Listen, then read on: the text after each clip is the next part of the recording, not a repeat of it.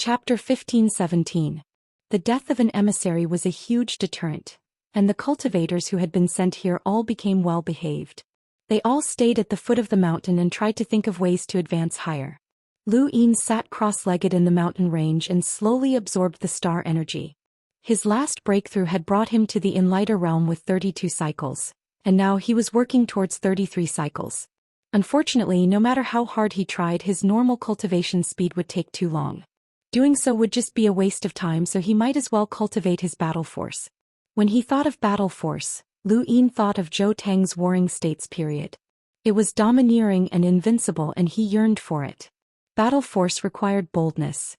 He had broken through from 9 lines to 10 lines because he had been invincible during the Sovereign Tournament.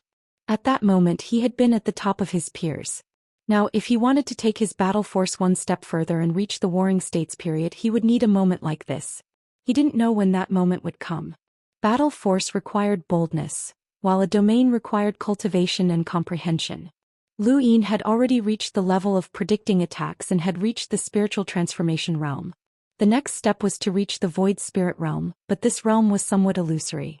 When Xianxia had said that there was an void spirit expert in Zhou Xian Academy, and that he should find some time to go there. At the very least he should find the threshold to comprehend the void spirit realm.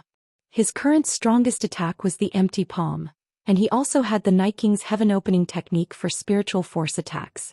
He also had the general platform, the die, and the Reaper's transformation. He had many techniques, but the serious technique 9 Yang Cauldron transformation and Dream Finger could not keep up. When he returned to the 5th mainland, he definitely had to visit the Sirius sect and learn the entire Sirius technique. Although this technique might not reach the level of the astral tree of the 4 directions Libra technique, it was still quite useful. His greatest regret was that he had never had the time to visit the 9 Yang Cauldron transformation. This legendary battle technique was said to be invincible, and when he returned to the 5th mainland he definitely had to absorb all of the cauldron chi. Lu Yin went through everything that he knew in his mind. This process was neither too long nor too short, as he had too many tricks up his sleeve. While he was thinking, a stream of water streaked down the mountain. Lu Yin saw the color and the temperature. Was that urine? He was immediately enraged. He swept out with his domain and sensed a man holding a blade of grass above his head, leisurely taking a piss. Although the piss wasn't above his head and didn't reach his residence, this kind of feeling was truly disgusting. The man also sensed the domain. He looked up and frowned. Who is it? You've got guts, haven't you? How dare you peek at Grandpa Tu Ping? If you want to see, I'll show you. He then turned around and peed in Lu Yin's direction. Lu Yin's gaze turned cold, and the void trembled as cracks appeared in space that extended towards the man. The man was enraged and he spat out the grass and put away his pants. He gritted his teeth and cursed, "Which bastard dares to attack your Grandpa Tu? Stand up for Grandpa Tuesday. Grandpa Tu will beat you up so badly that even your father will feel sorry for you." The man's voice was very loud and attracted a lot of attention.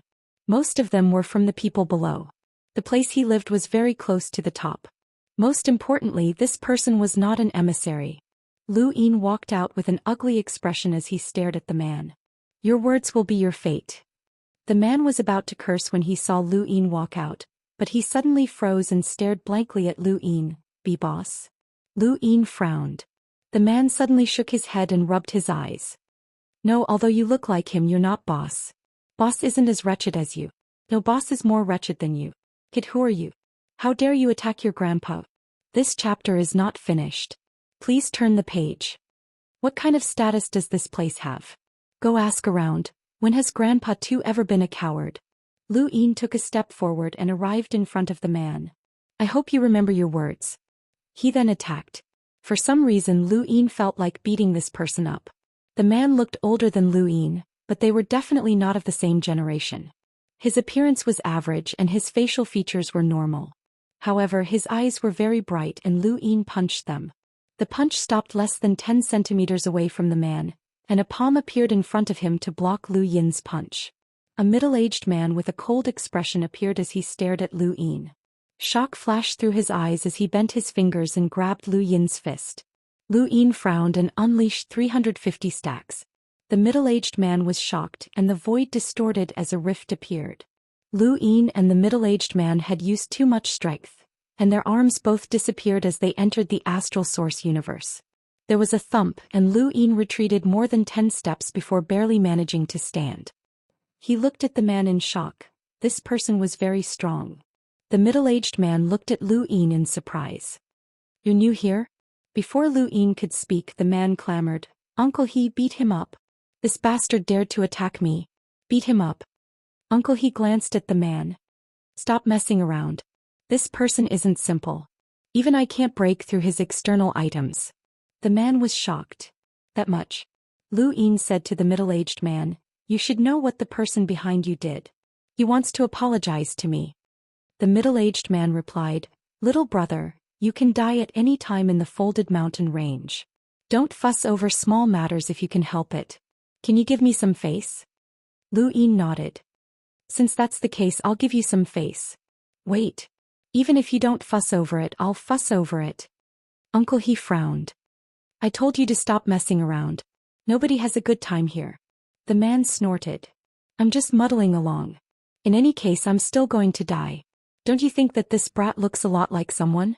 Uncle, he had a complicated expression. "That person is already gone and he'll never appear again." "I know, which is why I want to beat this brat up." The man gritted his teeth as pain flashed through his eyes, especially his forehead, which was visibly swollen. An indescribable pain engulfed his brain, and he clenched his fists as he glared at Lu Yin. "Brat, if you have the ability, then take off your external items. Let's fight one-on-one." Uncle, he growled, "Stop messing around. You can't beat him. Your innate gift has been crippled, and you can't even beat the most ordinary enlighter." But then he saw the swelling on the man's forehead and was stunned. His expression changed and he dejectedly said, "Whatever." The man trembled from the swelling, but he still glared at Lu Yin. "Brat, do you dare?" Lu Yin laughed and put away the cloud landing robe. "Fine, I'll give you a chance." There was a thump as the man was punched to the ground. Lu Yin was flabbergasted. This guy was too weak. How did he dare to provoke someone with such skills? How could he live in such a high place? The man didn't get angry after being punched. Instead, he laughed. Thump. Thump. Punch after punch, Lu Yin lost count of how many punches the man had thrown. The more he punched, the happier the man became, and the swelling on his forehead slowly disappeared. Uncle, he stood to the side. "This chapter is not finished. Please continue reading." He watched on with a complicated expression, but he had no intention of interfering. Fortunately, Lu Yin had been on guard this entire time. After a long time, the man finally couldn't get up. There was blood at the corner of his mouth, and his face was as swollen as a pig's. The swelling on his head had completely disappeared. Uncle, he walked forward and squatted down to apply some medicine on the man's face. He then carried him away without saying a word. Come again if you dare. I'm not afraid of you. Don't even think about me calling you boss." The man muttered something that Lu Yin couldn't understand as he gradually disappeared into the distance. Lu Yin was confused by what had just happened. What was going on? On the other side, Uncle, he placed the man down to rest. He sighed, "You must be very happy today." The man grinned. He'd clearly been beaten up badly, but he was truly happy. "You've endured years of mental torture. Don't give up. The next time it happens, go look for him. Just treat him as that person. Even if you're beaten up, you'll still be happy." Uncle, he sighed and slowly walked away. The next day, while Lu Yin was resting, the stream of water appeared above his head again. This time it was even closer to him. Lu Yin walked out and saw the man who called himself Young Master Tu grinning. His injuries had completely healed and he looked especially annoying. "Do you want to die?" Lu Yin asked coldly. Young Master Tu snorted, "I won't fight you today. Let's be reasonable." Lu Yin's lips curled up. "Sorry, but if you can fight, then don't talk nonsense. Or let's talk after you've beaten me up." He then stepped forward and punched Young Master Tu, but Uncle, he caught the punch once again. Lu Yin was furious. "Senior, this person is clearly trying to cause trouble for me. I didn't pursue the matter yesterday out of respect for Senior, so please don't meddle in our affairs." Uncle, he was helpless. "Little brother, please forgive me. I can't just leave you be." Lu Yin was so angry that he laughed. "It seems like Senior is determined to take advantage of me. Since that's the case, I won't hold back." He then prepared to activate the Crimson Radiance Source Box Array. He refused to believe that he could be bullied in the folded mountains. Hey, don't be rash. Let's be reasonable. We're all cultured people, so don't be rash, young Master Tu hurriedly said. Lu Yin stared at him. Let me beat you up first. Young Master Tu's eyes darted around. Can't you wait for a month? I'll duel with you. Lu Yin frowned and looked at this person strangely before looking at Uncle He. These two gave him a very strange feeling. They didn't seem to have any ill intentions, but they were filled with malice. It was a disgusting kind of malice. What are you trying to do? Chat, young Master Tu smiled. Lu Yin's eyes narrowed. I don't have time for that. Young Master Tu sneered and then pulled up his pants. It looked like he was about to do it again.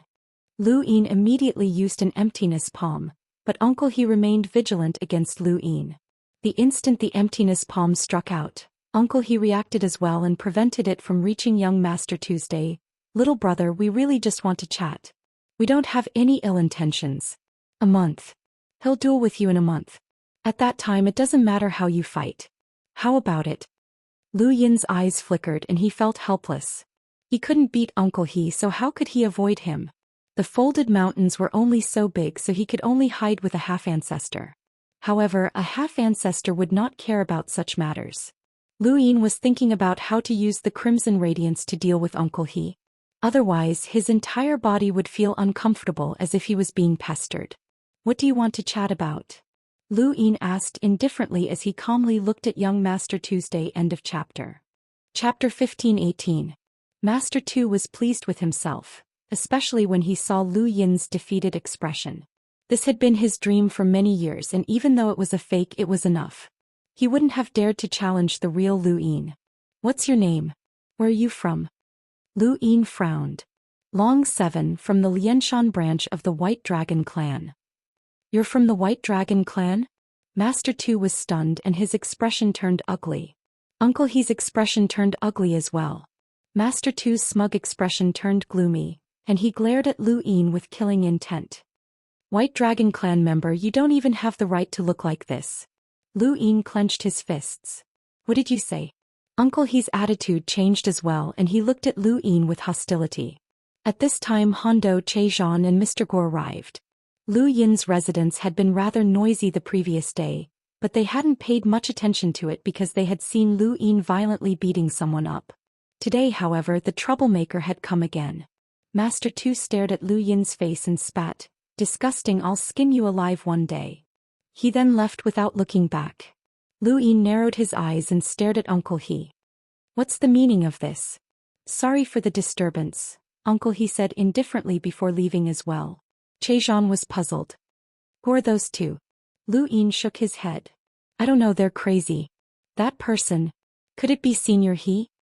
Mr. Guo asked hesitantly as he watched Uncle He leave. Everyone looked at him. You know him? That person is called Uncle He. Mr. Guo was excited. It really is Senior He. You know him. Chezhan was puzzled. Mr. Guo replied, he's from the Qiming family. The Qiming family? Chezhan, Hondo and Old Mother East Mountain all exclaimed. Lu Yin was confused. What Qiming family? You don't know. They were even more shocked. Lu Yin shrugged. I grew up in Lianshan and never left. The first time I left was during Long Shi's selection. Mr. Guo looked at Lu Yin. Long 7 respects Zhou Tang and the Lu family very much. Lu Yin's eyes flashed and he replied solemnly, very respectfully. Mr. Guo nodded and sighed. Back then the Lu family was the ruler of the top world. Now the 4-way scale can only stay in the middle world. However, back then the Lu family wasn't the only one in the top world. There were also vassal clans of the Lu family such as the Wan Dao clan and the Qiming clan. That person was an expert from the Qiming clan. If it really is him, then that man might be an important figure from the Qiming clan. From the Qiming family? Before he came to the remnant army, he had heard that there were remnant ministers of the Lu clan here. After he arrived here, he didn't specifically search for them because he was worried that he would be monitored by a half-martial ancestor. He didn't expect that they would be right in front of him. Were those 2 remnant ministers of the Lu clan? No wonder her attitude changed so drastically when she heard that he was a member of the White Dragon clan. In an instant, Lu Yin's attitude towards the 2 changed completely, and he subconsciously looked in their direction. Those two people were his family. Brother Longqi, do you know the name of the younger one? Mr. Gua asked. Lu Yin answered, Uncle, he calls him Young Master Tuesday. Mr. Gua trembled in disbelief. Tu Qiming? Hung was astonished. The young master of the Qiming family who was exceptionally talented back then? How is that possible? Did you hear wrongly? Uncle, he calls him Young Master too? Mr. Gua confirmed again and stared at Lu Yin in disbelief. Lu Yin confirmed, that's right. It's Young Master Tuesday. Old Mother East Mountain muttered. It's actually Tu Qiming? How can this be? Even though I rarely come out, I've heard of him. Back then, the 7 heroes of the top realm dominated the universe. If Tu Qiming wasn't so young and his cultivation level wasn't too far off, it's said that he was most likely the 8th hero. He's already been acknowledged by the young master of the Lu clan. Lu Yin's finger moved. 7 heroes. A ball of paper appeared in his mind. On it were the palms of the 7 sworn brothers and the vague vows. 3rd brother, you're the youngest. From now on, you're 7th brother. Come, greet your brothers and sisters. Hello, eldest sister, 2nd brother, 3rd brother, 4th sister, 5th brother, 6th sister. Little 7, be good. If anyone bullies you in the future, we'll stand up for you. We'll call you Little 7 from now on. Little 7, are you happy? With so many brothers and sisters doting on you, no one will dare to bully you. Your brothers and sisters will protect you. Little 7, your brothers and sisters will protect you. Lu Yin's head started to hurt again. Blurry faces appeared one after another, giving him a splitting headache. He couldn't help but squat down, his eyes turning red from the grief that came from the bottom of his heart. The people around him were shocked. Brother Longqi, what's wrong? Brother Longqi? Lu Yin propped himself up with one hand and gasped for breath. Beads of sweat dripped from his forehead and his vision blurred. The resolute vows still rang in his ears. It took him a while to recover. Mr. Gua looked at his pupils. Are you still recovering from your injuries? Lu Yin panted, it's fine. It's an old problem. Mr. Gua solemnly said, if there's a problem, then treat it quickly. Something's wrong with your cultivation. Lu Yin nodded, don't worry, I know what's wrong. He then asked, who are the 7 heroes? When he mentioned this, the others consciously kept quiet. Che Zhan patted Lu Yin's shoulder. Brother Longqi, there are some things that can't be said. There's a pair of eyes watching us, and some names will bring disaster upon us. With that, he left. Mr. Guo Hondo and Old Mother East Mountain did the same and slowly left. However, Mr. Guo left in a different direction. He went to Uncle He's place. On the other side, young Master Tu's face was gloomy as he cursed incessantly. Uncle He followed behind him. Young Master Tu's face was sinister. How can a white dragon look like that? That face can only belong to one person. How can he? Uncle He looked at him. At most, he looks 40% like him. That won't do. Not even one. Young Master Tu roared. Uncle He sighed. A voice came from outside. Guahai of the Myriad Daoist clan requests an audience with Senior He. Young Master Tu and Uncle He were stunned, but they quickly stood up and looked at each other. The Myriad Daoist clan? Uncle He hurriedly walked out and saw Mr. Gua. He frowned. Aren't you that white dragon brat's subordinate? Mr. Gua respectfully replied. Teacher Guahai of the Myriad Daoist clan greets Senior He. We've met before at the food paradise. Uncle He stared at Mr. Gua and suddenly realized. I remember now. You and I both contributed to the construction of the food paradise. I've seen you before. The food paradise? The Lu family's island that's filled with food? That's where I often go, young Master Tu interrupted. He then stared at Mr. Guo with a piercing gaze. Since you're from the Myriad Daoist clan, why are you with the white dragon brat? Did you betray us? Uncle He stared at Mr. Guo as well. It wasn't that there hadn't been any traitors from the Lu family who had tried to persuade them. If this person was the same, Uncle He wouldn't mind exterminating him. In any case, it was normal for anyone to die in the army and no one would care. Mr. Guo looked at young Master Tu excitedly. You really are young Master Tu from the Qiming clan. Only he can go to the food paradise so often. Young Master Tu was impatient. Answer my question first. Why are you with that white dragon brat? Let's talk inside, Uncle He said. Mr. Guo followed them inside. An hour later, young Master Tu was shocked. There's such a person? He didn't hesitate to offend the 4 direction scales just to expose Redback. He even lured a few half-ancestors here? Mr. Guo smiled. Long 7 is that kind of person. He's close to the Lu family and he only fell because of Zhou Tang. He hates the Four Directions Scales hegemony, so he saved all of us. If it weren't for him we wouldn't have survived. Uncle He was shocked. He's considered a legend. I don't believe it. The Four Directions Scales are all traitors. How old is Long 7? He hasn't experienced the Lu family's glory, and he hasn't received any education since he was young. How could someone like him be close to the Lu family? He doesn't even know anything about the Lu family, young Master Tu said angrily. Uncle He looked at him. You forgot about fourth. Young Master Tu trembled, but his expression gradually calmed down. Fourth sister is different. Mr. Guo sighed. Every race has bad people and good people. Light and darkness always coexist. We've observed Long 7 for a long time and confirmed that he's different from the current Four Directions Scales. Otherwise we wouldn't have gotten close to him. He then smiled bitterly. Also, with our identities, why would the White Dragon race go through so much trouble to trick us? The true core members have long since disappeared with the Lu family. We're just remnants of the Lu family. Uncle He retracted his gaze and reminisced. Actually, sometimes I want to go with the Lu family rather than stay in this part of the universe and be mocked by others. Young Master Tu's expression was gloomy as he slowly walked out. Mr. Guo was curious. Why is young Master Tu like this? Back then his innate gift shook the universe, and it was said that he could have become the 8th hero when he was older. What happened to him now? Uncle He's expression was sorrowful. His innate gift has been crippled. Mr. Guo's eyes narrowed. Who did it? Uncle He clenched his fists. Who else? Mr. Guo slammed his fist on the ground. He was a refined teacher, but when that person was mentioned he couldn't help but become furious. If I could, I'd kill her with my own hands. Uncle He clenched his fists so tightly that they were trembling. Not only has young Master's innate gift been crippled, but he also has to endure mental torture every month. That kind of torture would drive even an emissary crazy, but young Master persevered and had to endure it once a month. That kind of torture is 10,000 times more painful than death. Sometimes I really want to end young Master's life with my own hands, but young Master still wants to live. Mr. Guo closed his eyes, hiding the pain deep within them. Is there really hope? Uncle He said in a low voice. There will be if he lives, but there will be nothing if he dies. Mr. Guo opened his eyes and sighed. I hope so. Not long after Mr. Guo left. He had received news from another person and was in a hurry to go over. Thank you for your support, brothers. Thank you. The next volume is about to be released. I want the sky to be surnamed Lu.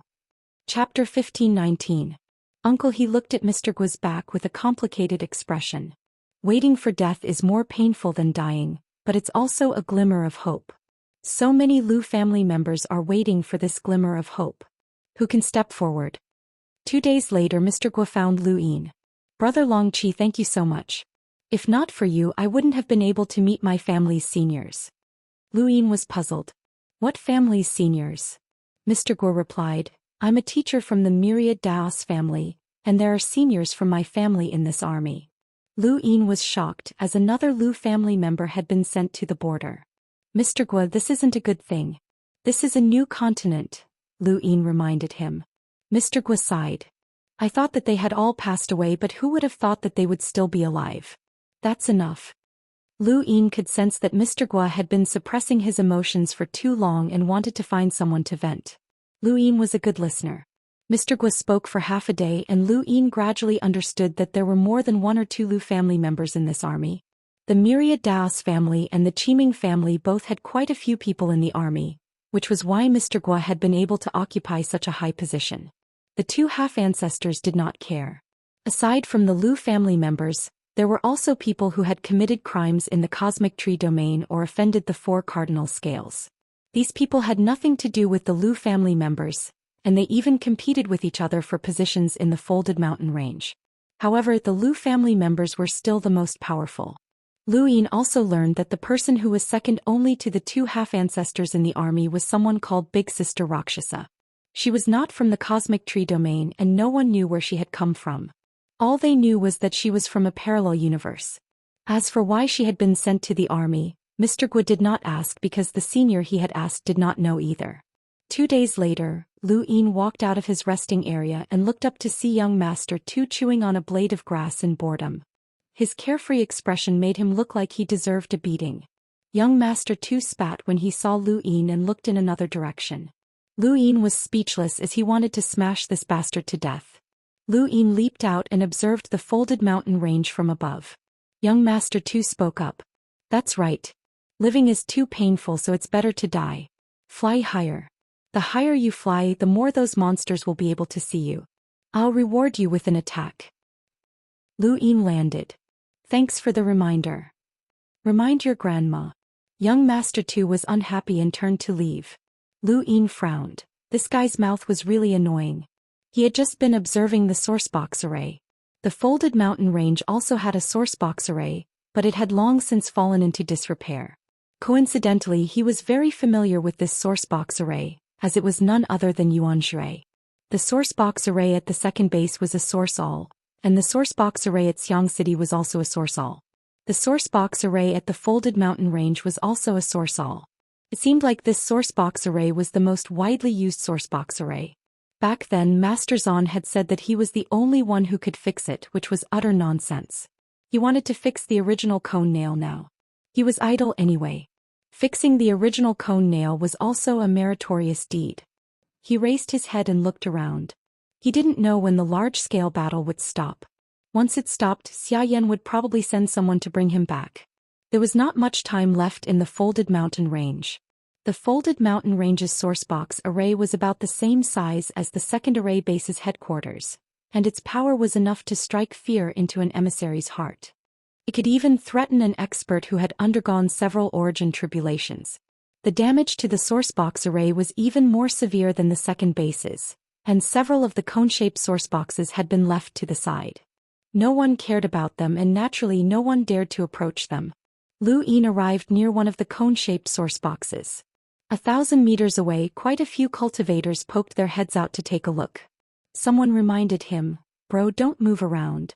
That thing doesn't differentiate between friend and foe." Lu Yin looked over.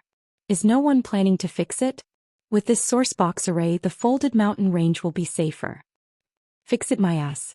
Which lockbreaker would be willing to come here? It's been many years since a lockbreaker has appeared."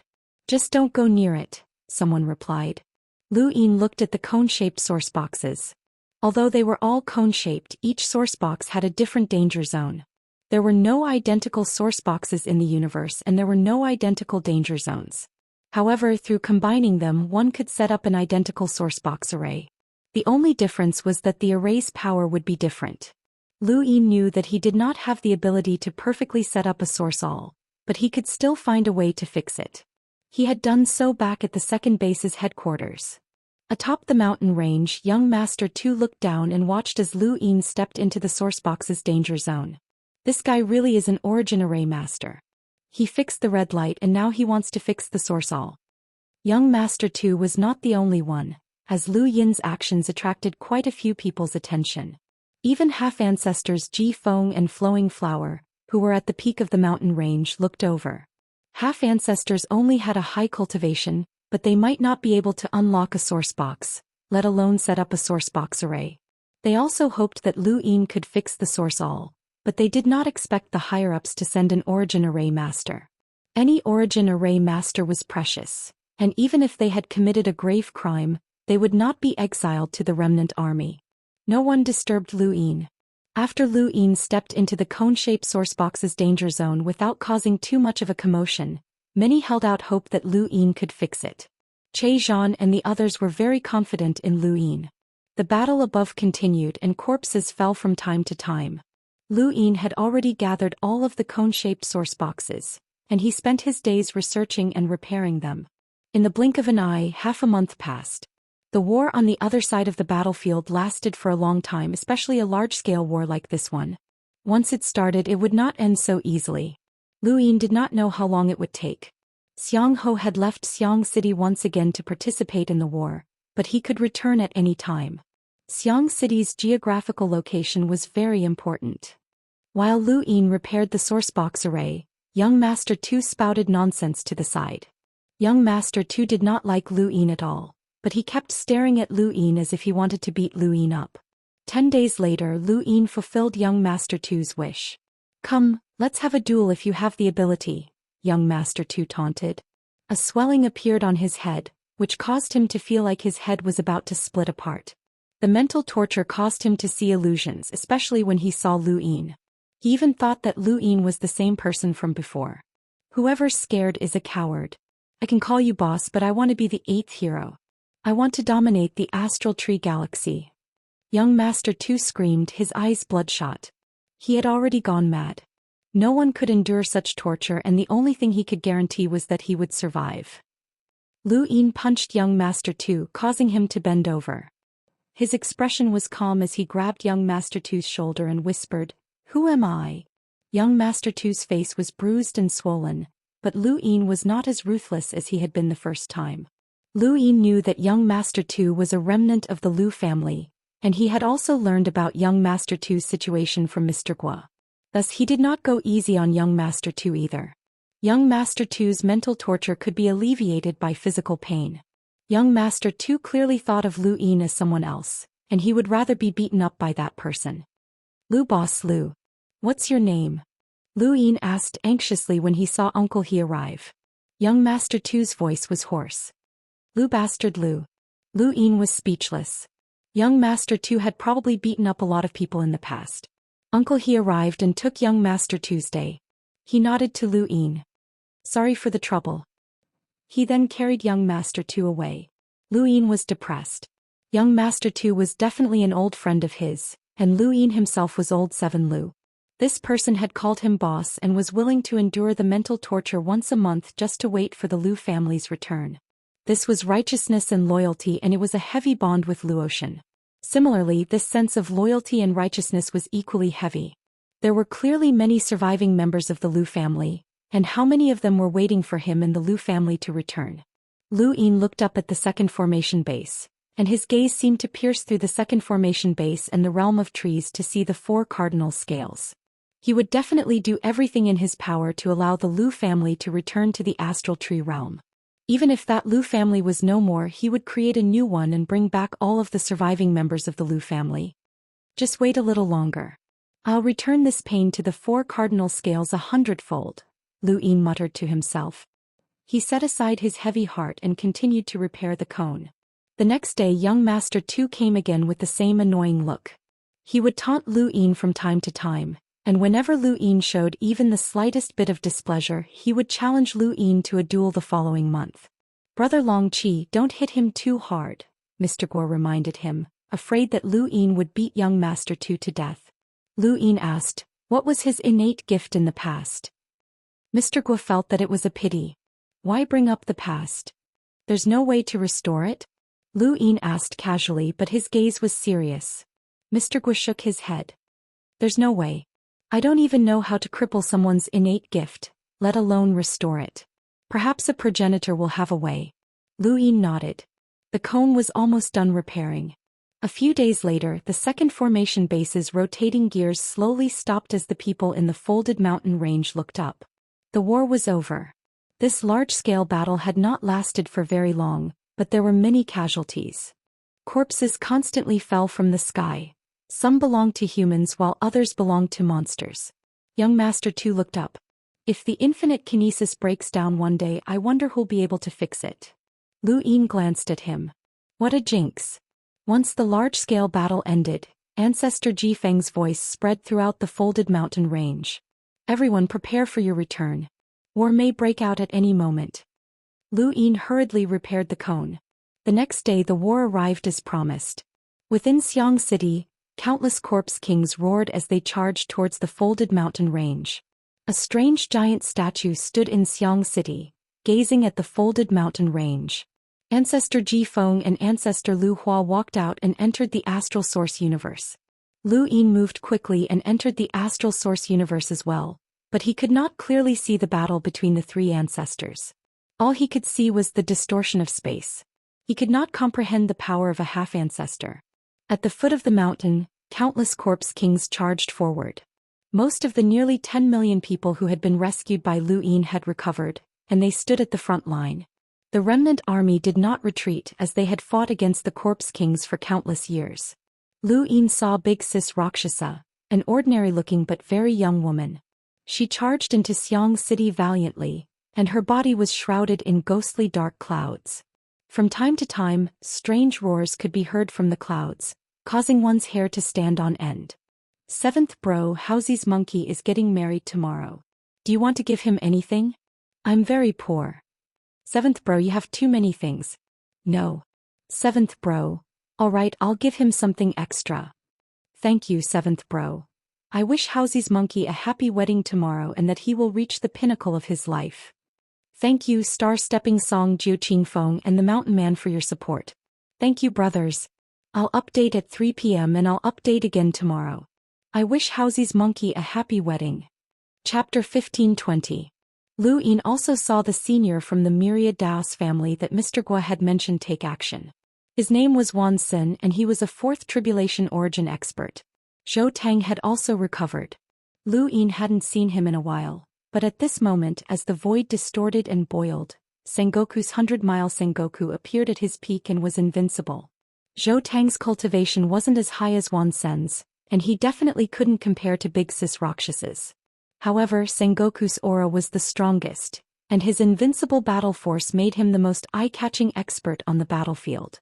Because of this, he attracted the attacks of several envoy-level corpse kings. One of them was even at the 5th tribulation origin stage and it sent Zhou Tang flying with a single attack. Fortunately, Zhou Tang's battle force was strong enough that he didn't die. The corpse king was stopped by Wan Senator. Although Wan Sen's cultivation was slightly weaker than the corpse king's, his battle techniques were not weak at all. In fact, from what Lu Yin could see, Wan Sen's battle techniques were several times stronger than the 4 cardinal scales. Hey, are you just going to hide here and not participate? You only have the ability to beat me up. Come on, whoever's scared is a coward. Young Tu jumped up and taunted Lu Yin. Lu Yin frowned and pressed a hand against the ground, causing the cone-shaped source box to rise into the air. Success. He waved his hand, and the cone-shaped source box's might erupted and swept across the folded mountain range battlefield. Countless corpse kings were pierced by it, and even the 5th tribulation origin stage corpse king that Wan Sen was fighting was struck by it and forced back several steps. Many of the corpse kings looked up and saw Lu Yin controlling the cone-shaped source box. An envoy-level corpse king roared and 2 wings appeared on its back. It flapped once, causing a strange blue flame to descend from the void. This was an innate gift. Lu Yin tossed young Tu away and faced the blue flame head-on. He had the cloud lattice robe so this flame couldn't hurt him at all. He raised a hand and unleashed an empty palm strike. The empty palm strike forced the envoy-level corpse king back. Lu Yin leaped up and charged in a certain direction where there was a red glow. He wanted to activate both source box arrays, and his defensive power would surpass the second base's headquarters. The winged emissary corpse king was extremely fast, catching up to Lu Yin in the blink of an eye and swiping at him with its claws. Although this corpse king was not as fast as the fastest corpse king that Lu Yin had fought before, it was not much slower. Zhou Tang, Mr. Gua, and the others could not do anything to it. Even the emissaries in the remnant army could not catch up to it. Lu Yin used his greater teleportation array to dodge, but the winged corpse king's claws tore through the void and swiped horizontally at him. He took out the spear that he had obtained from Long Tian, and the body of the spear was wrapped in a gelatinous substance. This was how he had been able to defeat the corpse king that had been faster than him, and now he was going to use the same method against this corpse king. A huge force came from the side and Lu Yin was unable to react in time. He was knocked to the ground by the winged corpse king and the winged corpse king landed heavily. Lu Yin was surrounded by the earth, and if the winged corpse king wanted to attack him, it would usually attack from above. Lu Yin directly raised his spear to block above his head. Just as he raised his spear, the winged corpse king appeared and crushed him into the mountain range. In the distance, young Tu was shocked. Uncle He, save him. On the other side, Uncle He was about to act when the green gelatinous substance wrapped around the winged corpse king's arm. Lu Yin dragged the corpse king out, completely unscathed. Uncle He was shocked, but young Tu was even more shocked. He recalled what Uncle He had said before. This kid was quite powerful. The winged corpse king was fast, but it did not have much strength. Once it was entangled by the green gelatinous substance, it would not be able to escape. Lu Yin took advantage of this opportunity to drag it back to the source cone. A cone-shaped source box swept out and slammed into the winged Corpse King's back. The Corpse King roared, and its scarlet eyes were less than 3 meters away from Lu Yin. The deathly stillness was chilling. Finally, there was a thump as the cone-shaped source box pierced through the Corpse King's chest and tore it apart. Lu Yin put away his spear and continued towards the red light.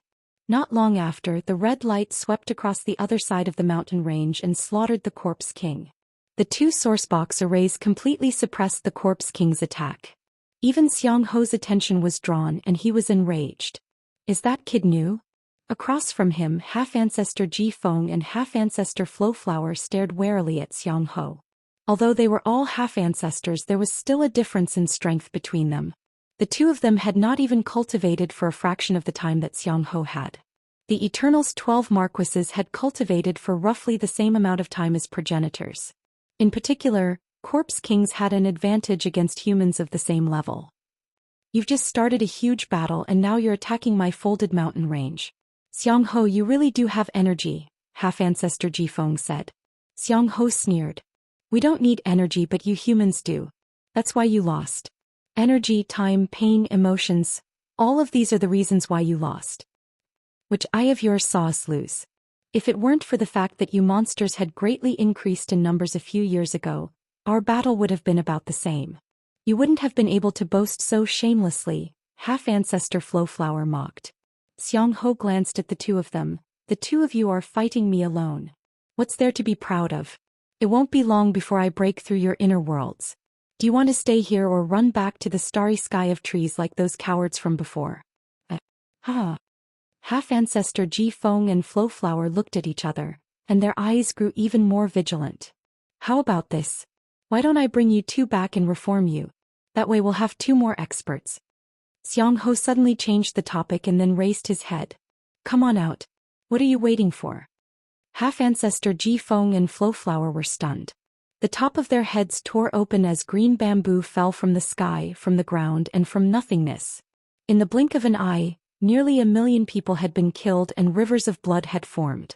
Atop the folded mountain range, Lu Yin was shaken. Marquis Green Bamboo? Why had he appeared? Only the 2 half-ancestors could deal with Xianxia in the folded mountain range. Now that Marquis Green Bamboo had appeared, the situation had instantly reversed. Big Sis Rakshas's face paled as she looked at Marquis Green Bamboo. This kind of expert was not someone she could deal with. Uncle He, Zhou Tang and the others could only watch. Marquis Green Bamboo's gaze swept across the folded mountain range, pausing on Lu Yin for a moment. Then he attacked Yuan Jue, causing a giant green bamboo to appear in the void and fall straight down. With the power of a half-ancestor, it would be too easy for him to destroy a source box array. Yuan Jue's attacks could not even make him move. The moment the giant green bamboo fell, a hand reached out from the ground and grabbed the bamboo. It exerted a great amount of force, causing the bamboo to split apart. Everyone was shocked. There was someone underground. Marquis Green Bamboo's gaze turned cold and he pressed down with one hand. The green bamboo glowed and instantly recovered, continuing to press down. However, that hand still firmly held onto the green bamboo. Marquis Green Bamboo, we haven't seen each other in so many years. How come you're still so weak? The voice was grand and filled with vicissitudes of life. It sounded like an old man speaking, but his tone was filled with confidence and arrogance. When he heard this voice, Marquis Green Bamboo was shocked, but then he laughed. After the Lu family was exiled, I was guessing where my old friends were. I never thought that you would be here. Wan Ziyi. Within the folded mountain range, Mr. Zhou Tang and the others were shocked. Wan Zi. That was the name of the myriad Daoist clan's great elder. It wasn't just them. Even Wan Xin, who had been exiled to the remnant army, did not know that his clan's great elder was underground. His entire body trembled and his anger reached its peak. The myriad Daoist clan's great elder was extremely respected. When the Lu family had still been around, even the 4 cardinal scales ancestor had to give him face, and he could freely enter and leave the Lu family's residence. Now, however, he had been suppressed underground in the folded mountain range and was being stepped on by everyone. How humiliating was this? Young Master Tu's eyes reddened. The myriad Daoist clan and the Qiming clan had a close relationship. He muttered to himself, Grandpa Ji? Grandpa Ji? Is that you? Up in the void, half-ancestor Ji Feng and half-ancestor Lu Hua did not know who the person underground was. When they had been arranged to stay in this mountain range, the Lu family had still been at its peak and had not been exiled. Then when the Lu family had been exiled, they had received news that someone had been assigned to oversee the remnant army. However, they had not seen this person for many years, and they had never thought that this person would actually be the myriad Daoist clan's great elder, Wan Zi, an old senior whose name had spread throughout the tree galaxy. I really don't understand. What's the point of you old officials being left alive? The Lu family will never return. It's already been exterminated and you should have followed the main family to the afterlife, Marquis Green Bamboo said, his voice spreading throughout the folded mountain range. Lu Yin's gaze was cold as he stared at Marquis Green Bamboo. The main family won't die so easily and they'll return sooner or later. Now get the hell out of here. The hand that had reached out from underground opened up and struck out at Marquis Green Bamboo. The might of this strike was indescribable. It was clearly just a single strike, but in that instant, anyone who saw it felt as if they had seen 10,000 strikes. One figure after another stepped through the void, stepping on the flow of time as they formed palm imprints that slammed towards Marquis Green Bamboo. A single strike could be equivalent to 10,000 strikes. This was the Myriad Daoist clan's unparalleled technique, the Myriad Heaven's Palm technique that could traverse the tree galaxy. Marquis Green Bamboo's scarlet eyes changed, and his body turned into a green bamboo that glistened with a dazzling radiance as he withstood the 10,000 strikes. The next moment the sky split open and everyone felt as if their heads had been shattered. The void no longer existed and an enormous pressure swept out in all directions, sweeping past the mountain range and Xiang City. Countless people spat out blood and fainted. Even Lu Yin was forced to the ground by the force of the collision. He could not control the star energy within his body, and he barely managed to raise his head. He saw a crack appear on the green bamboo before it retreated. Soon after, Xiang Ho retreated as well. Countless corpse kings retreated, leaving the folded mountain range and returning to Xiang City. As far as the eye could see, more than half of the people in the folded mountain range had fainted. Half-ancestor Ji Feng and half-ancestor Lu Hua landed and bowed towards the ground. Thank you for your assistance, Senior. Wan Zi did not speak. From beginning to end he had only extended a single palm, but he had still managed to force Marquis Green Bamboo back. Half-ancestor Ji Feng was shocked, and he thought back to the Myriad Daoist clan's past glory. They had been qualified to join the Lu family and exist in the top realm. If not for the lack of progenitors, the Myriad Daoist clan would have been able to stand side by side with the four cardinal scales. In the entire Myriad Daoist clan, the person closest to becoming a progenitor was this great elder. In the past it had been rumored that Wan Zi might have broken through to the progenitor realm, but he had met with a sudden change.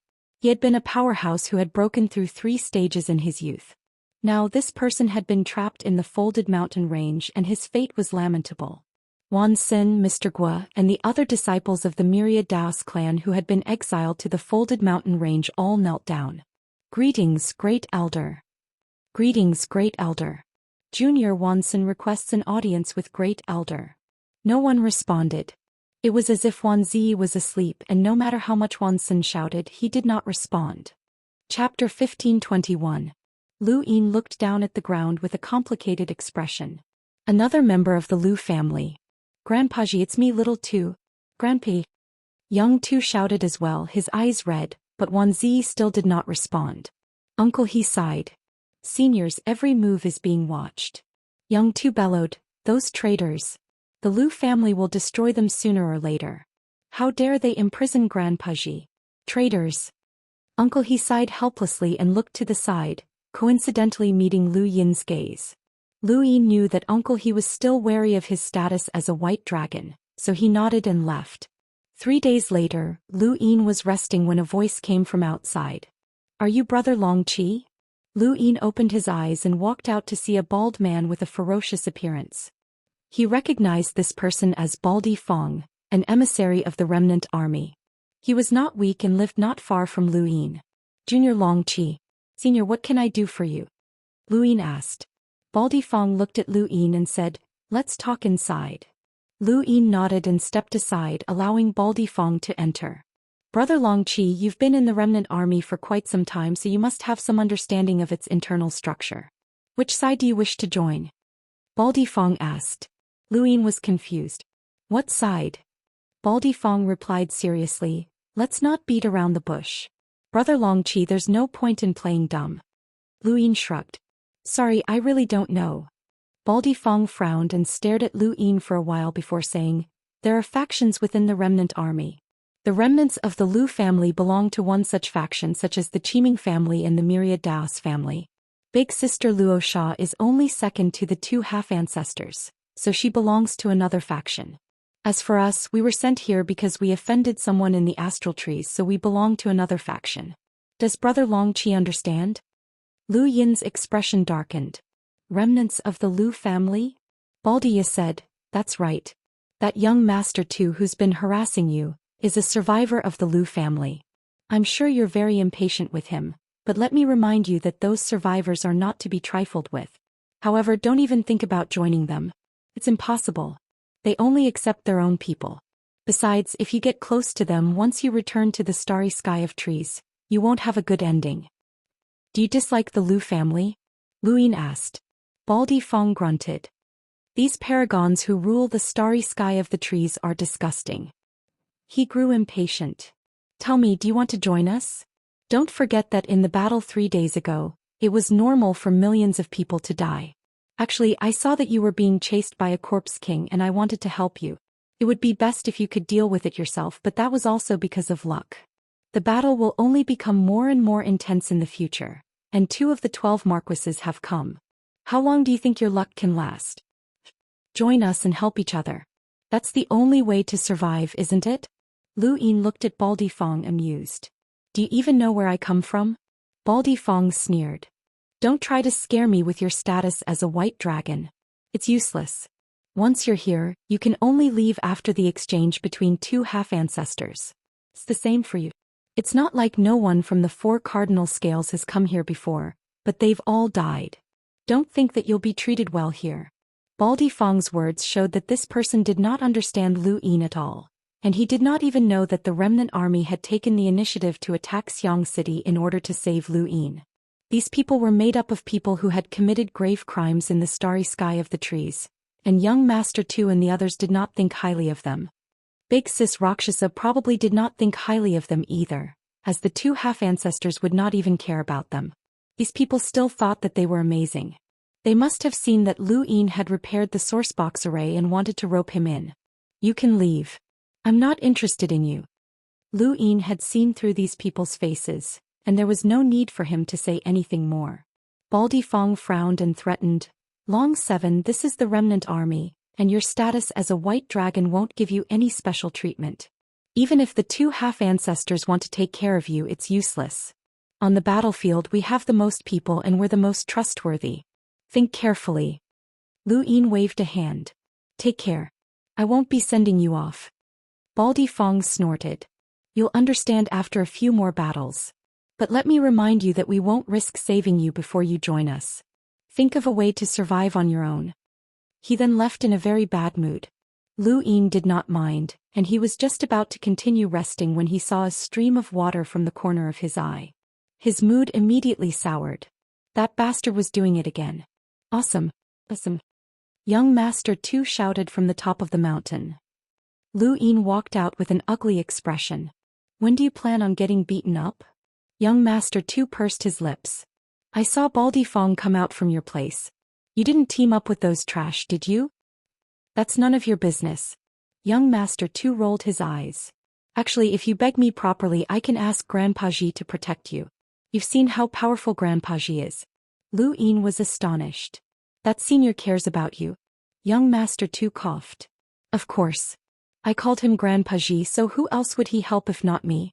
Call him that now and we'll see if he agrees, Lu Yin grumbled as it was obvious that he was lying. Young Master Tu gritted his teeth. Kid, don't be ungrateful. Hurry up and beg me.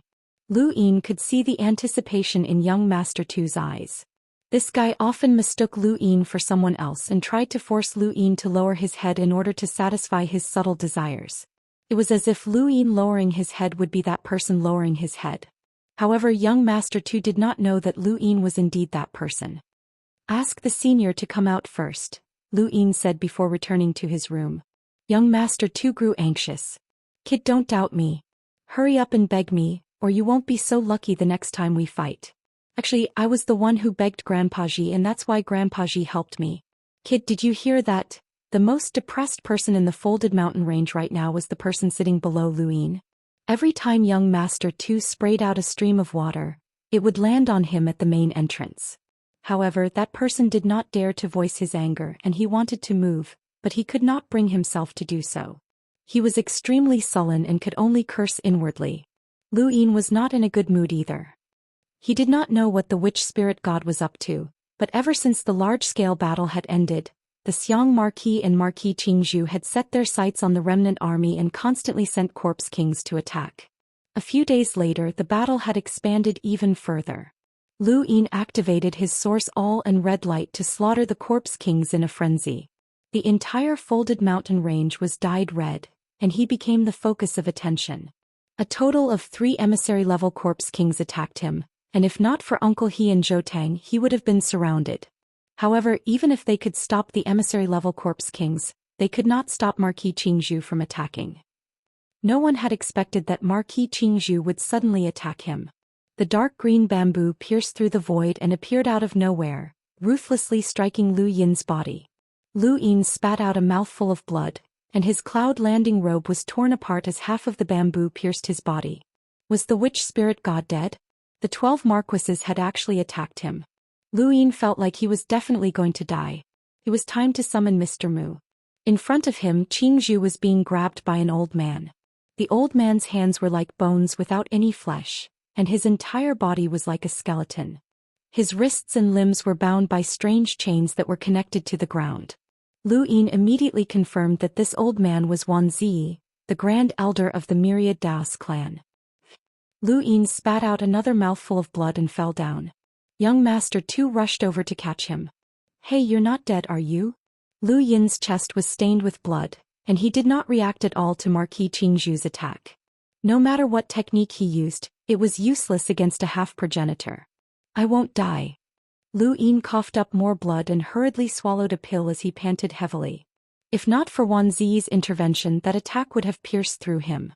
Even if he did not die, he would have been severely injured, and that would have been the most likely outcome. A progenitor's attack would have been enough to tear his body apart. If not for the cloud landing robe, that bamboo would not have even gotten close to him. It would have been enough to tear him apart. It was a pity that the cloud landing robe had been destroyed. You're not dead? How are you so lucky? Young Master Tu supported Lu Yin in shock. Lu Yin's fingers trembled, and his body's vitality was continuously replenished to speed up his recovery. Due to the lack of his control, the red light's power had weakened, but the source all was still fine, and it automatically attacked. Above him, Wan Zi's expression was solemn, but since he was all skin and bones, it was hard to tell. One of the 12 marquises, Marquis Qingzhu, is actually attacking an enlighter junior. How surprising. Marquis Qingzhu smiled. Junior? That's just how you humans refer to time. In my eyes, that person became an origin array master at such a young age and killed an Envo-level corpse king as an enlighter. He's a huge threat to my clan, and he even has an external item that can block one of my attacks. His status among you humans shouldn't be low, and he's definitely qualified for me to attack. Also, I feel that this person looks familiar, as if I've seen him somewhere before. Wan Zi glanced at Lu Yin and paused on Lu Yin's face for a moment. He then looked at Marquis Qingzhu. Are you familiar with my appearance? Marquis Qingzhu could not help but laugh. His expression was calm and elegant. You've changed completely. Wan Zi, you were full of metal back then, but now you're on the verge of death. With the Lu clan gone, you people really don't have any value in living anymore. Wan Zi's eyes flashed with killing intent, but he also disappeared. Even though Lu Yin could see the astral source universe, he could not clearly see the battle between the two. Grandpa Ji will definitely win. Grandpa Ji is the most powerful half-progenitor, and he's just one step away from breaking through to the progenitor realm. If not for the Lu family's accident back then, my cosmic tree realm would have gained another progenitor to protect it, young Master Tu said. Lu Yin clutched his chest as his injuries were recovering quickly. Fortunately, he had the cloud lattice robe, which prevented the residual power of Marquis Qingzhu's attack from entering his body. Otherwise it would have been troublesome. He put on his universal armor without hesitation, and only then did he feel at ease. Young Master Tu stared blankly at Lu Yin. "What's that?" Lu Yin growled. "You don't have a defensive external item?" Young Master Tu was astonished. "Is this thing useful?" At this moment several corpse kings surrounded them. There were 2 enlighters and 5 hunters. Lu Yin attacked with his empty palm and sent all 5 corpse kings flying. "Uncle," he landed. "It's not safe here. Let's go." He then grabbed young Master Tu and headed towards the top of the folded mountain range. "Thank you for your support, brothers." Chapter 1522. He didn't take Lu Yin away, only protecting Tu Shao. Lu Yin was still surrounded by the corpse kings, but with his universal armor's defense, he would be fine as long as he wasn't attacked by a 3rd tribulation cultivator or above. There weren't many powerhouses whose power levels exceeded 700,000. However, it was still not safe. He hurriedly rushed out of the encirclement and entered the red light. Only then was he safe. This battle lasted for several days. No one knew the result of the battle between Marquis Qingzhu and Wan Ziyi. They hadn't appeared yet, but according to the previous battle, Wan Ziyi should have the advantage. The 12 marquises were half-martial ancestors, and they had existed for a very long time. Although their names sounded impressive, they would have long succeeded in breaking through to the ancestor realm instead of half-martial ancestors. The longer they lived, the more it proved that they were unable to break into the ancestor realm. On the other hand, Wan Ziyi had almost broken into the ancestor realm. There was a difference in their levels. Half-martial ancestor Ji Feng teamed up with half-martial ancestor Lu Hua to fight Xiang Ho, while Wan Ziyi fought Marquis Green Bamboo. Originally, they should be evenly matched and the battle should be in a stalemate. However, as half-martial ancestor Lu Hua fell, the battle situation suddenly changed. Lu Yin looked at the distant half-progenitor Flowing Flower's hair, which was visibly turning white, and his life force was rapidly draining away. Lu Yin was greatly alarmed. Was that a vitality poison? A hazy void appeared on the surface of half-ancestor Flowflower's body, distorting one's line of sight. It was as if he had been isolated from another world. Even though Lu Yin could not see him clearly, he could tell that half-ancestor Flowflower's aura was constantly weakening. "Xiang Ho, you actually poisoned him," shouted half-martial ancestor Ji Feng. Xiang Ho said coldly, "I said that I would destroy your inner worlds. How long can Lu Hua last? His inner world is quickly disappearing, and once it disappears it'll be his turn." Half-martial ancestor Ji Feng was both furious and fearful. He didn't dare to come into contact with Xiang Ho. Xiang Ho continued to attack, causing half-martial ancestor Ji Feng to hurriedly retreat. That poison was able to affect half-martial ancestor Flowing Flower, forcing him to resist it with his inner world. If he was poisoned, he would suffer the same fate. Wan Zi saw it as well, and he was shocked and furious. "You've actually developed the life poison to such a degree." Marquis Green Bamboo's lips curled up. "It's not enough now. Once the poison of life can easily break through your inner worlds, the astral tree of trees will be finished. Do you think this poison can deal with the mother tree?" Wan Zi felt a chill run down his spine. The half-martial ancestor realm experts were already on the verge of collapsing. If they continued to develop it, they might be able to pose a threat to ancestor realm experts. In the end, they might even be able to corrode the mother tree. If that happened, it would be a disaster for the entire starry sky tree. 10,000 heavens palm. Wan Ziyi roared. On the other side, the green bamboo marquis raised his bamboo flute and stabbed out. The void kept exploding and the astral source universe was twisting. Not even the emissaries could see it. Half-martial ancestor Ji Feng retreated step by step. Once he was defeated, the entire remnant army would disappear. In the history of the remnant army, they had never encountered such a desperate situation. As the human figure appeared, it viciously slammed into the source all. The source all was completely destroyed and one of the source box arrays was gone. That was Xiang Ho's innate skill. That kind of person was enough to completely destroy the minds of star envoys. At this moment, the statue suddenly stared at him. Lu Yin's scalp was about to explode. What did the witch spirit god mean? Or had he really died? The green bamboo marquis had made a move against him, and now the Xiang marquis had also made a move against him, not giving him a way out at all. He took out the jade and was just about to crush it when a majestic force descended from above his head. It was as if two worlds had folded together and dragged him out. He looked to the side and was delighted. Superintendent. The person who had come was Qing Chen. He had arrived just in time to save Yi Futian. Qing Chen's expression was grim as he flung Lu Yin towards the top of the folded mountain range. Protect yourself. He then took a step forward and charged towards Xiang Ho. Xiang Ho was astonished. Another half-martial ancestor. How troublesome. He then turned and left. The green bamboo marquis also saw Qing Chen arrive. This chapter is not finished. Please turn the page. See, I'm not going to play with you today. 4 half-martial ancestors are guarding the remnant army. Who will protect your array bases? Ah. He then left as well.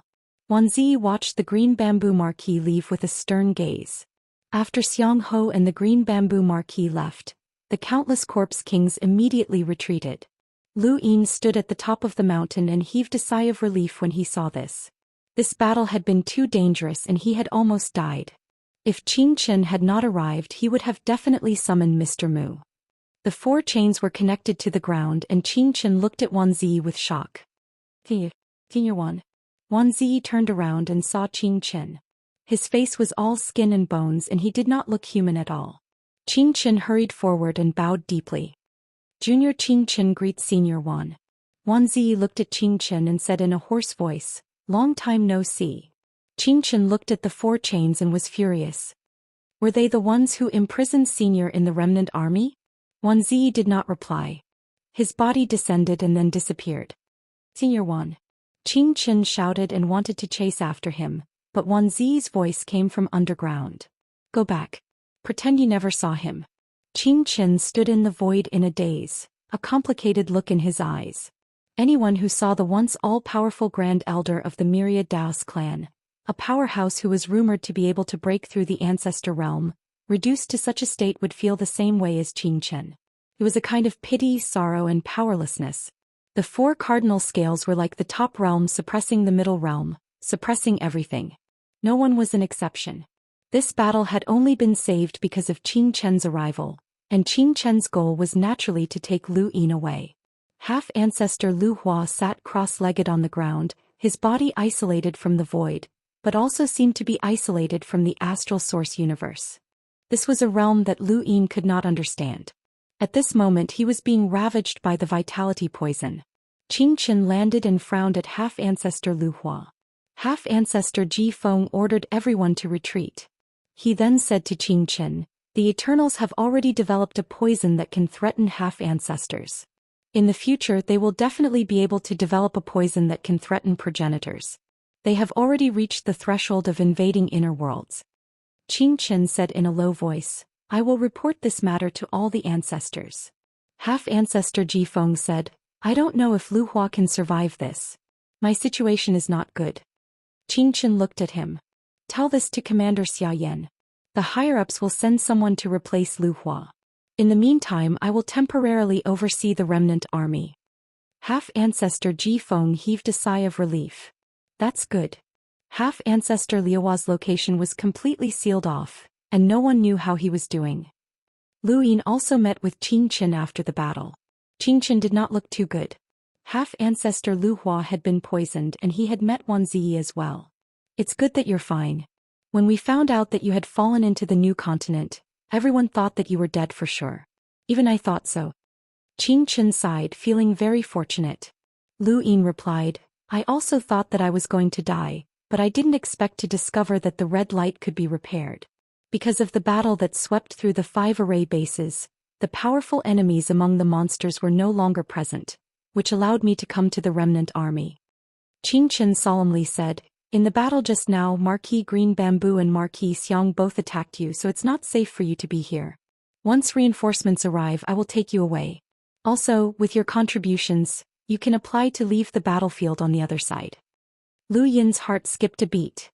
"Superintendent, after I fell into the new continent, I didn't die because I relied on a group of people to rely on. Can I take them away as well?" Qing Chen asked, "You mean Zhou Tang and the others? Superintendent, you know them? This chapter is not finished. Please turn the page." Lu Yin was flabbergasted. Although Zhou Tang and the others were astral emissaries and were not weak, it was unlikely that Qianchen would know all of them. The cosmic tree was vast, and even half-ancestors might not have interacted with each other. Qianchen, half-ancestors Ji Feng and Lu Hua were unfamiliar with each other. Qianchen solemnly said, "Their identities are special. The Star Alliance and the Remnant Army are their homes.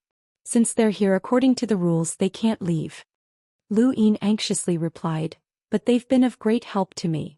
Without them I wouldn't have been able to make it here alive." Qianchen did not speak and instead looked behind Lu Yin. Lu Yin turned around and saw Zhou Tang, Mr. Guo and the others. They had not been too far away and Qianchen and Lu Yin's conversation had not been hidden, so they had all heard it. Zhang smiled. "Brother Long Qi, it's enough that you're so considerate." Mr. Guo nodded and sighed. "It's my honor to have met Brother Long Qi in my life in the Star Alliance." "It's our honor," Honga said seriously. Old Mother East Mountain smiled. "I don't want to go back either. It's good to stay here." Finally Lu Yin looked at Zhou Tang. Zhou Tang's appearance was still dispirited, but his eyes had become much sharper. "Remember, the most important thing about battle force is your spirit. When the day comes that you rule the universe, your battle force will break through. Some people say that the path of battle force is impassable because there has never been any records of battle force becoming a progenitor, but I don't think so." Although he did not say it explicitly, Lu Yin knew that he would also stay in the Folded Mountains. Lu Yin faced the group and said seriously, "It's my honor to have met all of you. It's too early to say that. Brother Long Qi still has to stay in the Folded Mountains for a while." Zhang smiled. The group bowed to Qianchen and then returned to their residence. Lu Yin was in low spirits. He really wanted to take these people away, not just them but also the myriad Daoist family and the Qiming family. He wanted to save them all, but now was not the time. He only hoped that they could hold on until the day he could fight his way back to the astral trees. He swore that he would fight his way back to the astral trees and rebuild the Lu family. When he summoned the remaining members of the Lu family, he would rule the world. When Qianchen arrived at the Lost Army, he learned that the myriad Daoist family and Qiming family had been exiled here. He met Uncle He, Young Master Tu, and Wan Senator. Although he was not familiar with these people and had only heard of them, he still felt a lot of emotions. "Hey, are you really leaving?" Young Master Tu was bored out of his mind and he lay on the mountain wall. Lu Yin replied, "Of course." Young Master Tu looked at the giant phantom in the sky, thinking about something. Lu Yin looked at him and smiled. "Do you want me to beat you up before I leave?" Young Master Tu grinned. "You look like a bastard and you talk like one." "The answer is yes." Lu Yin raised a hand. Young Master Tu quickly dodged. "Don't mess around. I'm not being tortured right now. No, I don't want to fight yet. Give me a few days." Every time he was beaten up, it was because he was suffering from mental torture. He treated Lu Yin as another person and sank into his memories to numb himself. Now that he was not being tortured, he naturally did not want to be beaten up for no reason. "Blessing Housy's monkey brother, congratulations on your wedding. You've reached the peak of your life." "Thank you." Star stepping chant, when the Mountain Breeze brothers support. "Today is the wedding of Housy's monkey brother, and Seventh Bro said that I'll continue to update, so I'll continue to update for a full 7 days. Thank you for your support, brothers." End of chapter. Chapter 1523. Lu Yin looked at him with a complicated expression. That kind of mental torture must be very painful. Tu Xiao pretended to be confused. "What mental torture?" Lu Yin looked at the huge Xiang city in the distance. "I already know. You have to go through it once a month." "Who did it?" Tu Xiao's expression turned ugly and he left without looking back. It was obvious that he did not want to say anything else. Lu Yin continued, "Live on. Only by living will there be hope. You've already endured for so many years, so you shouldn't mind persevering a little longer. Perhaps you'll find your own hope." Tu Xiao suddenly turned around, his eyes red. "Live? That's easy for you to say. Do you know what kind of torture I went through? If it weren't for the word wait, death would have been the greatest release for me. I wanted to die more than once. Every month, every day, every hour, and even when I was talking to you just now, I wanted to die. You don't understand. You traitor. You're all traitors." He screamed like a madman. Lu Yin faced Tu Xiao and did not say anything. He simply allowed Tu Xiao to curse and vent. Tu Xiao had never said these things to Uncle He or anyone else except Lu Yin, because Lu Yin looked very similar to that person. Years of mental torture had caused Tu Xiao to easily hallucinate no matter who it was. That pain went deep into my bones and gave me a splitting headache. My innate gift was even crippled. Back then I was called a peerless genius and qualified to become the 8th hero. If not for the Lu family, you would have been finished. Why did you betray me? What did you gain? Why did you torture me? Why did you cripple my innate gift? Lu Yin listened quietly as Tu Xiao vented, listening to the words that had been buried in his heart for so many years. After almost an hour, Tu Xiao finally calmed down and lay down again. He stared at the phantom foundation with a dazed expression. Lu Yin said, "You'll definitely see it." He then left. These words were not only directed at Tu Xiao but also at Zhou Tang and the others. Even if these people were absolutely loyal to the Lu family, he wouldn't tell them. He didn't know why the Lu family was exiled by the four-way scales, just like how the everlasting race developed the redbacks. Perhaps these people didn't even know if they would reveal their identities. Even they couldn't control themselves. Young Master Tu, the young master of the Qiming family, didn't know that Wan Zi was here. Wan Zi hadn't communicated with young Master Tu either, which confirmed Lu Yin's suspicions that they definitely couldn't acknowledge each other right now. He would not take such a risk. Only when the time was right would he call these people back. Young Master Tu ignored him. Could he really wait that long? How could it be that easy? The four-way scales had taken complete control of the starry sky tree. Unless the Lu clan returned in one piece, no one would be able to break this pattern. A few days later, a new half-martial ancestor arrived to replace half-martial ancestor Lu Hua. Xianxia could finally leave. Half-martial ancestor Ji Feng had hoped to leave this place, but he hadn't succeeded and had to continue guarding the folded mountain range. Xianxia didn't just take Lu Yin with him, but also half-martial ancestor Lu Hua and a group of people. They were the cultivators who had fallen into the New World with Lu Yin. Aside from Zhou Tang and a few other Star Alliance experts, everyone else was taken away. There were also quite a few cultivators who had stayed in the Lost Army for a long time. As for the tens of millions of people who had been rescued from the New World, they weren't taken away. Those people couldn't leave for the time being even if they wanted to. Lu Yin often wondered about the difference between a half-martial ancestor and a powerhouse with a power level of more than 1 million, but he couldn't figure it out as he looked at the isolated void. Xianxia led tens of thousands of people towards the second formation base. It was as if they were packed in a bag, and even if there were figures waiting for them in the distance, they wouldn't be affected. This was also why only half-martial ancestors could take people away from the folded mountain range.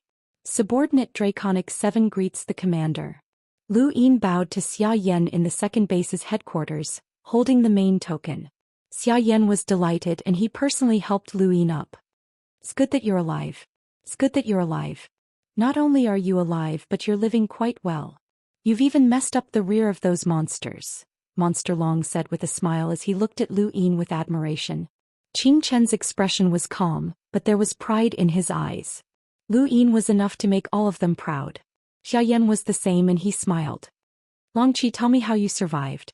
Even if I fell into the New World I wouldn't be able to make it back alive, let alone you." Lu Yin humbly replied, "I was lucky to have a group of comrades who went through thick and thin with me. The battlefield on the other side was constantly being fought and no one would listen to nonsense." However, Xia Yan and the rest listened to Lu Yin's words carefully. Even Xianxia didn't know these details. Lu Yin talked about the various corpse kings. Of course, he didn't say that he had dealt with all of them by himself. Instead he said that he had joined forces with Che Zhan, Mr. Gua and the others, which was more reasonable. He talked about what had happened when he was clearing out the terror ants, as well as how he had been attacked by Marquis Qingzhu and Xiang Ho. Xia Yan was stunned. Monster Long's expression turned solemn, and he even felt some lingering fear. "Even the 12 marquises are paying attention to you. You can't stay on the other side of the battlefield," Monster Long said. Lu Yin was now worthy of his attention. Not only did he have a talent for cultivation, he had a relationship with the humble school, and he also had a talent for lock-breaking. He had been able to study and control the red light in a short period of time, and his lock-breaking talent was enough to shake the entire lockbreaker headquarters. Once Grandmaster Dengua found out about this, he would definitely take Lu Yin as his disciple. Wait, if Lu Yin had such a talent, why Grandmaster Dengua? Monster Long suddenly thought of a person, the legendary sage master. If Lu Yin could become that person's disciple, then everything would be different. He looked at Lu Yin with a fervent gaze. Lu Yin sensed it and a chill ran down his spine. What was this old man thinking? Xiaoyan continued, indeed. Aside from half-ancestors, anyone who is targeted by the 12 marquises will have to temporarily withdraw from the battlefield on the other side. Besides, Long Qi has made enough contributions so he can leave. Lu Yin was delighted as he obviously wanted to leave. The battlefield on the other side was the battlefield of the entire human race. He would return sooner or later, but not with his current identity. Long Qi, do you want to leave? Xiaoyan stared at Lu Yin full of admiration. Even though Lu Yin was from the Xia family and Lu Yin represented the White Dragon clan, this did not stop Xiaoyan from admiring this young man. Lu Yin respectfully replied, if possible, this subordinate would like to make contributions to the human race on the battlefield and eradicate those monsters. Qing Chen raised an eyebrow as these words sounded very familiar. He couldn't help but look at Lu Yin as this brat was very familiar with these words. Although it sounded fake, some people liked to hear such words and Xiaoyan was one such person. As the commander of the battlefield on the other side, he had dedicated his entire life to this battlefield. So he naturally hoped that everyone in the cosmic tree would come here to resist the monsters and protect humanity. Lu Yin's attitude pleased him greatly. Don't worry, there will be opportunities in the future. Once you gradually disappear from the 12 marquises' sites, I'll transfer you here. Lu Yin raised his hand and returned the token. Xiaoyan put it away and looked at Lu Yin. Yun Lui was destroyed as well, but fortunately she protected us. Otherwise, we wouldn't have been able to see you again. Lu Yin rejoiced. If not for her, I definitely wouldn't have been able to block Marquis Qingzhu's attack. Originally, all of your contributions would have been credited to Yun Lui, but Superintendent Qing Chen said that all of her contributions would be accounted for. That means that your contributions in the new world and in clearing out the terror ants will be redundant. Long 7, do you want to exchange now or next time? Xiaoyan asked. Lu Yin did not hesitate. No. Xiaoyan nodded. Go ahead. Lu Yin respectfully excused himself, leaving the battlefield on the other side. Xiaoyan watched Lu Yin leave inside. If I had to choose, I would rather choose Long 7 than the 4th young ancestor. Elder Long was surprised. You think that the 4th young ancestor is inferior to Long 7? Xiaoyan seriously replied, at least in terms of battle situation. Elder Long did not refute this as Xiaoyan's words were not wrong. The 4th young ancestor could not repair the source all and control the red light. Even if Long Tian had mastered source box arrays, he would not be able to reach Long 7's level. The 4th young ancestor was at most equivalent to the 4 emissaries, but Lu Yin could influence the outcome of a battle. It's a pity that he's not from the Xia family, Xiaoyan sighed and then lowered his head to look at something. Hearing this, old Monster Long was pleased. Even if Long Tian was trapped, his White Dragon tribe still had elite disciples. Thinking of this, he quickly contacted Long Ku. No matter what, he had to make Long Qi more dependent and loyal to the White Dragon tribe. As for the battle between Long Ku and Long Quan, it had nothing to do with him. He only wanted Long Qi. In the top realm within Dragon Mountain, Long Ku had a strange expression. What had Long 7 done? Ever since he had arrived at the back of the battlefield, his family's half-ancestor had repeatedly contacted him, asking him to think of a way to take care of Long 7. After a few months of peace, the half-ancestor had suddenly contacted him again. This time, the half-ancestor's tone was even harsher, as if saying that if Long 7 did not like him, then Long Ku would not be able to become the family leader. What had Long 7 done? Actually, it was not just Long Ku. Xiaoyan also wanted to know what Lu Yin had done. He had only stopped for a short while when the old woman contacted him and asked him to go over. Elder Long naturally followed along. Lu Jing met Lu Yin once again at the merit exchange counter. This time Lu Yin still had a small problem. It wasn't a big problem and he only needed to ask the commander to step in. However, was being able to ask for the commander's help considered a small problem? Lu Jing had been at the second array base for so many years, but he had never seen anyone who could request the commander to step in. Qing Chen was there as well, but he did not interrupt. Instead, he just watched.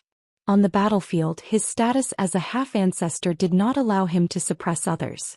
If there's something, then I can exchange for it. Why is it so troublesome every time I exchange for something? Lu Yin was not convinced and he stared at an item on the exchange interface. The old woman was helpless. Little brother, this item really can't be exchanged.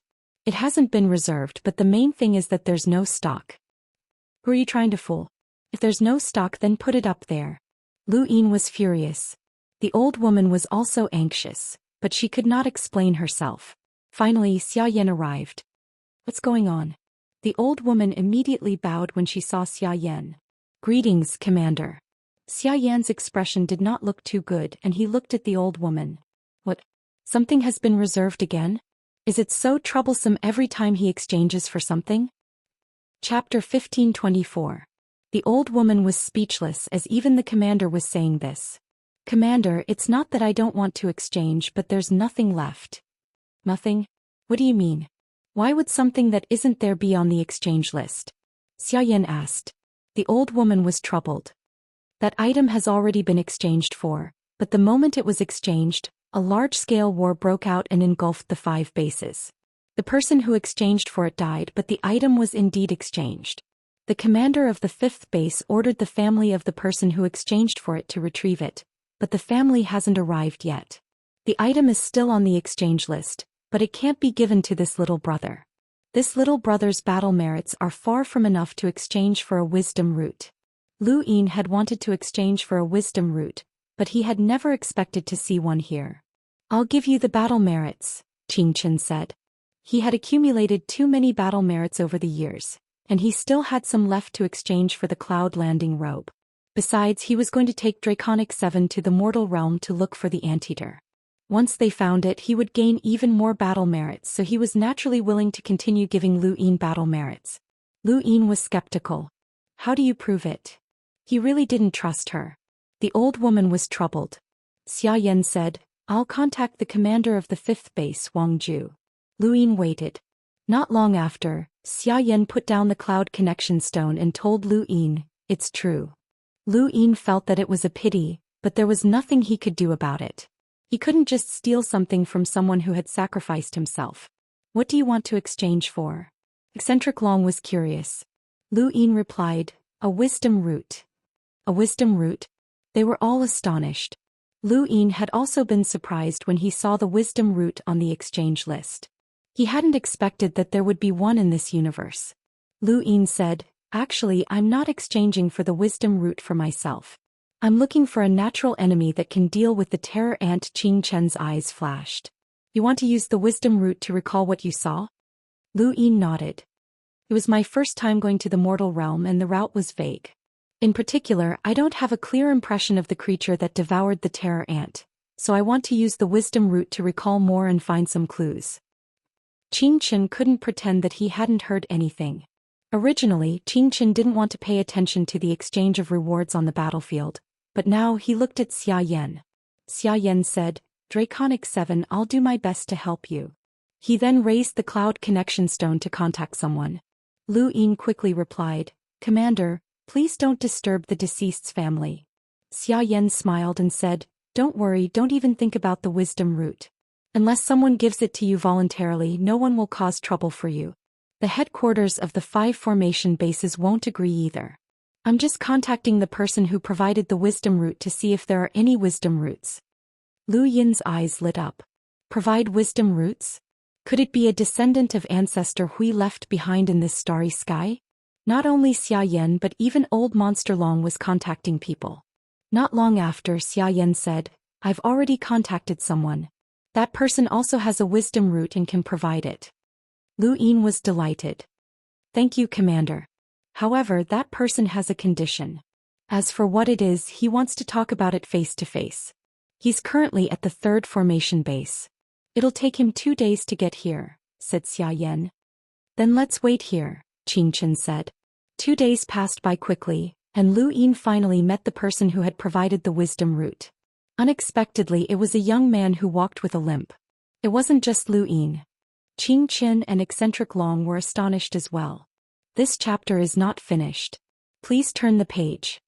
The Dao root was a supreme treasure left behind by Ancestor Hui, and it was one of the best items that could be exchanged for in the backline battlefield. Who would have thought that the person who had provided the Dao root would be an explorer? Greetings, Commander. Greetings, sirs, the young man said as he bowed respectfully. This person's face was pale, and it was obvious that he was malnourished or had been severely injured. His appearance was ordinary, and his eyes were filled with vigilance and wariness. Xianxia gently asked, "You're the one who provided the wisdom root?" Littlekin respectfully answered, "Yes." "You have another wisdom root?" Xianxia asked. Littlekin replied, "There's one more. It's a family heirloom left behind by my ancestors." Although Xianxia was curious as to who this person's ancestor was and how he had obtained the wisdom root, it wasn't appropriate for him to ask too many questions. "We need the wisdom root. If you have any conditions, just state them." Littlekin looked up. "Who is it that needs the wisdom root?" "Me," Lu Yin said as he looked at Littlekin. He wanted to see traces of the Hui family on this person's face, but he was disappointed. This person did not resemble the Hui family's descendants at all. Of course, it was also possible that his appearance had changed due to the passage of time, which was very normal. Littlekin bowed to Lu Yin. "Sir, the wisdom root is my family's heirloom and you should be aware of its value. Back then I used a wisdom root as the price in exchange for the protection of the third base's headquarters. The commander also personally agreed to guarantee the safety of the remaining wisdom root." Lu Yin smiled. "You don't have to say all that. No one is forcing you to hand over the wisdom root. I'm just asking you to state your conditions." Littlekin smiled. Yes. The condition is simple. I want to leave the backline battlefield." Lu Yin raised his brows and Xiaoyan's eyes narrowed. "How long have you been on the battlefield?" Littlekin replied, 3 years. 3 years is quite a long time. What about your contributions?" Xiaoyan continued to ask. Littlekin's face turned even paler. No contributions." Xiaoyan's tone was unpleasant. "So you're saying that you used a wisdom root as the price in exchange for 3 years of safety and protection of the third base's headquarters?" "Yes, 5 years of safety," Littlekin said. He then carefully looked at Xiaoyan and continued, "After 5 years, when the time is up, I can use the other wisdom root as the price in exchange for enough contributions to leave the backline battlefield. If you want a wisdom root, then the condition is naturally for me to leave the backline battlefield." Lu Yin did not have the ability to agree, so he looked at Xiaoyan. Xiaoyan said, "With enough contributions to exchange for a wisdom root, you can bring one person out of the backline battlefield. You just have to make sure that that person is not a spy." "No, I'm definitely not a spy. You can check." Littlekin was delighted. He had originally thought that he would have to endure for another 2 years, but he had not expected that he would be able to leave now. 5 years and a wisdom root would allow him to leave the backline battlefield. This was the condition that had been agreed upon, and now that someone was willing to use contributions to bring him out, it was naturally even better. There were too many people who wanted to leave the backline battlefield, and Littlekin was just one of them. Compared to him, a wisdom root was much more important. He looked at Qingshen, who nodded. "All right, I'll use my contributions to bring you out of the backline battlefield," Lu Yin agreed. Littlekin was delighted. "Thank you, sir." After the reward was exchanged, Qingshen could bring Lu Yin and Littlekin out of the backline battlefield. Lu Yin knew that Qingshen wanted to bring him directly to the mortal realm to try and find the anteater, so he could not return to the humble Huaiyuan school for the time being. The wisdom root could not be used on the backline battlefield as there could be a war here at any time. "Your subordinate thanks the commander for taking care of me on the battlefield. There will be a day when your subordinate will return to the battlefield and defend humanity." This chapter is not finished. Please turn the page. Before he left, Lu Yin bowed solemnly to Xiaoyan. Xiaoyan sighed. "That day is not far away. It's best if you become an emissary before returning. I look forward to that day." Lu Yin nodded seriously. "Yes, sir." He then turned to Old Monster Long and bowed respectfully. "Farewell, Junior." Old Monster Long nodded. "Return to the top realm after going to the mortal realm. I've already told Long Ku to add your name to the main bloodline's genealogy." Lu Yin replied, "Yes, I understand." Lu Yin had stayed in the second base for a few months, but he had experienced many things. He had narrowly escaped death, and he had gained a deeper understanding of the Lu family. He knew about the Qiming family and the myriad Daoist family. He had also been discovered by the witch spirit god, which was a good thing for the time being. The witch spirit god would definitely think of a way to safely send Lu Yin back to the Fifth Mainland to achieve his plan. Not only in the Astral Tree realm, but even in the Fifth Mainland, the Neo-Human Alliance would do their best to take care of him. Even if this care was targeted at the entire human race, Lu Yin had no choice but to follow the plan. He believed that there would be a way to break through it. There would definitely be one. Not long after, Xianxia brought Lu Yin and Little Can to the edge of the Astral Tree realm through the teleportation device. They saw cultivators walking out from the Astral Tree realm, excited and nervous as they headed towards the various spell bases. Most of them looked at them with envy, knowing that they would be able to leave. When they arrived at the edge of the Astral Tree realm, Lu Yin and Little Can were inspected to see if they had brought any dino ants into the Astral Tree realm. Even Xianxia was no exception. The one guarding the Astral Tree realm was also a half-progenitor. There were many half-progenitors in this region, and among the monsters, there were more than just the 12 marquises. Only those who had reached a certain level of half-progenitor could become one of the 12 marquises. Suddenly Lu Yin thought of the 9 mountains and 8 seas. Could it be that only those who had reached a certain level of progenitor were bestowed with this honor? The 9 mountains and 8 seas might not necessarily represent 9 progenitors, but rather 9 progenitors who had reached a certain level of progenitor. Had there been 9 progenitors in the Astral Tree realm? The more he thought about it, the more likely it seemed. Otherwise, there would already be 7 progenitors in the Astral Tree realm. Including the ancestral Mang and the legendary divine eagle that stood at the top of the mother tree, there would be 9 progenitors in total. How could there be so many during the Astral Tree realm? Otherwise, Kai Shu would not have been so emotional. "Let's go," Xianxia said. Lu Yin turned back to look at the battlefield behind him. He had just arrived and he had long since gotten used to the pungent smell of blood. In the distance, the planet had been shattered, and the earth that had split open was once again condensed by a force.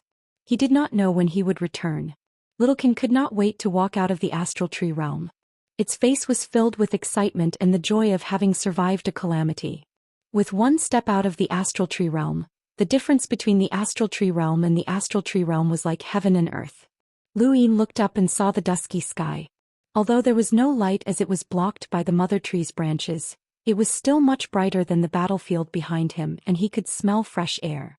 This was the top realm, and compared to the battlefield behind him, the top realm was extremely peaceful.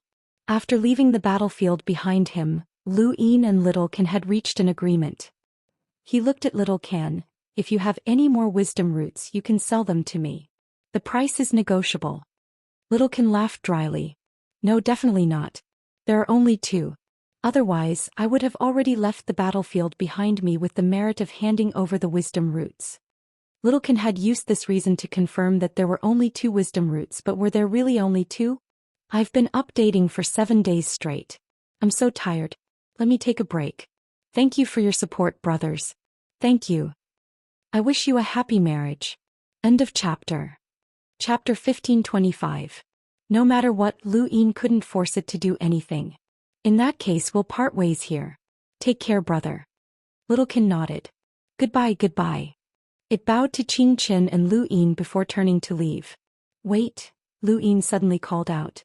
Xianxia looked at him. Little Can paused and turned back, staring at Lu Yin nervously and vigilantly. Its voice was dry as it asked, "My lord, do you have any other orders?" Lu Yin smiled and gave Little Can his Cloud Vision Stone's contact information. "If you have any trouble in the future, you can contact me. After all, we're comrades, so there's no need to be polite." Little Can memorized the contact information. "Thank you, my lord. Then I'll take my leave."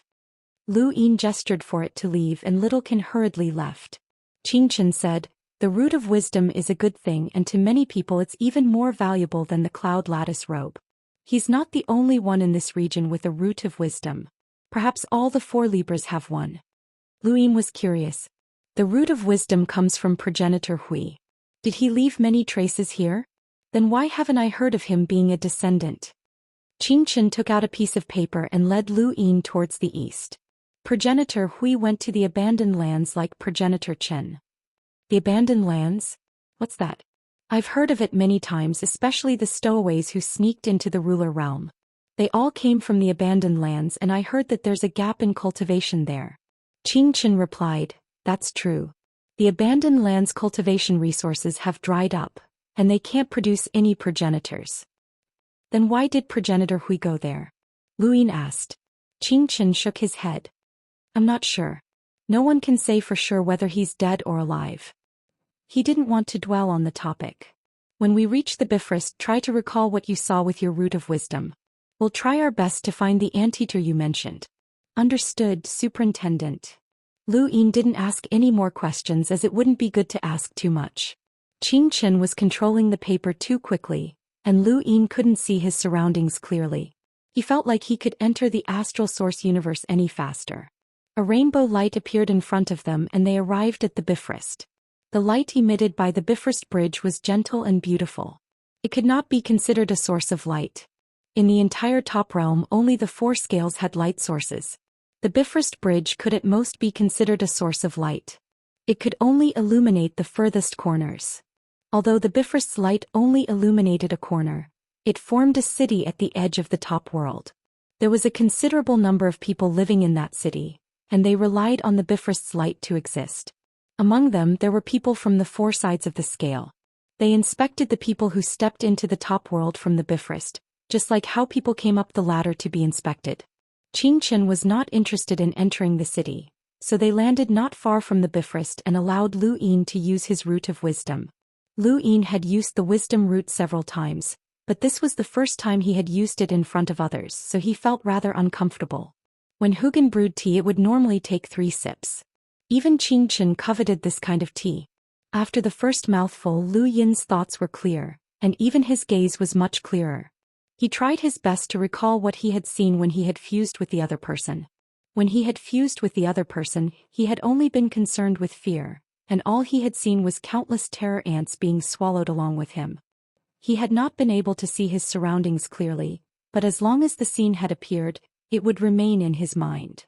Now he relied on his wisdom root to recall the scene and try his best to find clues that could lead him to the anteater.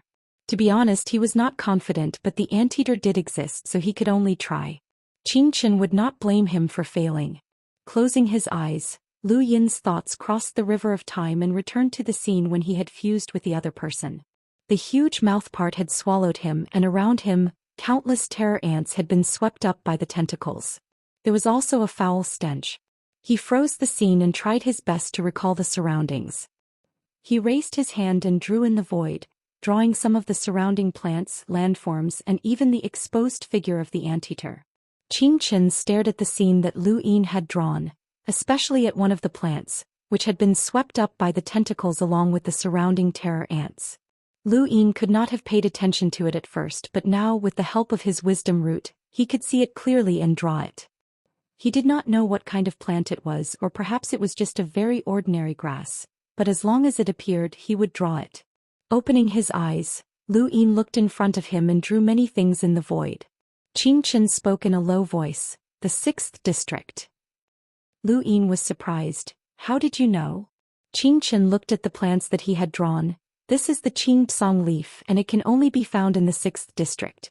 A half-ancestor creature called Qing appeared in the 6th district, and after it was killed, its blood watered the soil and gave birth to the Qing leaf."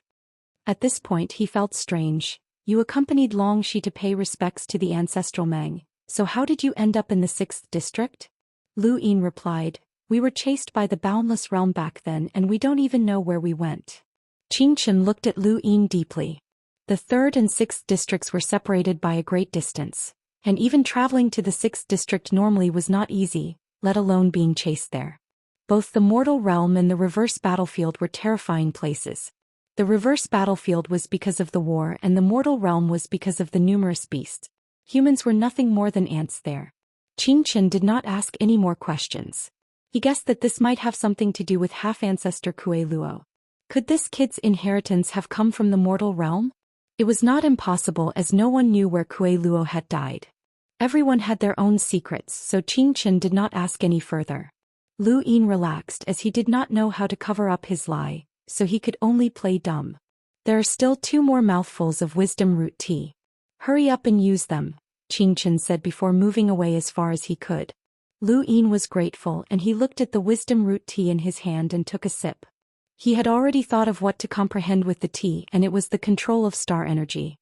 Looking at all the battle techniques that he had mastered, the emptiness palm had temporarily reached its peak, and there was no way to continue cultivating the serious art.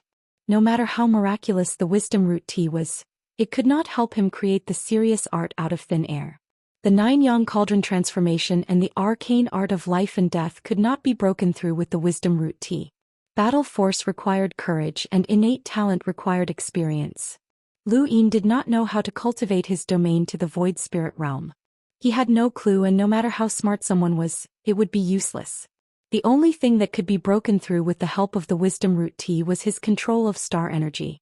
On the other side of the battlefield, he had repaired the source all and controlled the red glow, which had brought him great value. His control of star energy was not only useful in battle but also in lock-breaking. The path of lock-breaking was vast and boundless, and the sight of limitless kinetic energy had a huge impact on Lu Yin. That source box array had protected the entire human race. Even if he studied it for 10,000 years, he would not be able to understand limitless kinetic energy. This required learning star energy control and experience. It was also when he had seen limitless kinetic energy that his passion for lock-breaking had been reignited. He hoped that one day he would be able to set up a source box array that would benefit the entire human race. Fortunately, during his battle with the Corpse Kings in the New World, Lu Yin had encountered a Corpse King whose control of star energy had reached the profound creation realm, which had given him some clues. Furthermore, he had once witnessed drunkards' usage of star energy, so he could use the wisdom root tea to further his comprehension. One flower, one world.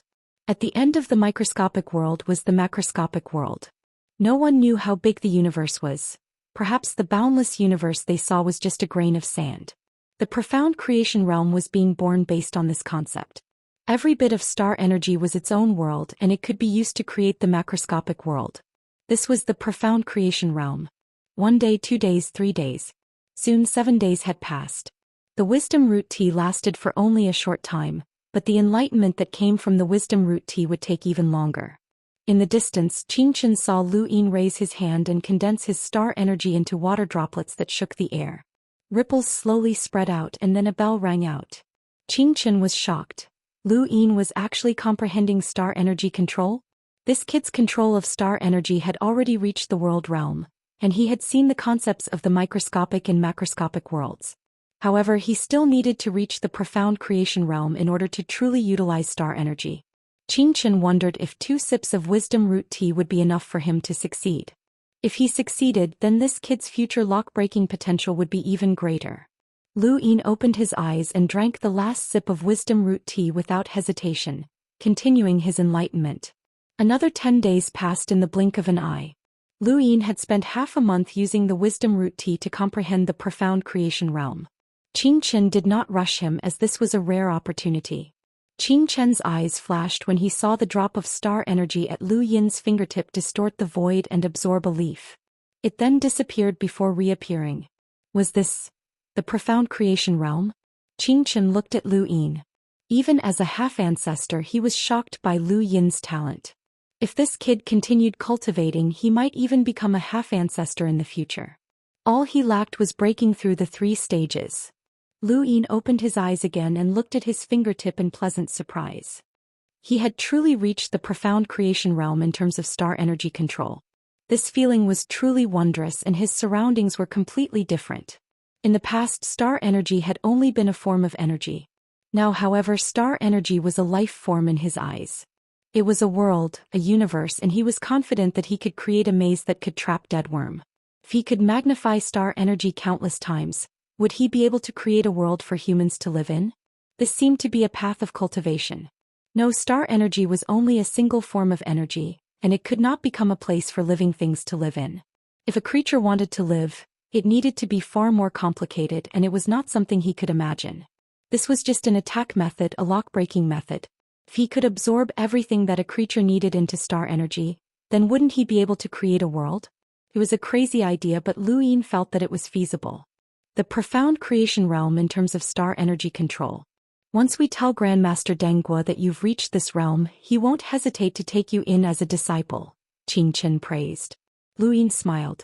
Let's leave it to fate. Superintendent, we've wasted quite a bit of time. Shall we head to the 6th district? Xianxia nodded and led Lu Yin towards the Bifrost. Not long after, the two of them followed the Bifrost to the mortal realm and officially left the top realm. The Bifrost covered a large area, and they were not the only ones going to the mortal realm at the same time. However, they were separated by a great distance. This was Lu Yin's second time on the Bifrost, and he still remembered the confusion and curiosity he had felt the first time. Chapter 1526. The land of the top realm slowly moved away, and the sky once again became the sky above Lu Yin's head. Lu Yin also saw the stars, as there were stars between the middle realm and the top realm. Below the stars was the middle level realm, and below the middle level realm was the lower level realm. As Lu Yin and Xianxia headed towards the mortal realm, Eccentric Long also left the second formation base and arrived at an extremely luxurious place. This was also the same battlefield, and it was dark all around. Occasionally there would be tremors, but this did not affect the extravagance of this place. The outside world reeked of blood, but this place was filled with a sweet fragrance. The ground was paved with star essence, the wallpaper was made from the bark of a mother tree, and the lights were lit up by sourcebox arrays. There were also dazzling golden glazed roof tiles, icy pond water from the frigid Immortal sect, and hunter realm fish.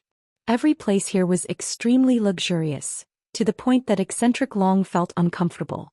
This was the residence of an Origin Array Heavenly Master. There were countless experts in the Astral Tree realm, but only a few had reached the level of an Origin Array Heavenly Master.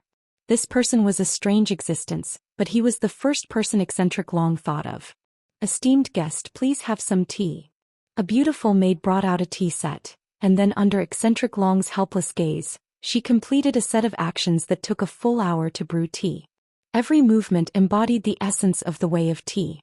This was not brewing tea but rather an art. Eccentric Long accepted the tea set. As a half-ancestor, he had seen everything, but coming to this place made him feel uncomfortable. Beneath his feet were star essence. Although star essence was useless to him, it was still a resource. He glanced at the table where the exquisite dessert seemed to glow. Brother Long, what brings you here? A languid and gentle voice asked. Eccentric Long set down his teacup and stood up to look behind the screen.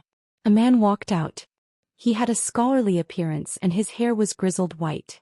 However, there was not a single wrinkle on his face, and his eyes were filled with the vicissitudes of life. However, there was also a hint of playfulness in his eyes. He was dressed extravagantly, and he was wearing a total of 5 sourcebox arrays that revolved around his body. Each array had an unfathomable aura. If he was not mistaken, the clothes were made from an extremely rare creature in the lower mortal realm called the Qilin.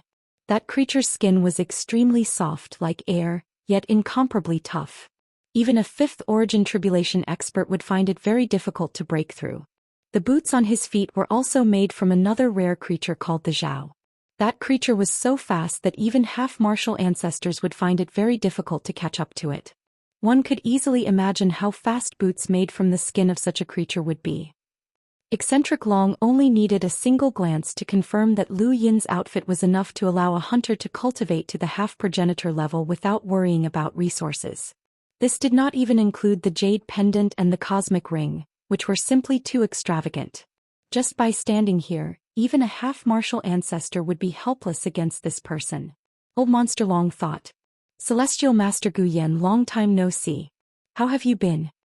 Old Monster Long asked politely as he remained standing. The man did not look old, but he had definitely lived longer than Old Monster Long. He casually sat down and gestured with his hand. Sit down and talk. Old Monster Long nodded and sat down.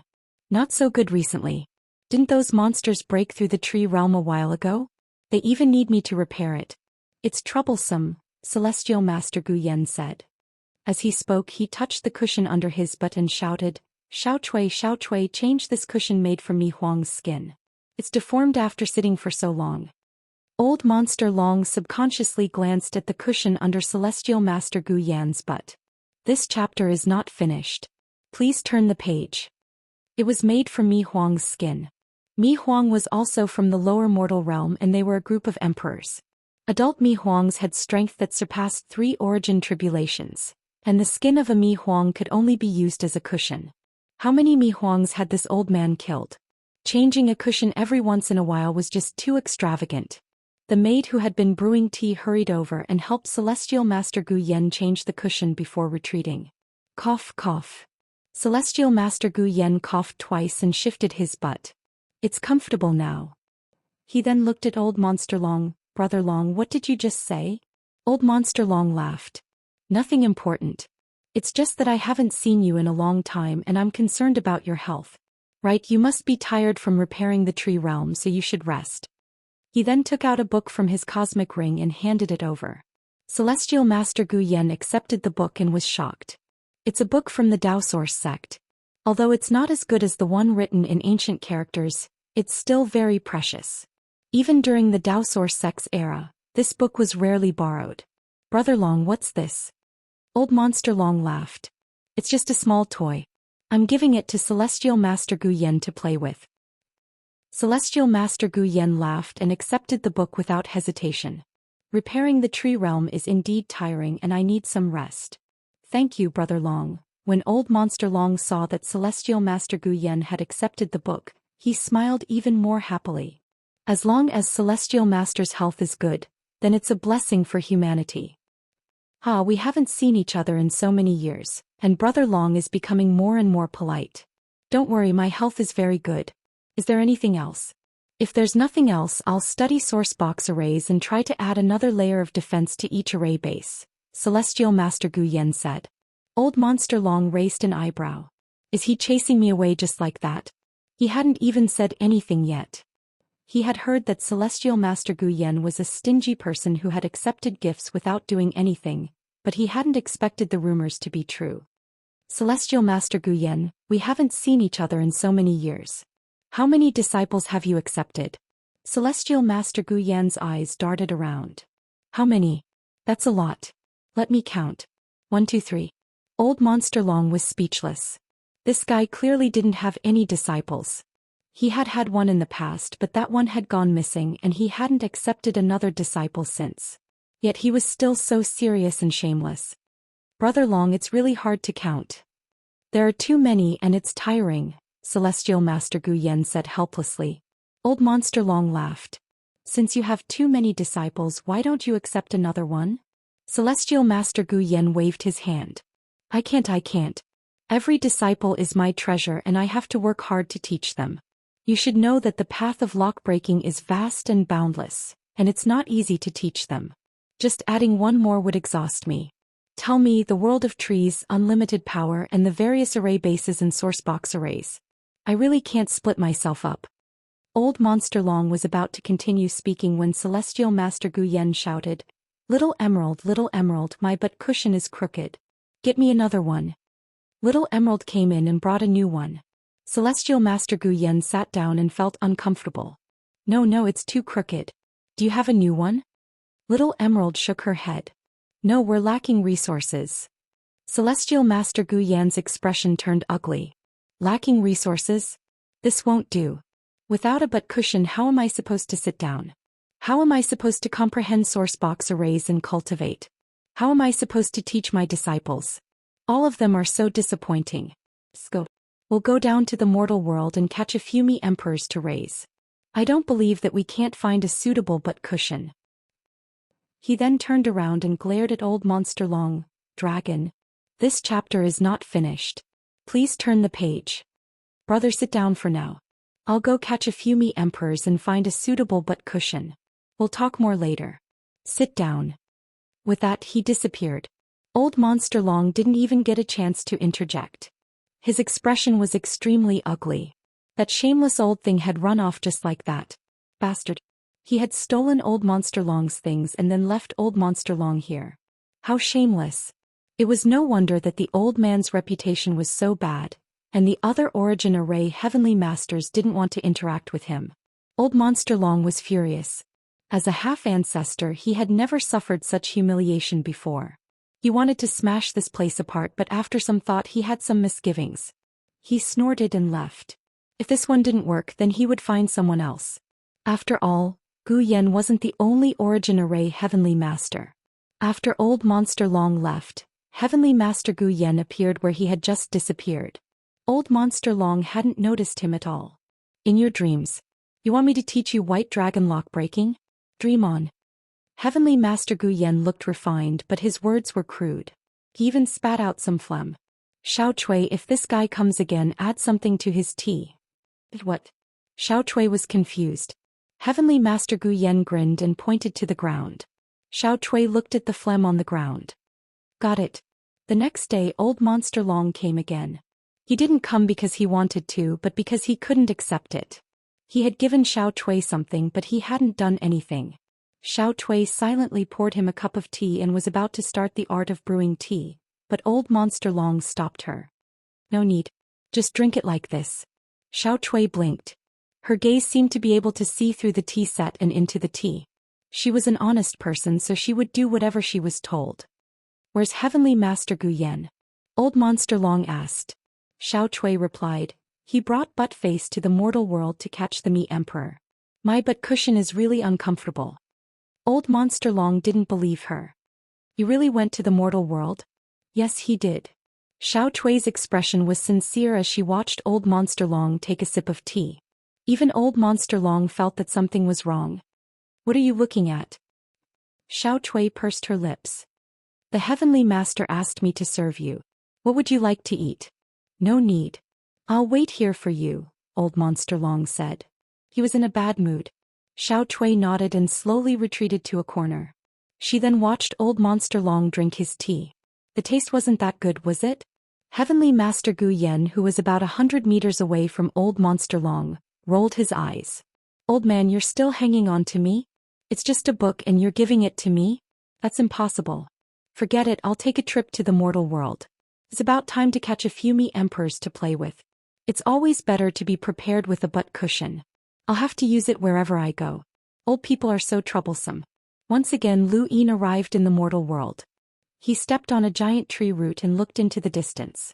Several roars greeted the uninvited guests. This is the 6th district.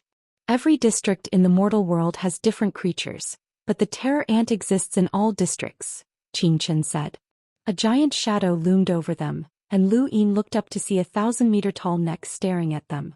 Its neck was so long and its body was at least a few thousand meters long. It was a colossus. Qianxia looked up with a cold gaze. The creature was startled and immediately shrank its neck back. As a half-step ancestor, it was one of the top creatures in the mortal world. End of chapter. Chapter 1527. As he followed clear dust, Lu Yin did not encounter any danger at all. These creatures could sense half-ancestor clear dust's pressure and avoided him from a distance. The ancestral Mang's body coiled around the mother tree, extending across the entire lower realm. The one closest to the head was the 3rd region, while the 6th region was similarly huge, covering the sky. Will the ancestral Mang awaken? Lu Yin suddenly asked. He looked up with fear in his eyes. Qianxia replied, usually not. Can the White Dragon tribe really control the ancestral Mang? Lu Yin asked again. Qianxia was silent for a moment. Yes. He thought for a moment. The ancestors of the White Dragon clan obtained the method of cultivation from the blood of the ancestral Mang. From then on, they embarked on the path of invincibility and achieved the 4 cardinal scales. There is a connection between the White Dragon clan and the ancestral Mang. The ancestral Mang didn't attack those monsters. Qianxia shook his head. Neither Zhu Mang nor Shen Ying took the initiative to attack.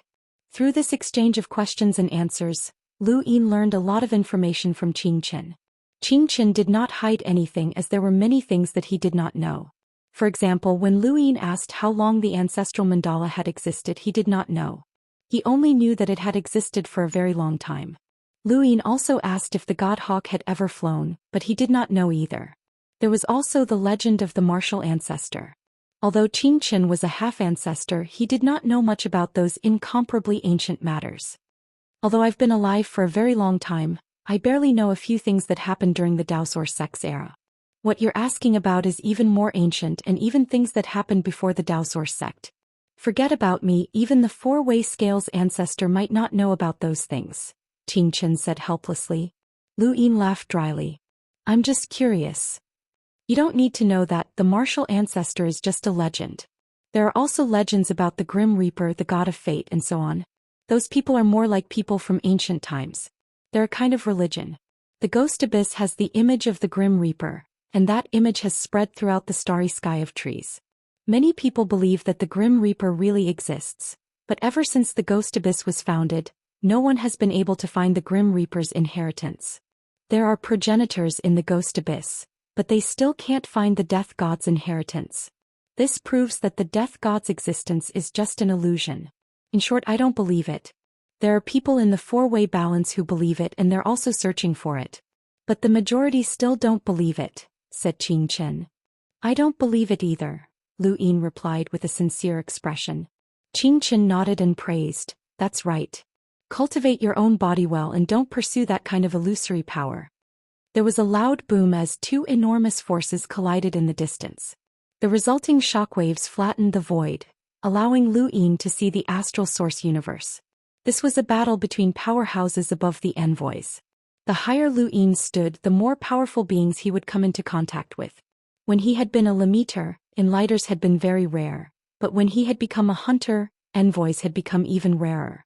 Now that he had become an enlighter, envoys were very common. This was not because there were fewer enlighters, but rather because those beings did not dare to approach him. Soon Xianxia brought Lu Yin to the battlefield. Two massive creatures were fighting. One of them looked like an elephant, and it was 1,000 meters tall and thousands of meters long. Every step it took caused the ground to crack, and the one fighting the elephant was a four-headed python. Its body was so long that one could not see the end of it. Both of them had the strength of several origin tribulations. Someone's here, Xianxia reminded Lu Yin. He looked to the right where there were two other figures. Xianxia had discovered them, and they had also discovered Xianxia. They did not try to hide their whereabouts. The Adventurer King? Xianxia was flabbergasted, but he was not too surprised. Lu Yin looked over. The Adventurer King? He had heard of this person before. It was rumored that this person rarely set foot in the middle realm or the top realm, and that he always stayed in the lower realm. It was said that he liked adventure and excitement, and he also wanted to clear out creatures. He was one of the strongest people in the Root organization. The Adventurer King faced Xianxia and bowed from afar. He looked past Xianxia and saw Lu Yin, and his eyes narrowed. Lu Yin also got a clear look at the Adventurer King, who was a very ordinary man. He was thin and short, only about 1.6 meters tall. There was nothing special about him, but he was clearly standing there. If Lu Yin had not seen him with his own eyes, he would not have noticed him at all. Lu Yin had a feeling that even if this person was standing right in front of him, he would not be able to sense him as long as he closed his eyes. There was a young man beside the Adventurer King, and if Lu Yin was not wrong, that young man was Wanwu. This was the same person who had accompanied Long Tian to the Sovereign Realm when Lu Yin had first entered Junior Progenitor Planet. However, he had left at the last minute due to some matters. Otherwise, he would have been poisoned as well. The battle between the two beasts quickly ended. The elephant was no match for the python, and it was eventually bound and strangled to death. It let out a mournful shriek before it died, and it tried to struggle free, but to no avail. However, the python did not fare well either, as half of its body had been crushed. The Adventurer King brought Wanwu to a spot not far from Xianxia. Senior, long time no see. Xianxia smiled. You've always been in the mortal realm, so it's hard to meet you. The Adventurer King calmly replied, there will always be a chance. He then looked at Lu Yin with a deep gaze. And this is? He's Long 7, the sect master of the humble Huayuan sect, Xianxia introduced. Lu Yin politely replied, greetings, Senior Adventurer King. You're Long 7? The one who accompanied Long Tian to the Sovereign Realm? Wanwu asked in surprise from behind the Adventurer King. Lu Yin looked at Wanwu and smiled. You must be Wanwu. Wanwu nodded. Brother Wan left Junior Progenitor Planet because of some matters. Otherwise, you would have been the one accompanying Junior Progenitor Long Tian to the Sovereign Realm. Wanwu shook his head. Impossible. I'm not your opponent. Lu Yin was flabbergasted. Why do you say that, Brother Wan? Wanwu earnestly replied, I can sense your aura and it's very powerful. It far surpasses mine and even. He wanted to say that it was even more powerful than Long Tian, but then he thought about Long Tian's white dragon transformation and even more mysterious powers. He had never seen Long Tian at full power before, so he did not say anything. Lu Yin's eyes flashed. These people had been dealing with astral beasts for a long time, so they were very sensitive to auras. Mr. Mu had concealed his cultivation so that not even half-progenitors could tell that he was a beast king, but that did not mean that no one else could. There were always people with extraordinary innate gifts such as Hua Beibei, whom Lu Yin had met while clearing out the terror ants. She had been able to tell that he was a beast king and was the strongest person in the group. Such people were not rare at all. Someone from the White Dragon tribe? The adventurer king frowned and his attitude changed slightly. Behind them, the python had just strangled the elephant to death when it discovered Qin Chen's group. It flicked its tongue and stared at them with its vertical eyes, emitting a hair-raising sound. The adventurer king turned around and said in a low voice, "I'm here to retrieve this python's gallbladder. Do you have any instructions for me?" Qin Chen replied, "We're just passing by. Do as you wish." He then turned to Lu Yin and said, "Let's go." Lu Yin nodded and left with Qin Chen. Not long after, the ground shook and Lu Yin turned around. The python had probably died. "Superintendent, the adventurer king has been in the mortal realm for a long time, so he should be very familiar with this place. Why don't we use him to find that anteater?" Lu Yin asked. Qin Chen replied, "This is a serious matter and we cannot trust anyone easily. You exposed the 3 Guan brothers and Yun Mubai is a redback. Who can guarantee that he isn't?" Lu Yin nodded. Those monsters had planted redbacks among the humans not only because of the destruction they had caused, but also because of the distrust between the humans. This was a very serious problem. Qin Chen had made Lu Yin the acting leader of the humble Huayuan school in order to attract the witch spirit god's attention. Now he had not asked about the witch spirit god, which meant that he did not have much hope that Lu Yin would be able to lure the witch spirit god out. The two of them searched the 6th district for more than 10 days, and they eventually found the atlas grass that Lu Yin had drawn in the void. However, they did not find the anteater. With Qin Chen's cultivation, he could sense the surroundings for a long time, but he still could not find the anteater. Could it have left this district? Lu Yin guessed. Qin Chen was helpless. That's possible. The mortal realm was vast and it was much larger than the middle realm and the top realm. It was very difficult to find a giant beast here. Superintendent, if that creature feeds on terror ants, we just have to find them and we might be able to find it. Lu Yin suddenly thought of something. Qin Chen's eyes lit up. That's possible. However, he immediately felt troubled. There are many terror ants in the mortal realm and there are some in every district. It's also very difficult to find that creature. Lu Yin was helpless. We can only try. If it doesn't work, we'll have to issue a reward to the roots and have them search for the anteater. But then we might be exposed, Qin Chen said. Lu Yin did not know what to do. He had already searched all the places where atlas grass had appeared in the 6th district. The terror ants were relatively easy to track down. 2 days later, Qin Chen led Lu Yin to a huge ball of terror ants. They were unscrupulous in the mortal world, and ordinary creatures at the level of emissary could only avoid them. Wherever they passed, not even a blade of grass grew. The two of them followed behind the terror ant ball for 2 whole days. During these 2 days, they also encountered other cultivators. Those cultivators thought that they would definitely die when they encountered the terror ant ball. Fortunately, they were all saved by Qin Chen.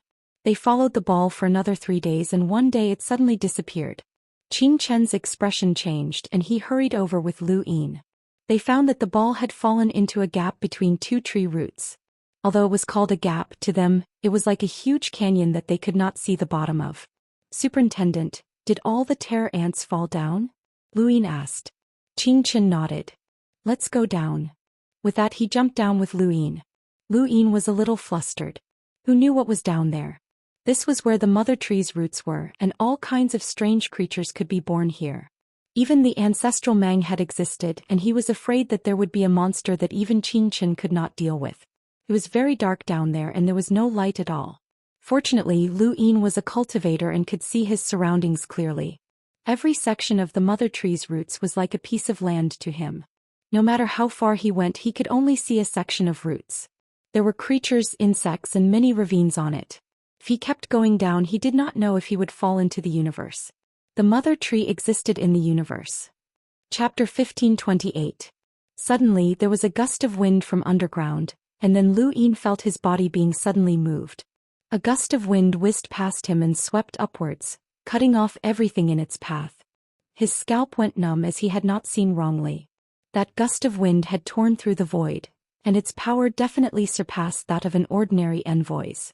It might have reached the power of a third tribulation cultivator, which meant that it had a power level of over 700,000. Lu Yin was not wearing his universal armor, and even if he had, he would not have had a good ending if he had been struck by that gust of wind. Superintendent, what's this? Lu Yin was shocked. Xianxia stood in the air and solemnly said, Source box danger. Lu Yin looked down and narrowed his eyes. There's a source box down there? Those terror ants were exterminated by the source box danger. There's an extraordinary source box array down there. It's a source box, Lu Yin said. Xianxia waved a hand and Lu Yin felt himself being isolated again. The gust of wind howled once more, but it did not harm him at all. This was the strength of a half-ancestor.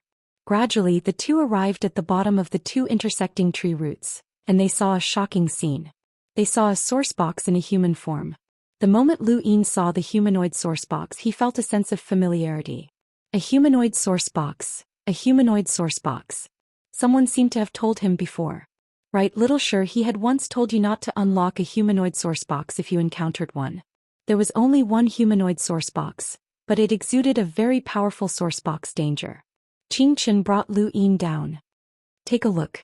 Lu Yin was a lockbreaker, and his control of star energy had reached the arcane creation realm.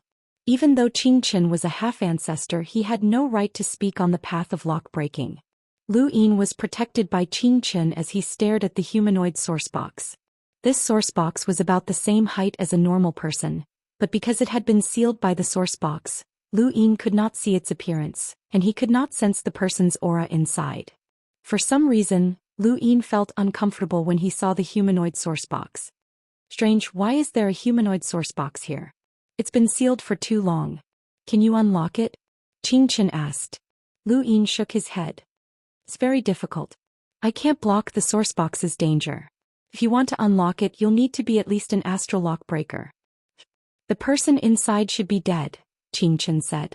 Lu Yin fell silent. I don't know. Someone once managed to unlock something alive, but this is the first time I've seen someone do it. Star energy flowed out like a stream. The source box's killing intent was powerful, but it did not use astral sources to suppress star energy like an emissary. Instead, Lu Yin could rely on his star energy to sense the source box. BZ, you've actually reached the profound creation realm with star energy control. Not bad, kid, a voice said. Not only did it startle Lu Yin, but it also startled Xianxia. The two of them abruptly turned their heads to look behind them. Unknowingly, two silhouettes were standing there quietly. One of them was a scholarly man with white hair and not a single wrinkle on his face. The other one looked like a guard with a solemn expression. Celestial Master Zhou Xian? Xianxia was shocked.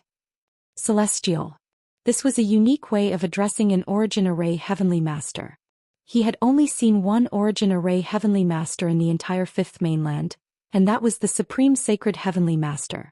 Was this person before him also an Origin Array Heavenly Master? I didn't expect to run into an old friend here. Xianxia, what are you doing here instead of hunting redbacks in the Middle Realm? Zhou Xian asked.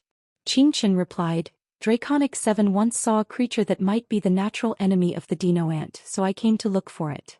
Why are you here? Zhou Xian smiled. To catch the Emperor of me. My butt is uncomfortable. Xianxia was confused as he didn't know much about this. Divine Master Zhou Xian did not explain any further. Instead, he looked at the human-shaped source box and sighed in amazement. There really is a human-shaped source box. Ancient texts have recorded that everything in the universe can transform into a source box, regardless of whether it's an inanimate object or a living being. Humans can transform into a source box, but this is the first time I've seen something like this. He then looked at Lu Yin and his lips curled up. Lockbreakers had a rule that source boxes belonged to whoever discovered them, and whoever had the ability to unlock them at the same time would own them. However, this human-shaped source box had obviously been discovered by Lu Yin first. Lu Yin respectfully replied, This junior is unable to unlock it. I'll have to trouble senior. Zhou Xian smiled. You're Draconic 7? Lu Yin bowed. Junior Draconic 7 greets Zhou Xian. No need to be so polite, kid. Are you from the White Dragon tribe? Zhou Xian asked. Lu Yin nodded. Zhou Xian sighed in admiration. The White Dragon tribe actually produced a lockbreaker at such a young age, and his control of star energy has reached the profound creation realm. How incredible! Qinchen's eyes flashed. Not only has Draconic Seven's control of star energy reached the profound creation realm, but he has also mastered many sourcebox arrays. He was able to repair the second array in a short amount of time, and he also mastered the red ray in the New World, saving millions of people. Gu Yan's brows rose and he simply replied, "I don't believe it." Qinchen looked at Lu Yin and gave him a meaningful look. Lu Yin instantly understood. Qinchen wanted him to find a way to become Gu Yan's disciple, and he was tempted. That Master Lantern fruit wasn't attractive to him, but the Heavenly Master was different. This was a Heavenly Master, and from Qinchen's attitude, this person might not just be a Heavenly Master. Qinchen hadn't even noticed him when he had approached. When he thought of this, Lu Yin suddenly wanted to show off. Back when the Heavenly Master had wanted to take him in as a disciple, not only as a lockbreaker disciple, but also as the successor of Everlasting Island. With Mr. Mu as his master, Lu Yin naturally couldn't agree. However, this was different. If it was just a simple lockbreaker master, then it wouldn't be a problem. Celestial Master Gu Yan also looked at Lu Yin curiously. Lu Yin raised a hand and arranged his star energy. Now that his control of star energy had reached the profound creation realm, it was much easier for him to arrange sourcebox arrays. Flow diversion diagram. Lu Yin raised a hand and a diagram of a sourcebox array appeared. Gu Yan was shocked. It really is a sourcebox array. With a wave of his hand, the diagram dissipated, and Lu Yin set up a greater teleportation array before vanishing from the spot. Gu Yan sighed and sized Lu Yin up. "You're Draconic 7, right? You're so young, but you've already mastered 2 sourcebox arrays. It seems that the ability to repair the sourcebox and master the red ray is real." Qinchen replied, "Why would I lie to you, Gu Yan?" Gu Yan rolled his eyes. "You people are willing to do anything just to get someone to be my disciple. Lying is just a small trick." Qinchen coughed. Lu Yin glanced at him. He really had done such a thing before. Gu Yan carefully sized Lu Yin up and then said seriously, "Extraordinary talent, indeed extraordinary talent. To be honest, you're qualified to be my disciple, but you're from the White Dragon clan." Qinchen hurriedly said, "Gu Yan, Draconic 7 is the leader of my humble school and he's under the care of the governor. Back then, when he exposed Yun Mubai as a redback, he almost became the public enemy of the 4 cardinal scales. You should be able to investigate all of this." "Is that so?" Gu Yan was surprised, but then he smiled and stared at Lu Yin. "I'll give you a choice. 1. Become my disciple, but you'll have to leave the White Dragon clan. 2. You can keep your status as a White Dragon, but you'll have to follow me to the battlefield on the backside and remain there for the rest of your life, just like the countless other lockbreakers. What's your choice?"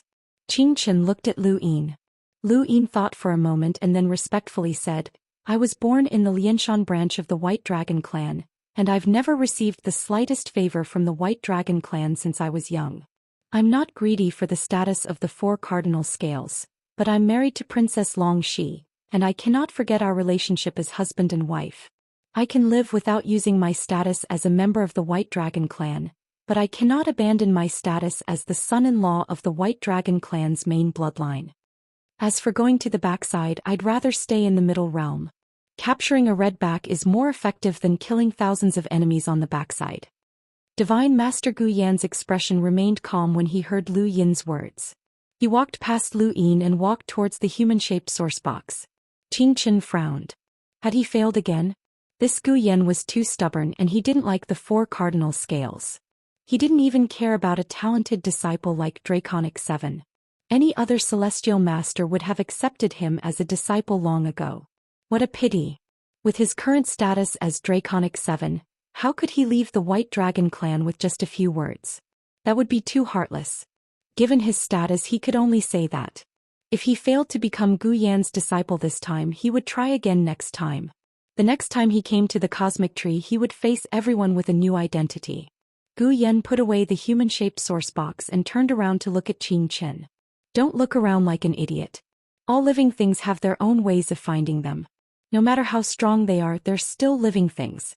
Go to the roots to find out more or ask someone." "What about Draconic 7? Qinchen asked. Gu Yan looked at Lu Yin. "My conditions remain the same. If you've thought it through and are willing to go to the backside, You can find me and become my disciple. He then tossed a palm-sized ring to Lu Yin. You took the human-shaped source box, so this is your compensation. It's equivalent to one of my attacks. As for its power, you can try it out when you're in danger. If this thing can't save your life, then you've had a hard life. Buttface, let's go, said Gu Yan as he left with the guard. Lu Yin looked at the palm-sized ring. This was a windfall. He had wanted to tell Gu Yan not to unlock the human-shaped source box so easily, but then he remembered that Gu Yan was a celestial master, and a human-shaped source box couldn't possibly pose a threat to a celestial master. Qianxia lamented, what a pity. If you could become Gu Yan's disciple, your future would be limitless. Lu Yin smiled. I can't let Longxi down, and I don't want to stay in the backside forever. I'd rather stay in the middle realm and catch spies. Qianxia still felt sorry for Lu Yin, but he didn't say anything else. Honestly, he also felt that it was a pity that Lu Yin had to stay in the backside forever. There was no shortage of people like Lu Yin on the battlefield, and staying in the middle realm would make him more useful. Qianxia brought Lu Yin back the way they had come, as he wanted to find the Adventurer King. Gu Yan had been right about one thing. All living things, regardless of whether they were strong or weak, had a way to find them, and the roots were clearly the best at this. Finding the Adventurer King was much easier than finding the Anteater, and Qianxia managed to contact him with just a few people. Chapter 1529. Senior, you're looking for a large number of dino ants? Adventure King was surprised, as he had not expected Qianxia to take action against dino ants. Qianxia helplessly replied, I'm sure you've heard about the situation on the other side of the battlefield. The superintendent suspects that a spy has brought the newest dino ants into this region of space, and she's already locked onto the target. Once we confirm that the newest dino ants have appeared in the mortal realm, we can immediately capture them. Otherwise, due to their special identities, we have no evidence. Adventure King was shocked. If even Senior wants to capture them based on evidence, then that spy must be very important. He then took out some powder from his cosmic ring and handed it to Qianxia. This powder can emit the dinoant's favorite scent, and it can attract dino ants in a certain area. I hope it'll be useful to Senior. Lu Yin hurriedly accepted it. Thank you, Qianxia said gratefully. Not long after, Qianxia sprinkled some of the powder into the air, and it drifted away with the wind, bringing Lu Yin to the astral source universe. Dino ants were scattered throughout the mortal realm, but they were not everywhere. They were just not differentiated by region. The smell of the powder could not spread throughout a region all at once. Qianxia and Lu Yin used the powder to attract dino ants, but it took them 2 days to attract the first wave. The dino ants were not attracted to kill them, but rather to attract the anteater that might be present. Qianxia used the powder to attract dino ants and led them around mainly to the 6th region. During this time, they attracted the attention of other beasts, who were either scared away by the dino ants or Qianxia. The further they went, the more dino ants they attracted. At first they were just spheres, but now they had grown into giants. Lu Yin was puzzled. Superintendent, shouldn't a half-ancestor powerhouse be able to easily eliminate all dino ants with this method? The only dino ants that can be attracted are those that don't have an ant queen, Qianxia replied. Lu Yin recalled that they had been surrounded by dino ants controlled by an ant queen on the other side of the battlefield. The ant queen was equivalent to the dino ant colony's brain, so it was impossible for it to be attracted by the smell. Roots hunts down dino ants every year, and it's probably because of this method, but the dino ants' numbers have not decreased, Qianxia said in a low voice. He looked back at the giant dino ants and couldn't help but want to exterminate them all. Let's go to the 5th region, Qianxia said. They had already explored the 6th region and had returned to where they had first discovered the azure grass, but there was still no trace of the anteaters. Lu Yin nodded. Suddenly, Qianxia paused and stared at the ground as if he had discovered something. Lu Yin subconsciously spread out his domain and searched in all directions, but he found nothing. The next moment, the soles of their feet trembled and Qianxia grabbed Lu Yin and flew up into the sky. They even entered the astral source universe, and the terror ants quickly scattered after sensing the sudden disappearance of their scent. Superintendent. Lu Yin grew anxious. Qianxia's face was solemn. Quiet. The ground that they had just stepped on began to move. Then with a flip, the heavens and the earth shook, revealing a huge circular mouth. That was an anteater. Lu Yin's eyes narrowed as he saw it again. That's right, it was the anteater. It had been there all along, but neither he nor Qingchen had noticed it at all. When Qingchen saw the anteater, his face became more serious and vigilant. The anteater turned its mandibles around and aimed them at Lu Yin's back. Then it began to devour him, causing the void to distort. Even Lu Yin, who was within Astral Source Universe, was almost sucked away. If this anteater could affect Qingchen's ability to protect Lu Yin, then could it be a demigod ancestor? Countless terror ants attracted by Qingchen were on the anteater's back, and they could not escape at all. They were all devoured by the anteater. Then the anteater's eyes turned and stared at Qingchen and Lu Yin. Compared to its huge body, its eyes were very small, but to Qingchen and Lu Yin they were extremely large. The mandibles turned again and aimed at the two of them. Qingchen's expression changed and he grabbed Lu Yin to escape. The mandibles emitted an indescribable devouring force, and the entire void was pulled up like a curtain. Then it was sucked into the mandibles. A huge void crack spread in all directions and endless darkness descended. This was the Astral Source Universe. The sky above the 6th district changed. Lu Yin's body could not help but be sucked in, but Qingchen held on tightly. He raised his hand and a drop of clear water appeared. He then threw it at the anteater. The clear water entered the anteater's mandibles and then swept past its body. The clear water became turbid, and the devouring force of the anteater's mandibles weakened significantly. Qingchen raised his hand again and several drops of clear water were thrown out. The anteater's body moved and it raised its claws high. The claws tore through the void and blocked out the sun. Qingchen did not know what he had done, but Lu Yin heard a huge explosion and blood flowed from his ears. After that he did not know anything else. This was a battle between half-progenitors, and Lu Yin was so close that he could not see, hear or comprehend it. After an unknown amount of time, Lu Yin slowly opened his eyes and saw the huge middle realm above his head. He saw the stars swaying and he suddenly stood up and looked around. He was still in the lower realm and not far away the azure grass swayed with the breeze. However, the terrain had changed greatly. "You're awake," Qingchen's voice rang out from nearby. Lu Yin turned around and rubbed his head. "Superintendent, what happened?" Qingchen was slightly exhausted. "We found the anteater. It has the power of a half-progenitor and is very strong." "Then where's the anteater?" Lu Yin looked around. Qingchen replied, "It was captured." Lu Yin was shocked. "Superintendent, you captured it?" Qingchen shook his head. "That anteater is not simple. At most I could force it back, but it was impossible to capture it. The governor took action." "The governor? A progenitor?" Lu Yin was speechless. Qingchen nodded and smiled at Lu Yin. "The governor descended and captured the anteater. Long 7, the superintendent admires you very much. Have you ever thought of becoming his disciple?" Lu Yin blinked. Why was he asking for a disciple again? Grandmaster Deng Guyen and now the governor.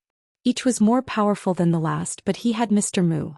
Qingchen thought that Lu Yin had not reacted, so he continued, "The governor wants to take you as his disciple. What do you think?" Lu Yin was stunned. "Superintendent, I don't know." "Oh, what's there to not know? Don't you want to become a progenitor's disciple?"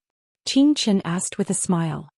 He had always admired Lu Yin, and this admiration had been intended to nurture him from the start. Later, in order to attract the shaman spirit god, he had been willing to risk Lu Yin's life. Now, as the two spent more time together, Qingchen had begun to recognize this young man. Becoming a disciple of the governor would completely change one's status, and it would not be lower than the junior ancestor of the 4 cardinal scales. Qingchen was happy for Lu Yin, and he had not expected Lu Yin to refuse. Could Lu Yin refuse? Of course he could not openly refuse. Otherwise, everything he had built up in the humble school would be for naught. He wanted to leave this part of the universe, but he did not want Long 7's identity to become a stain. The best way was for Long 7 to disappear in the midst of his meritorious service and become a legend. "Superintendent, am I qualified?" Lu Yin asked nervously. Qingchen smiled. "If the governor says you are qualified, then you are qualified. Right, let's go. We've found the anteater and your contribution points have been filled. Don't worry, you'll still be rewarded when you return to the humble school." "Where are we going now?" Lu Yin asked. Qingchen replied, back to the humble school of Huayin and wait for news from the governor. After all, you are the son-in-law of the White Dragon clan's main bloodline. If he wants to take you as a disciple, he'll have to negotiate with the White Dragon clan. Lu Yin nodded, hoping that the negotiation would not succeed. The same scene played out on the battlefield behind them. Not long after returning to the second base from Gu Yan, Old Monster Long met Grandmaster Denghua. Grandmaster Denghua looked at Old Monster Long and eagerly looked for Lu Yin. Old Monster Long had initially wanted Lu Yin to become a disciple of Grandmaster Denghua. After all, a real Yuan formation master had a very high status, and he could fill the gap that the White Dragon clan did not have an origin formation master. However, as Lu Yin's lock-breaking talent increased, Old Monster Long's vision had changed. He was no longer limited to just being a real Yuan formation master, and he wanted to find an origin formation heavenly master. Thus, when faced with Grandmaster Denghua's inquiry, Old Monster Long only said, Long 7 was targeted by the 12 marquises, so he could only withdraw from the battlefield behind them. He should be returning to the central realm with Qianxia now. Grandmaster Denghua politely said, I want to take Long 7 as my disciple. What is the White Dragon clan's stance on this? Old Monster Long's face twitched. If this had been the beginning, he would have been very happy, and he would have even been willing to change his attitude toward Lu Yin. Now, however, he hoped that the Origin Formation Heavenly Master would take Lu Yin as his disciple, so he was not too enthusiastic about Grandmaster Denghua. Of course, he could not directly refuse. Grandmaster, can you leave the battlefield behind us? It's unlikely that Long 7 will come to the battlefield behind us for the time being. Grandmaster Denghua smiled. I've already considered this issue. Long 7 can stay at the Lockbreaker headquarters and be taught by me for a period of time. He won't be allowed to enter the battlefield and he won't even get close to it. He can spend most of his time in the Central Realm. After all, he's the sect master of the humble Huaiyun school, so he has the right to stay in the Central Realm. He won't have to stay on the battlefield behind us like the other Lockbreakers. Old Monster Long feigned happiness. That would be for the best. Grandmaster Denghua smiled and nodded. But why are you suddenly so anxious to take Long 7 as your disciple? Old Monster Long asked curiously. Grandmaster Denghua smiled. He's so young and he's already grasped 2 source box arrays. He's also been able to research and repair the Origin All in such a short amount of time. He's even able to control the red glow. With such a genius, any Lockbreaker master would be happy to take him as their disciple, let alone me. This was the reason why Old Monster Long had decided to take Lu Yin as a disciple of the Origin Array Heavenly Master. If Gu Yan wasn't enough, then Old Monster Long would look for another Heavenly Master. As for Grandmaster Denghua, Old Monster Long was sorry, but the more anxious he was, the more it showed how talented Long 7 was. Old Monster Long really couldn't let Grandmaster Denghua ruin a lock-breaking genius that only appeared once in countless years. Please wait for a few more days, Grandmaster. Long 7 is currently on a mission with Qianxia, and even I don't know what the mission is. Once he's done, he'll immediately be summoned to the battlefield behind us to take Grandmaster as his master. Old Monster Long smiled. He didn't reject Grandmaster Denghua's offer as a backup plan just in case. Grandmaster Denghua didn't find this strange. Alright, then I'll go back and wait. Don't worry, Denghua, will definitely train a Lockbreaker master for the White Dragon clan. Old Monster Long smiled even more happily. Thank you, Grandmaster Denghua. Thank you. Chapter 1530. After Grandmaster Denghua left, Elder Long raised a hand and contacted someone. After a while, the Cloud Connect stone vibrated, but no one appeared. Instead, an eye appeared. It was turbid and filled with age. Elder Long bowed when he saw the eye. Greetings, Ancestor. Elder Long had contacted the White Dragon Ancestor, who was known as the Dragon Ancestor. He was one of the strongest powerhouses in the Cosmic Tree Realm and a pillar of the White Dragon tribe. The 4 cardinal scales represented the 4 great powers, and they were also the 4 ancestors. They restrained and supported each other to protect the human race, and the Dragon Ancestor was one of them. His turbid eyes looked at Elder Long. What is it?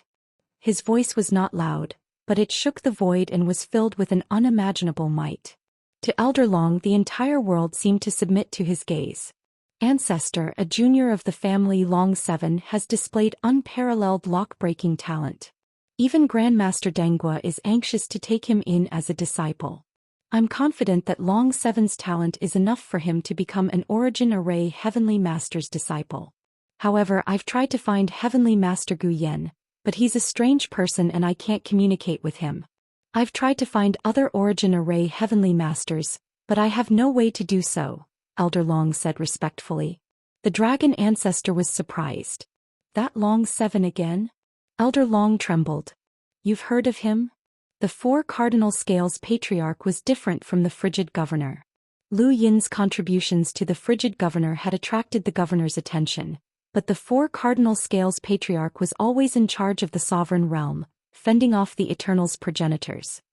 He would not interfere in the affairs of the lower realms, and he had even ignored the fourth junior ancestor's imprisonment. Elder Long could not figure out what Long Seven had done to attract the dragon ancestor's attention. Old Heretic contacted me and wants to take Long Seven as a disciple. He's asking for my opinion, the dragon ancestor said. Elder Long was shocked. The Frigid Governor wants to take Long Seven as a disciple? What do you think, ancestor? The dragon ancestor was silent for a moment. Let me see. Old Monster Long's thoughts were in a mess. He was a lock-breaking prodigy, a cultivation prodigy and a combat prodigy. Furthermore, he had the ability to capture redback spies. This Long Seven was so perfect that it was frightening. To a certain extent, he had even surpassed the fourth young master. Contact Long Ku and send out invitations to the outside world. I will contact Old Heretic to formally acknowledge him as my master and enter the family register on the same day. At that time I'll invite the Four-Way Scales, the Central Realms Farmers School, the Lu family Xian Academy and even the people from the Lockbreaker headquarters. I'll let them see the rise of the White Dragon clan. With the fourth young ancestor trapped, the White Dragon clan will not have any gaps. Even if that girl who was supposed to be the hope of our clan's rise, dies, so what?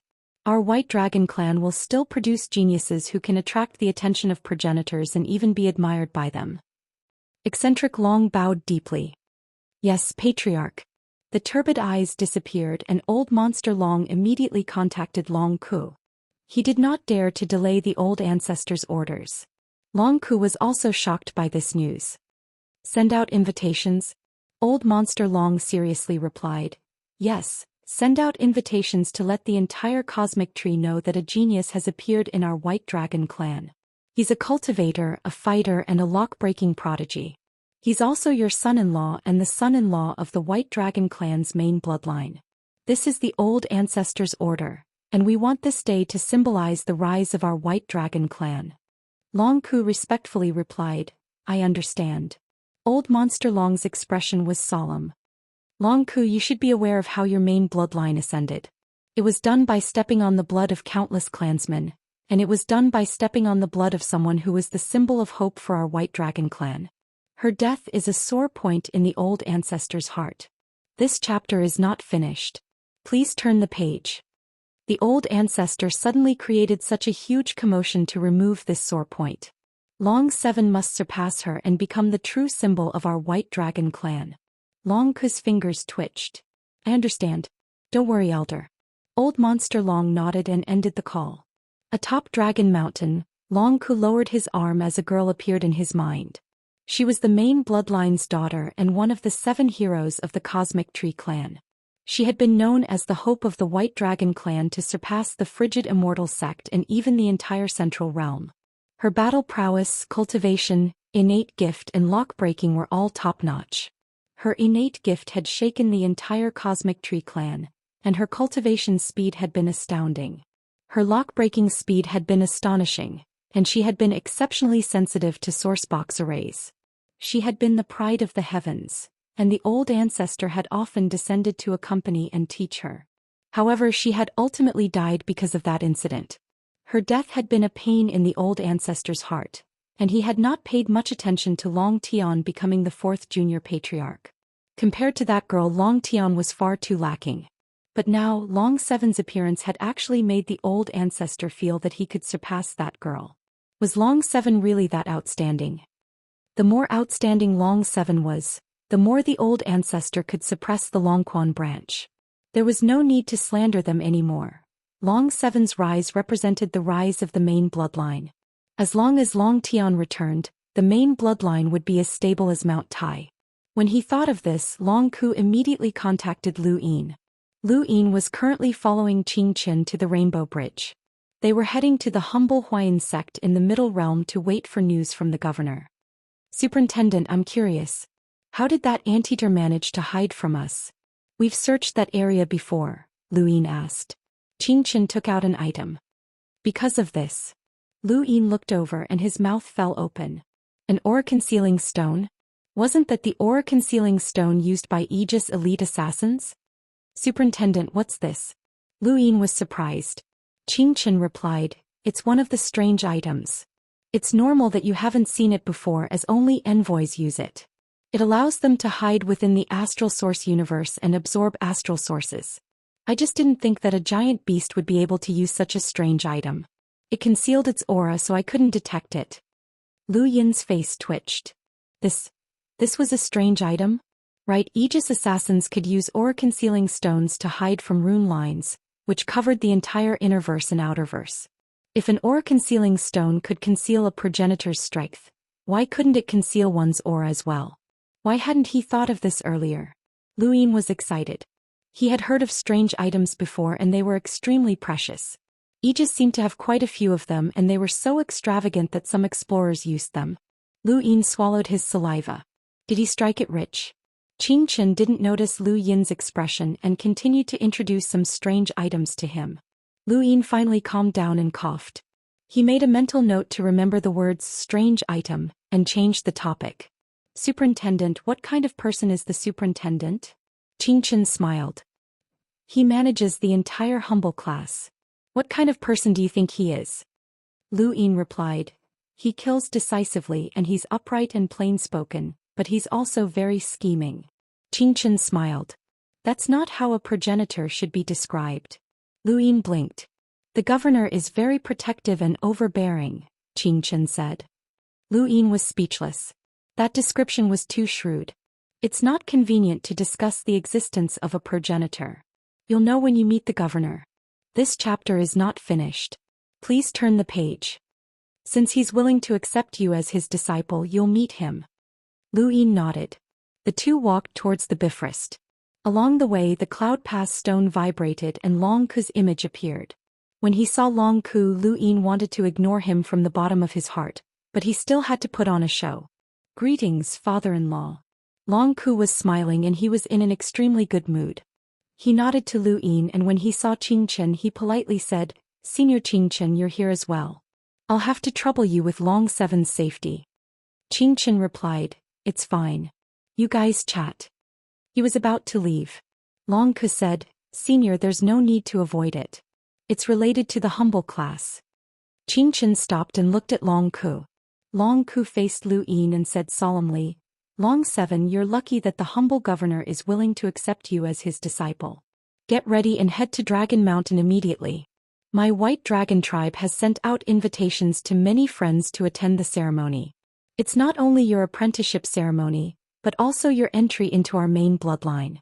Lu Yin was surprised. He hadn't expected the governor to take the initiative so quickly. Even Qian was surprised.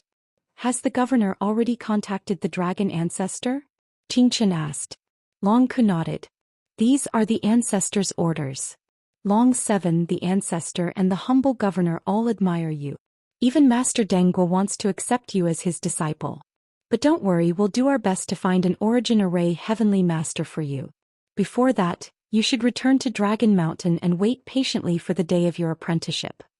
Lu Yin's gaze was complicated, but he couldn't show it at this time. He even had to be very happy. He was ecstatic. Yes, Long Seven will rush back to Dragon Mountain as soon as possible. Long Ku was satisfied and looked at Qian. Long Seven has troubled you all this time. From today onwards, the relationship between the White Dragon tribe and the humble school will be even closer. You should come to Dragon Mountain more often. The 100 Dragons brew has been waiting for you for a long time, huh? Qian also smiled. Of course. Qian closed the cloud vision stone and patted Lu Yin's shoulder. He sighed. If I could have been apprenticed to a progenitor back then, I might have broken through the 3rd stage by now. What a pity. Lu Yin looked at Qian. Even if you didn't break through the third stage, it's not completely impossible for you to break through to the progenitor realm. I've heard of a saying before. The Tao of Heaven leaves a line and there will always be a chance. Qing Chen smiled bitterly. I still need you to comfort me. Let's go, I'll take you to Dragon Mountain. In the Sovereign Realm, in the Withered Glory Realm, in the Meditative Ruins, after more than a year, a progenitor finally arrived. Outside the Meditative Ruins, there were 2 half-progenitors who stood guard all year round. When the 4 young ancestors had been trapped, the 4 cardinal scales had tried everything to rescue them, but they had not been able to. Once a half-progenitor came into contact with the Meditative Ruins, they would quickly forget everything. However, they would still have enough time to retreat. If they wanted to rescue the 4 young ancestors, they would need a progenitor to act. Back then, the desolate ancestors' suicidal battle style caused too much damage to the Eternals, and the Eternals tried their best to set up traps in the Withered Glory Realm. These traps are specifically targeted at half-progenitors. The Wang family's meditative ruins continuously attracted experts, but because too much time has passed, they no longer pose a fatal threat to half-progenitors. The person who cooperated with these traps should be a half-progenitor. Even if they aren't at the level of the 12 marquises, they shouldn't be too far off. Only then can they pose a threat to half-progenitors. A gentle voice sounded from outside the meditative ruins. The 2 half-progenitors who were guarding the area hurriedly bowed. Thank you for your guidance, ancestor. We understand. End of chapter. Chapter 1531. As soon as he finished speaking, the bodies of the 2 half-martial ancestors stopped moving. A kind of panic that came from the bottom of their hearts spread out. A wave of energy enveloped them and covered the heaven and earth. They had a premonition that as long as this power wanted to, it could easily destroy them. They wouldn't be able to fight back at all. This was the power of a progenitor. They didn't know which progenitor was attacking them as he was far away in another part of the sovereign realm. He wouldn't let the Eternals know that they were leaving, nor would he let the humans know, because Hong Bei was among the humans. The meditative ruins shook. Wang Su, Xia Shenfei and Long Tian opened their eyes at the same time. Retreat immediately, said the progenitor. Just as the 3 of them were about to leave, the void suddenly split open with a loud bang. The progenitor shouted, You dare enter the Withering Glory domain? Since we've set up this trap, how could we let you destroy it so easily? How long can you trap them? That depends on how many people you humans can send to save them. The Sovereign Realm has 5 great spell formations. How many people can you send? The progenitor had encountered another progenitor, the Eternals. He couldn't save Wang Su and the others, but at that moment the 2 half-martial ancestors guarding the meditative ruins didn't care about Wang Su and the others, nor did they care about the progenitor's battle. They were staring at Bai Xiaohong, who was lying on the ground. The 2 half-martial ancestors looked at each other in shock. They stared at Bai Xiaohong for a long time before holding their breaths. He's dead. This is troublesome. The starry sky of trees is shaking. In the top realm there was a world built around a cold pond. The mountain gate was ethereal like a celestial realm. In the sky, white clouds emitted a gentle light, bringing light to this world. Every single white cloud emitted a light that made people feel comfortable, making them feel at peace. Below there was a continuous mountain range, a clear lake and a star that revolved around the mountain range, but was definitely not higher than the peak. This was the Frigid Immortal sect. Frigid represented the cold lake, and the word, Immortal, was a description of the Frigid Immortal sect. It was also the realm that the disciples of the Frigid Immortal sect wanted to reach in their entire lives. No matter how the cold Immortal sect looked to the outside world, the atmosphere within the sect was always peaceful. However, this peace was interrupted by a piece of news. Bai Xiaohong was the young patriarch of the Frigid Immortal sect and Bai Xian'er's younger brother. His death shook the entire Frigid Immortal sect and even the top world and the entire starry sky of trees. Are you sure Xiaohong is really dead? The voice came from a middle-aged man. He was the current sect leader of the Frozen Immortal sect, Bai Ting. Yes, sect leader. Confirmed dead. Bai Ting's gaze was ice-cold. Seal off all information from the Central Realm. At the same time, contact the Xia clan, the White Dragon clan and the Farmers clan. Bring everyone who left the Withered Glory Realm to the Cold Immortal sect and interrogate them one by one. Sect leader, the princess of the Xia clan, Xia Tai Li Wu Tai Bai Long Qi from the White Dragon clan, and Nong San Yang from the School of Agriculture are all direct descendants of the frigid immortal sect. They won't agree to bring him to the frigid immortal sect, said Bai Ting. Bai Ting said in a low voice, then think of a way to capture them, especially those from the Xia family. When those people left the withered glory realm, they didn't say that Xiaohong was dead. Xiaohong was the strongest junior ancestor, so how could they not know about his death? The only person who could make them keep quiet is Xia Taili, the princess of the Xia family. Yes, I'll talk to them, said Bai Ting. After a short time, Bai Ting received news that the Xia clan, the White Dragon clan, and the School of Agriculture had all refused and had come to express their condolences. They were sad about Bai Xiaohong's death, but they also said that they wouldn't let their disciples be questioned by the frigid immortal sect. Xin Wu Tian's words were especially harsh. Bai Ting wasn't surprised. Who else? A total of 6 people came out of the ruler world. Xia Tai Li Wu Tai Bai Nong San Yang Shang Qing Long Qi and Lu Tianmu. Apart from Xia Tai Li Wu Tai Bai Nong San Yang and Long Qi, only Shang Qing and Lu Tianmu are left. They're currently in the headquarters of the humble school of Huayun. Then bring them all here, said Bai Ting sternly. Sect leader? Capture them directly? Bai Ting hesitated. With his personality, he naturally wanted to capture them directly, but they were 2 of the 4 balanced powers, and the School of Agriculture and the humble class. Neither of them was easy to provoke. Even though the frigid immortal sect was domineering and could suppress any group, they didn't have the ability to fight against all of them at the same time. At that moment, someone came to report that Yuchen wanted to see him. Greetings, sect leader, said Yuchen, who was wearing plain clothes. Her face was pale and her eyes were red. She bowed to Bai Ting. Bai Ting sighed. What are you doing here instead of guarding Xiaohong's coffin? Yuchen raised her head and resolutely replied, I'm here to find the true culprit who killed the junior ancestor. Do you have any leads? Asked Bai Ting. Yuchen replied, Long 7 is the most suspicious. Bai Ting was stunned. Long 7? Yuchen told him everything she knew about Lu Yin, especially how she had plotted against him and how she had failed. Sect leader Long 7 is definitely not as simple as he seems on the surface. Otherwise he would have been finished back in the Yin mountain region. Now he's reached such glorious heights step by step, and he's even become the humble class's sect leader. He's received the humble governor's appreciation and wants to be taken in as a disciple. The White Dragon clan has even sent out invitations to him, and they want to add his name to the main bloodline in front of the 4 balanced powers. This isn't something that a mere son-in-law of a branch family can accomplish. His performance is too perfect, and his cultivation is advancing by leaps and bounds. He's already caught up to the 4 junior ancestors, and his lock-breaking ability has attracted the attention of Realmuan's formation masters. In terms of battle prowess, he's even fought against an emissary, and he has the ability to see through people's weaknesses. His efficiency in searching for Redback even surpassed half-ancestor Cleardusts. Everything is too perfect. The more perfect it is, the more likely it is to be an illusion. But Long 7 was only a hunter when he accompanied the junior ancestor to the sovereign realm. He can't possibly be a match for the junior ancestor, right? Someone asked. Yu Chen's gaze trembled.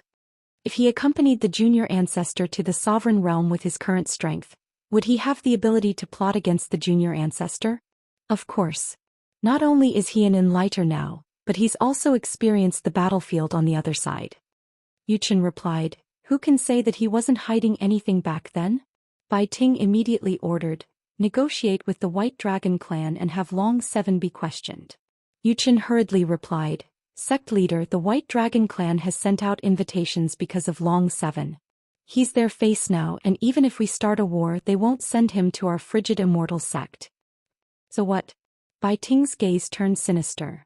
Does my frigid immortal sect fear the White Dragon clan? Yu Chen frowned. Bai Ting had been promoted to the position of sect leader, but he was too impulsive and insufferably arrogant. Although he was easy to control, it took a lot of effort to persuade him. Sect leader, since the worst-case scenario is a war, why don't we just capture Long 7? Bai Ting's eyes lit up. That's right. I'll send someone to capture him. Yu Chen respectfully replied, I'll have Yu Dai closely monitor the Xianxia and Lu Tianmu's movements as well as confirm Long Seven's whereabouts. Jade Peak was where Yu Qin had trained her Yu Dai, and it was also where she had plotted everything. After returning to Jade Peak, Yu Chen's expression darkened as she looked through all the information regarding Lu Yin. She had always had someone organize all the information regarding Lu Yin separately, and it was finally put to good use. If not for this summary of information, Bai Ting would not have been able to confirm that Long Seven was the most suspicious person. She was certain from the bottom of her heart that Long Seven had secretly harmed Bai Xiaohong. Don't worry, junior ancestor. I'll definitely capture Long Seven and find the real culprit, Yu Chen muttered to herself. Behind her, Lu Xiaoge walked over and handed her another stack of information. Yu Chen glanced at him. From now on, keep an eye on the humble school of Huayun and keep in contact with Yu Dai. If Long Seven appears in the humble school of Huayun, report to me immediately. Yes, Lu Xiaoge replied respectfully. Yu Chen had always been very satisfied with him. He was smart and meticulous. If she left this matter to him, nothing would go wrong. After Yu Chen left, Lu Xiaoge glanced at the stack of information and his lips curled up. You really do have stories everywhere you go. This time there's big trouble. The frigid Immortal sect is going all out to capture someone, and that person definitely won't be able to escape. Lu Yin stepped onto the Bifrost once more and headed towards the top realm. He didn't know that news of Bai Xiaohong's death had already spread, and he also didn't know that the frigid Immortal sect had placed him as their prime suspect because of Yu Chen. That was until the White Dragon clan's leader Long Ku contacted him. Bai Xiaohong is dead? Both Lu Yin and Qing Chen were shocked when they heard the news. Long Ku looked at Lu Yin solemnly. You really don't know? Lu Yin shook his head. I don't know. The four young masters were fighting in the Oblivion ruins, and I didn't even see who stole their origin item. I couldn't even see their battle clearly. Long Ku frowned. He couldn't see clearly because the four young masters could temporarily enter the astral source universe. Long Seven had only been a hunter back then, so it was normal that he couldn't see clearly. No matter what, because of Bai Xiaohong's death, the frigid Immortal sect wants everyone from the sovereign realm to go there and be interrogated. However, we can't agree, Long Ku said. He then looked at Qing Chen. Senior, please escort Long Seven to Dragon Mountain. I suspect that the frigid Immortal sect will act directly, and my family has already sent people to receive you. Qing Chen's expression was solemn. Don't worry, I'll escort Long Seven safely to Dragon Mountain. Thank you, Senior, Long Ku said respectfully. Lu Yin lowered his arm and his eyes flashed. He hadn't expected that Bai Xiaohong's death would be discovered. This was troublesome, as the frigid Immortal sect would definitely be watching everyone like a rabid dog. Let's go. We need to speed up.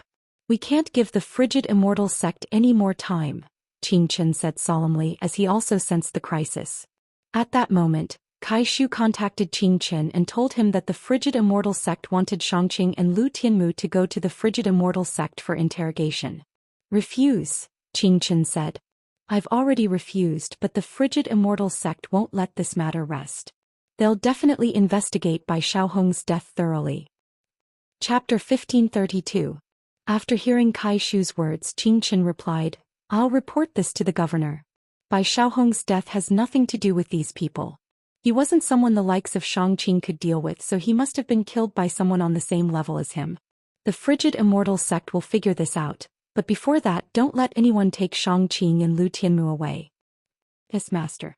At the same time, Lu Yin received a direct message from Xianxia. The frigid Immortal sect wants to take you away. Qing Chen didn't read the message. Lu Yin ended the call. Before going to the Red Flower Garden, he had given Xianxia Yu Dai's contact information so that Xianxia could keep track of the frigid Immortal sect's movements. Now that Yu Dai had sent a message to capture him, it seemed to have something to do with Yu Chen. Lu Yin asked Qing Chen, Superintendent, can we go to the humble school of Huayun first? Qing Chen replied, Time is of the essence. We must reach Dragon Mountain before the frigid Immortal sect makes any arrangements. Lu Yin replied bitterly, I'm afraid it's already too late. If the frigid Immortal sect insists on capturing me, they must have already sent someone to wait for me at the end of the Bifrost Bridge. Qing Chen fell silent. Superintendent, the jade pendant I used to contact Boundless is still in the humble school of Huayun.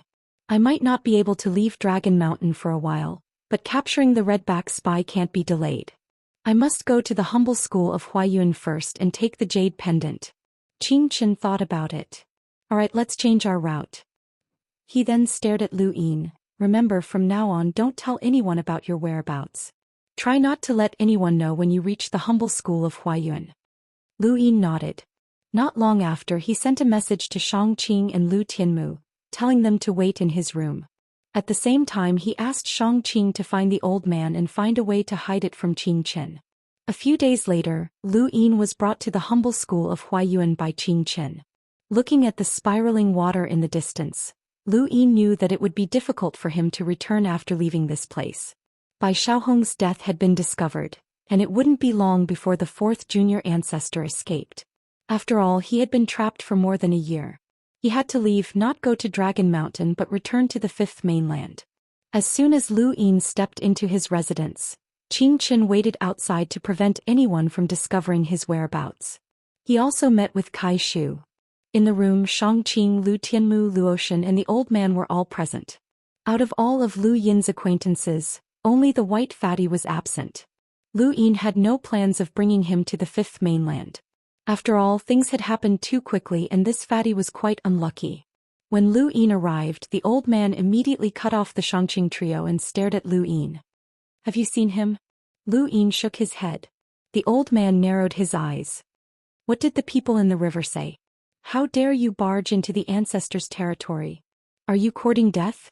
I'm going to wipe out your entire family, Lu Yin replied. The old man asked. There was an old woman who used her arm as a blade. What did she say? Don't worry, it's almost done. What else do you want to eat? Fried ice fruit? Grilled fish? I'll do it, huh? The old man's expression changed, and he continued to ask questions about the madman in the Red Garden. Lu Yin answered all of them without missing a single detail. The old man closed his eyes and asked bitterly, Is he really not there? Lu Yin looked at him. Is that person really that important? Didn't you say that you could confirm that he was in the Red Garden? You don't seem to care that much about him. The old man was not in the mood to deal with Lu Yin and he looked outside. Looks like you've gotten yourself into big trouble. Lu Yin replied, I want to go back. The old man sneered. I can help you temporarily block Qingchen's perception of us, but it's impossible for you to escape. You won't be able to escape under his watch. You go and stop him, Lu Yin said. The old man laughed. Kid, what makes you think that this old man will help you? Lu Yin replied, I know that going to the Red Garden is your ultimate goal. You want to find that person, and if he's not in the Red Garden, then I'm of no use to you. But have you thought about it? I'm going to Dragon Mountain to become a disciple of the governor. He's a progenitor and my future is limitless. You want to escape back to the fifth mainland? Why the hell would you want to become a disciple? The old man rolled his eyes. Lu Yin solemnly replied, I'll be back in the future. Then we'll talk about it in the future. The old man was not in a good mood. I'm leaving. We'll meet again if fate wills it, kid. Lu Yin looked up. I know where he is. The old man was stunned and he looked at Lu Yin. What did you say? Lu Yin answered, I know where that person is. The old man stared at Lu Yin, his eyes filled with unprecedented killing intent. Kid, you're courting death. Lu Yin's eyes narrowed. You don't believe me? I've been looking for him for so many years, but I haven't heard anything about him. You've only met him once and you already know where he is? Do you really think that I'm an idiot? You were able to find a spy because of my information, and I was also the one who told you that Yun Mubai was a redback. Kid, I'm warning you one last time, don't try to be smart, the old man said sternly. He made me use the arcane art of life and death and made me recite numbers, Lu Yin said. The old man who had been about to leave suddenly paused. He turned around and grabbed Lu Yin. What did you say? He made you recite numbers? Lu Yin confidently replied, not just numbers but also words carved into the wall. I only managed to recite a few words before I fainted. The old man's body trembled and he stared at Lu Yin in agitation. Recite them for me. Lu Yin calmly replied, I can't. The moment I do I'll faint. A few words should be fine, right? The old man asked sternly. Lu Yin thought about it. Shantong, this is the beginning. The old man's eyes narrowed. Wrong. The beginning was not Shan Tong, but in the middle was Shan Tong. He had messed up the order. That's right, that's it. It's him. Only he knows. Where's he? The old man asked nervously. Lu Yin replied, in the abandoned lands. The old man frowned as he did not believe him. Lu Yin continued, you know where I come from and you've been searching this region for so many years. If he was here, how could you not have found him? How could I have seen him? He's in the abandoned lands. There's a planet in the abandoned lands and there are many beasts living on it. There's a cave with a wall in the cave that he carved into it. Where's he? The old man asked anxiously. He's dead. Impossible. The old man could not believe it. Lu Yin was helpless. He's really dead.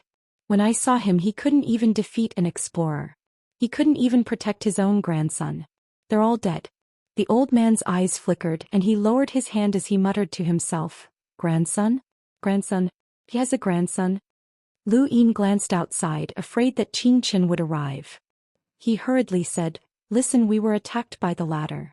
I'll think of a way to escape to the agreed-upon location. At that time you'll have to come with me. If you don't go to the abandoned lands, you'll never find him. He then took out Mount Supreme and placed Shangqing, Lu Tianmu and Luotian inside without another word.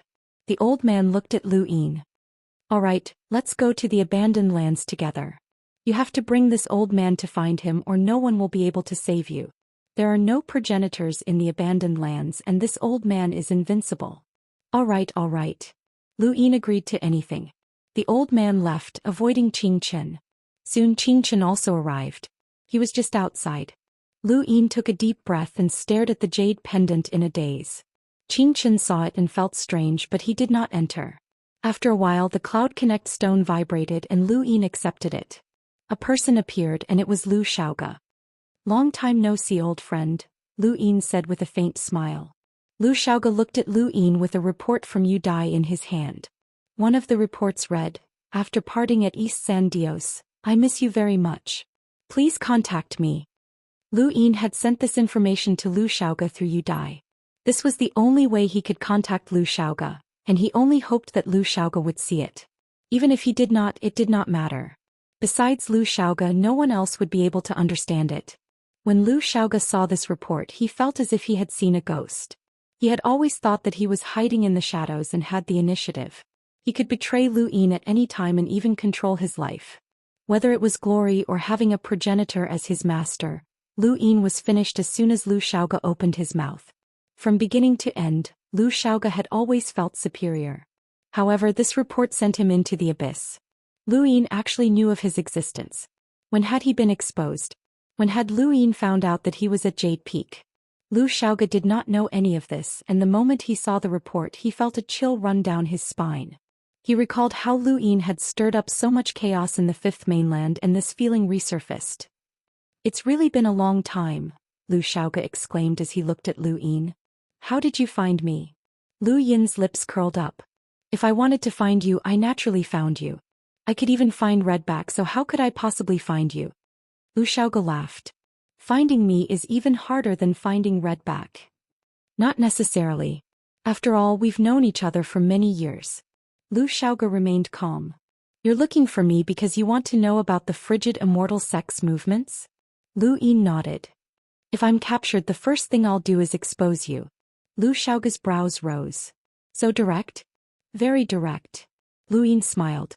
Lu Xiaoge was rather unhappy, but he did not show it. The frigid immortal sect has sent out a half-progenitor and 2 experts with 5 origin tribulations.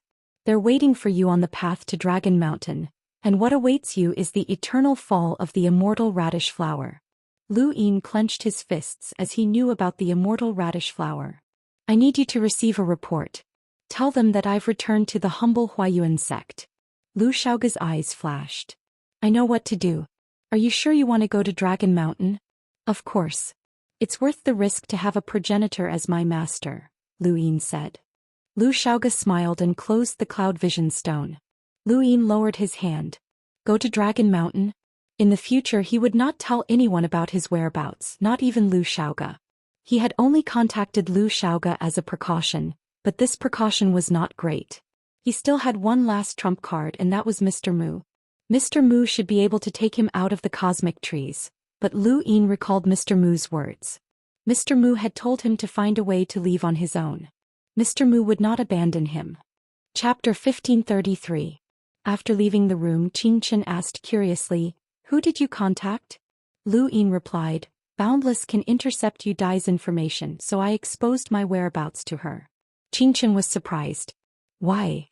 Lu Yin explained, "If the frigid Immortal sect wants to capture me, they'll set up an ambush along the path to Dragon Mountain. Whether it's the Rainbow Bridge or the latter, we'll pass by their ambush. I wanted Yu Chen to act smart." Qing Chen didn't say much. Boundless information is so accurate. He didn't care about the frigid Immortal sect's ambush. Lu Yin felt uneasy. "Superintendent, if the frigid Immortal sect sends someone to intercept us, will we be able to reach Dragon Mountain safely?" Qing Chen's gaze was stern. "Yes." Lu Yin's heart sank as this wasn't the answer he had been waiting for. Qing Chen was so certain that their opponent was the frigid Immortal sect. What trump card did he have? No wonder he didn't care about being ambushed. This wasn't good. Suddenly, Lu Yin recalled his encounter in the mortal realm. Under such dangerous circumstances, the superintendent had appeared. Could Qing Chen's trump card be the superintendent? Mr. Mu could travel through the endless void, and the superintendent was a progenitor, so he couldn't be slower than Mr. Mu. If the superintendent appeared, then even Mr. Mu wouldn't be able to take him away. Although Lu Yin guessed that Mr. Mu was also a progenitor, he was at most on par with the superintendent. One was the superintendent and the other was Qing Chen. Lu Yin had the old man on his side, and if they worked together with Mr. Mu, they might not be able to escape. With complicated thoughts, Lu Yin followed Qing Chen to the ladder. Success or failure would be determined in the next moment. Within the humble Huayuan school, the white fatty proudly commanded a group of people. "That guy must be a spy." "Scope." "Yes." "Where's Shangqing? Where did he go?" the fatty asked, suddenly feeling that something was missing. "I didn't see him." "And Lu Tianmu?" "I didn't find him." "Forget it, let's go and capture the spy." Far away, many people lined up to worship the sword steel. The Lu family's disciples weren't far from it, and sword chi flashed from time to time in every area.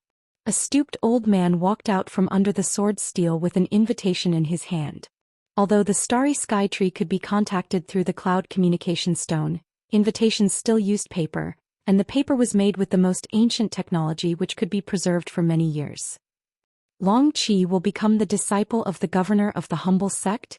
This really is a major event," said the elder with a surprised tone. He thought back to that little fellow who was standing below the sword steel. His attitude was respectful, but there was always a stubbornness that refused to submit to others. In the blink of an eye, that little fellow had already reached such heights. It was too fast. Even when Long Tian was confirmed as one of the 4 young ancestors during the origin wheel ceremony, the White Dragon race wasn't this serious. Not only is Long Qi a disciple of the White Dragon clan, but he is also favored by the governor of the humble clan. The dragon ancestor is treating him as another Long Xing, the old man said. Lu Yi recalled, no matter how outstanding Long 7 is, he can't possibly reach Long Xing's level. Long Xing was one of the 7 heroes, just like my Lu family's little stone. Whether it was fighting, cultivation, or lock-breaking, his innate gifts were all top-notch, and he truly stood at the peak of his generation. Which of the 7 heroes wasn't at the peak of their generation? None of them were inferior to Bai Xianer. The appearance of the 7 heroes was the best interpretation of that era, and it represented the beginning of humanity's glory. But in the end it all came to an end and only Bai Xianer was born. The elder sighed. It's indeed a pity. The ancestor also said that the 7 heroes might be able to recreate the Dao Source sect's peak of 9 mountains and 8 seas. Lu Yi's tone was gloomy, not only because he felt sorry for the 7 heroes, but also because he felt sorry for the Lu family's most outstanding disciple. The old man slowly stood up. It's time to make a trip. The White Dragon race has sent out invitations, and if we don't go, we won't be giving them any face. That little fellow Long 7 isn't bad either, and I'd like to see what level he's reached to warrant the attention of a progenitor. Far away, the seed garden also received an invitation. Nongya looked at the name Long 7 on the invitation and felt a little uncomfortable. Back then, a few of his spies had been ruthlessly extorted by this kid.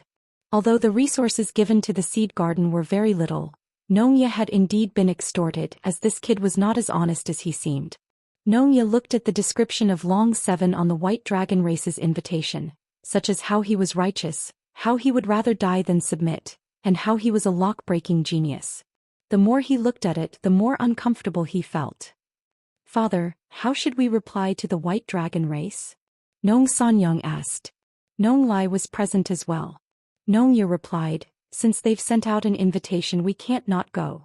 I'll go personally." He then looked at Nong Sanyang. Bai Xiaohong's death has caused the frigid Immortal sect to focus their attention on everyone who left the ruler realm. You're also under suspicion, so don't leave the seed garden. The frigid Immortal sect is capable of doing anything. Nong Sanyang nodded. "I understand. Father, can I go with you?" Nong Lai was eager to go. Nongya thought about it. Sure. There were not many powerful forces in the Central Realm who were qualified to receive an invitation from the White Dragon race. The Lu family and the Seed Garden were the best representatives, and only Xian Academy was on par with them. After these three forces were the Zijin family, the Smoke Cloud sect, and other vassal forces of the Four Cardinal Scales. They had also received invitations. In the mortal realm, the Roots also received an invitation. Although this organization would forever remain in the mortal realm and would not affect the situation in the starry sky of the trees, they were still very respected. They had been silently protecting the mother tree and cleaning out the vermin. They were also secretly protecting the humans. In the hearts of many in the starry sky of the trees, their status was about the same as the people on the battlefield on the other side. The mortal realm was not much safer than the battlefield on the other side. However, it was not clear whether the Roots would send people to the border Dragon Mountain to observe the ceremony. Even the Four Cardinal Scales would not make things too difficult for the Roots, as they would use death to protect their dignity. This was the Roots' belief. Although some of them were afraid of death, the majority were not. In the upper realm, the Wang family also felt uncomfortable when they received the invitation. Originally, the Four Cardinal Scales had been dominated by the frigid Immortal sect, while the other three forces were equal. At most, only the Xinwu Plain was slightly stronger. But now their young ancestor was trapped, and a peerless genius like Long Qi had appeared in the White Dragon race. It was so perfect that the Wang family could not accept it, but it had already happened. They had to send people to observe the ceremony. Should we ask Wang Yi to come out? His injuries should have healed by now, someone in the Wang family suggested, but Wang Si refused. Why would we ask him to come out? To embarrass himself? I've seen Long Qi before. He's extraordinarily brave, and now he has a progenitor as his master. He's also very good at lock breaking. This kind of person is infinitely close to Wang Su and the others. He's not someone Wang Yi can compare to. What do you mean, Elder? I'll go personally. By the way, Yunna's punishment is almost up. Let her accompany me. Yes, Elder. In Xinwu Plain, the hellworm was glowing.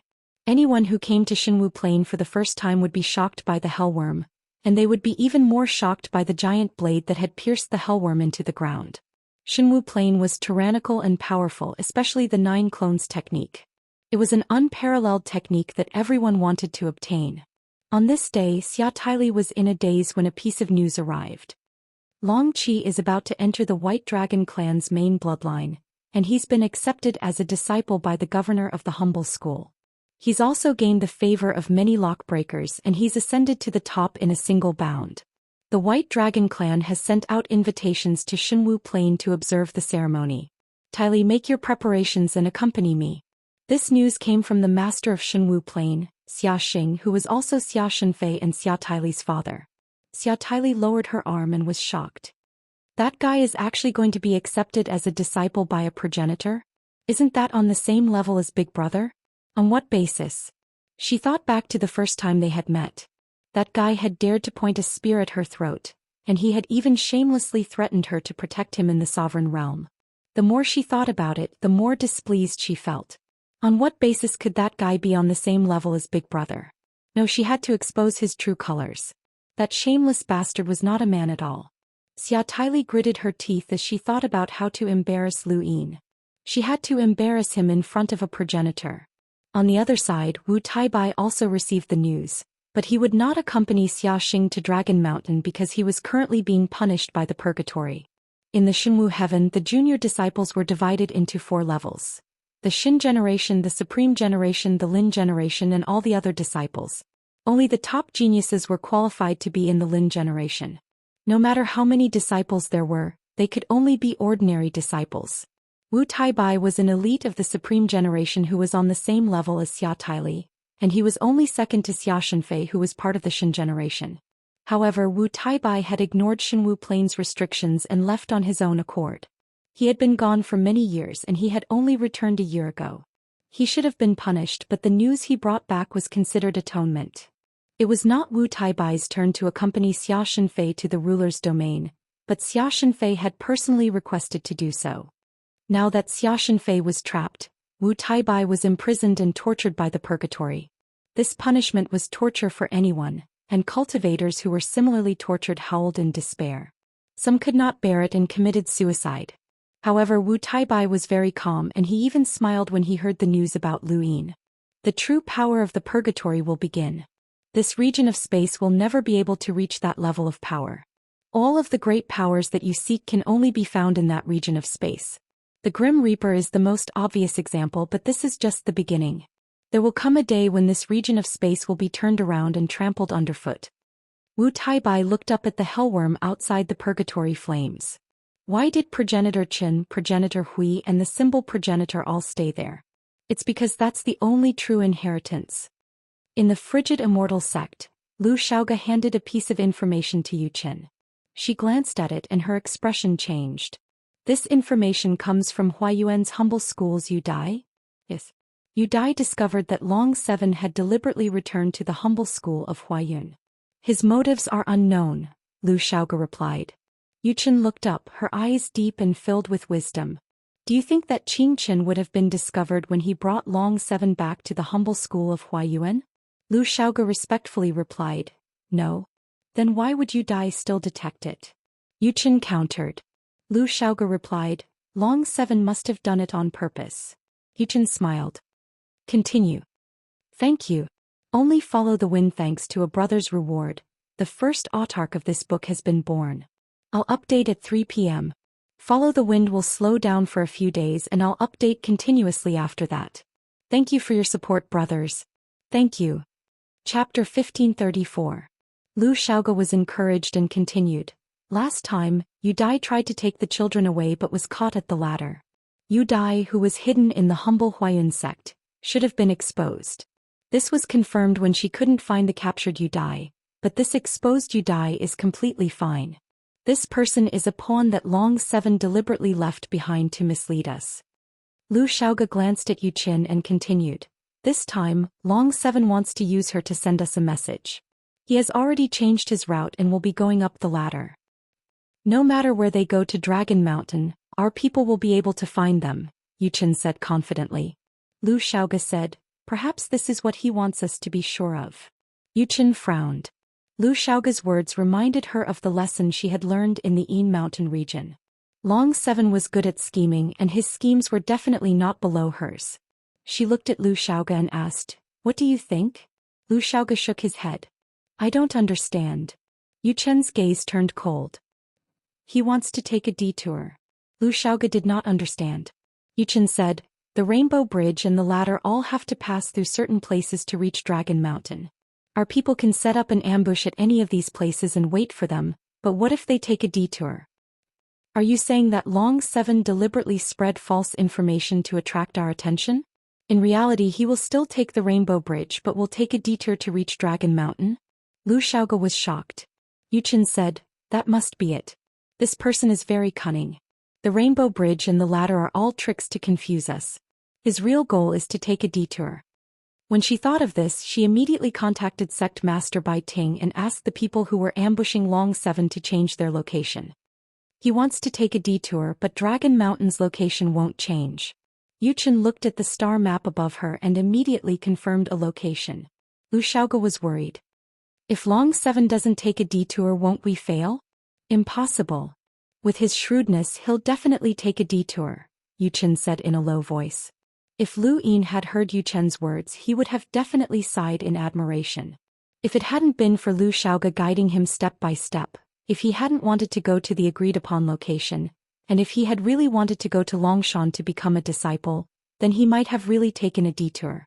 Most people would have been fooled, and if they knew that he had returned to the humble Huayun school, they would definitely have taken the ladder to the topmost realm. The smarter ones would have guessed that this was fake news and would have taken the Bifrost Bridge, but in reality, Lu Yin wouldn't have taken either of these paths.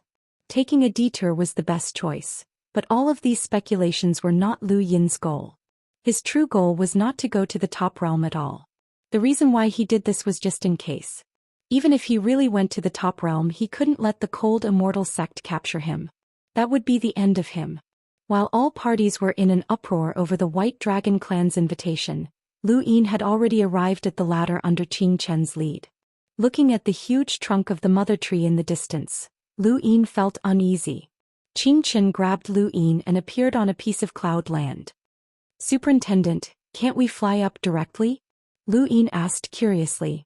Qing Chen said, "Other than the people of the four-way scales, no one else is allowed to enter the top realm and the middle realm by any other means unless specially approved." Hegemony again. Lu Yin looked around. Why hasn't the old man arrived yet? Is he reliable?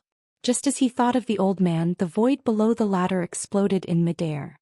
Countless people who were waiting in line to board the Cloud Continent and many disciples of the Smoke Cloud sect fainted instantly.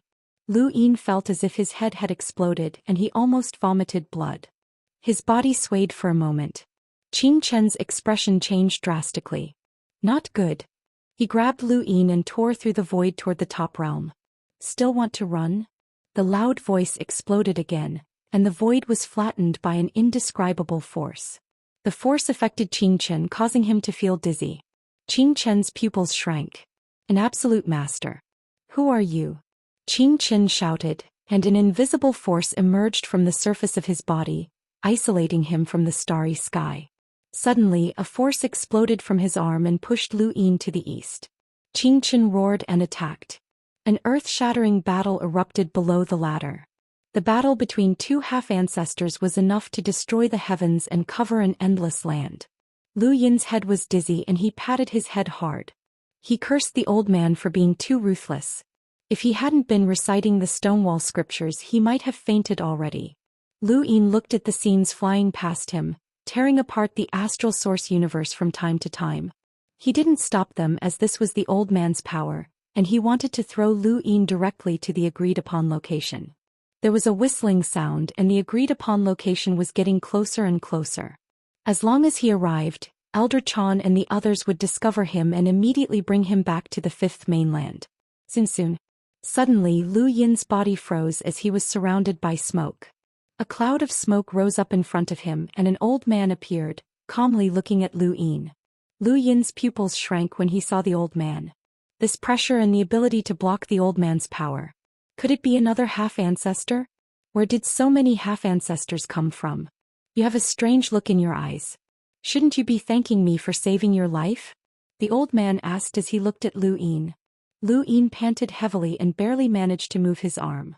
He bowed respectfully. "This junior is Long 7. Thank you for saving my life, senior." The old man stared at Lu Yin for a while before looking off into the distance. Lu Yin's fingers twitched and he decided to crush the jade to summon Mr. Mu. "The governor will descend," the old man suddenly said, startling Lu Yin. Lu Yin was stunned. "The governor will descend?" The old man looked at him again. "Even if he doesn't, he still has the power to act. Don't worry, Kuei Luo won't be able to take you away. Or do you wish to be taken away by him?" Lu Yin was stunned. "Kuei Luo? Half-ancestor Kuei Luo?" The old man replied, "You don't know that person? He possesses such terrifying spiritual force that even Qing Chen and I were affected. In the entire cosmic tree realm, only Kuei Luo was able to do so." When the old man had given Lu Yin the jade pendant that Qing Chen had recognized as belonging to Kuei Luo, Lu Yin had guessed that the old man might be Kuei Luo. However, the old man had denied it, saying that he was merely borrowing Kuei Luo's token. Now this old man had actually recognized him as Kuei Luo? Lu Yin felt helpless. Perhaps he had been targeted by the real Kuei Luo the moment he had pretended to obtain his inheritance. The question now was whether or not to summon Mr. Mu. Qing Chen had been so confident, and this old man had said that the governor could act. Even if Mr. Mu was a progenitor, he might not be able to take Lu Yin away from this region of space. After all, there was more than one progenitor in this region, and if the governor could act, then the other progenitors might not be able to as well. Also, if Lu Yin's guess was correct, this old man should be that half-ancestor from the smoke cloud sect. If Mr. Mu forcefully took Lu Yin away, then his identity would be exposed and he might not be able to leave. Lu Yin was conflicted about this choice. He was also worried that if Mr. Mu appeared, the governor would injure him and he might even be intercepted by the other progenitors in this region of space. These were all things that Lu Yin's mind was currently conflicted.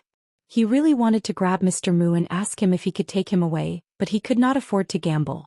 While he was hesitating, the power of the half-ancestors in the distance disappeared. The old man had left and Xianxia appeared. He seemed to be in a sorry state, but he had managed to defeat the old man in the end. Yun Wang.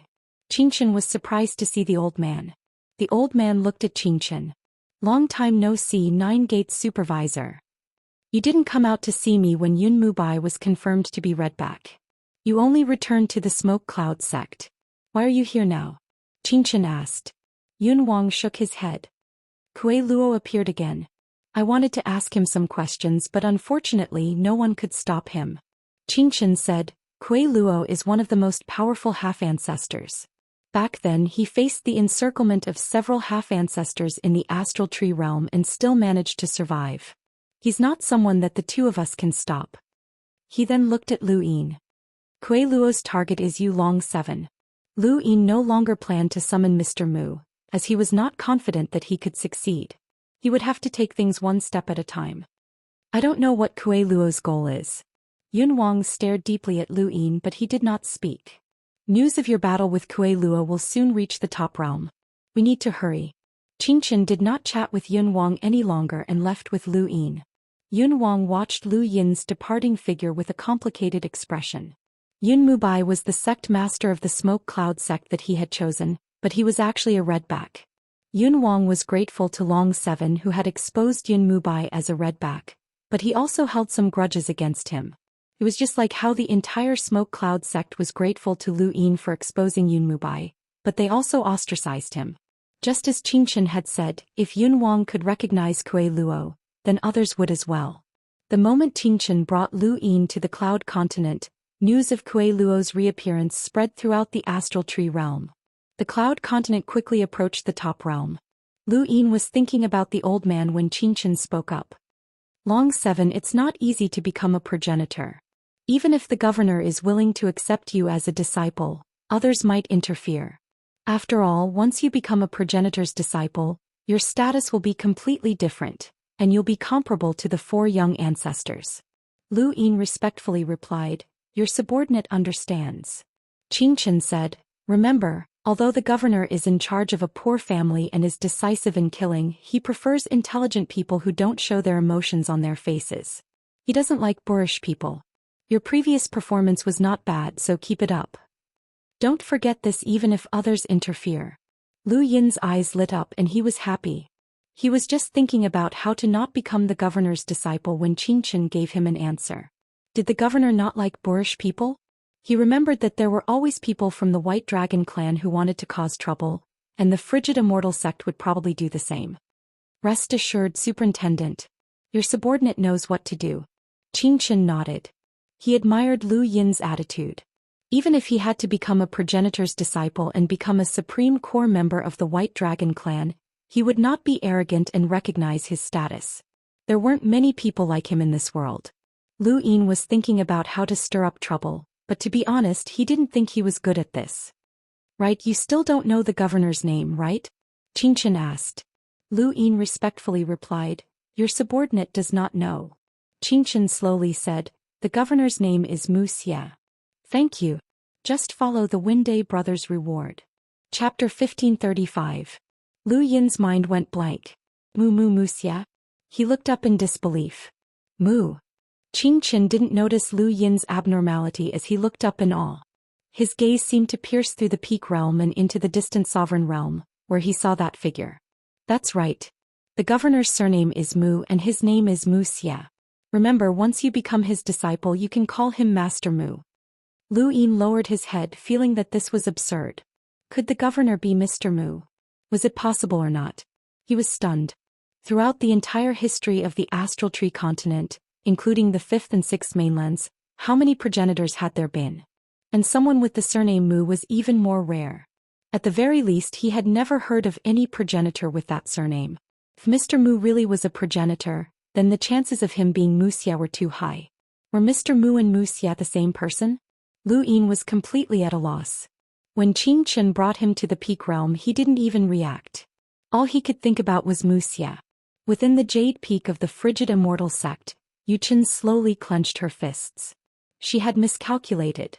Long Seven had actually climbed up the ladder without taking a detour. When news of the battle between Kuei Luo and Xianxia below the ladder reached the frigid immortal sect, Yuchen knew that she had miscalculated. She had overestimated Long Seven. No, that wasn't right. She had read through all the information about Lu Yin, and she had underestimated him. Long Seven had grasped all of her thoughts, and he had already thought of how to deal with her, which was why he had climbed the ladder. Was he so sure that the frigid immortal sect would send people to capture him? Lu Xiaoga stood behind Yuchen with a subtle smile on his face. Women sometimes like to overthink things. Yuchen's miscalculation had not only allowed Lu Yin to reach Dragon Mountain safely, but it had also led to her own downfall. When Bai Xiaohong had still been alive, Yuchen had relied on his power to stand at the top of the frigid immortal sect. Even an envoy like Elder Green Apricot had to bow to her. Now that Bai Xiaohong was dead and her plan had gone wrong, her position in the frigid immortal sect had plummeted. There were many grand occasions in the top upper realm. The Origin Wheel sacrificial ceremony to confirm the young ancestor was a grand occasion that had happened in the past few decades. At this moment, the Dragon Mountain viewing ceremony had also become a grand occasion. The ceremony this time did not only involve the White Dragon clan, but also 2 half-martial ancestors. The White Dragon clan had intentionally or unintentionally released news that a Realm Origin Array Master or even an Origin Array Heavenly Master might appear from the back battlefield. There were very few lockbreakers in the Cosmic Tree realm, and this was because the lockbreaker headquarters was located on the reverse side of the battlefield. If one wanted to become a lockbreaker, they had to go to the reverse side of the battlefield. However, there were far too few people who were willing to go to the reverse side of the battlefield. Although there were very few lockbreakers, there were quite a few lockbreaker powerhouses. The Realm Origin Array Master was a lockbreaker powerhouse, and there was no need to even mention the Origin Array Heavenly Master. Other than the White Dragon race, the 4-way scales all had Jieyuan Formation Masters. This was the White Dragon race's greatest pain. Lu Yin's lock-breaking talent made up for this weakness of the White Dragon race.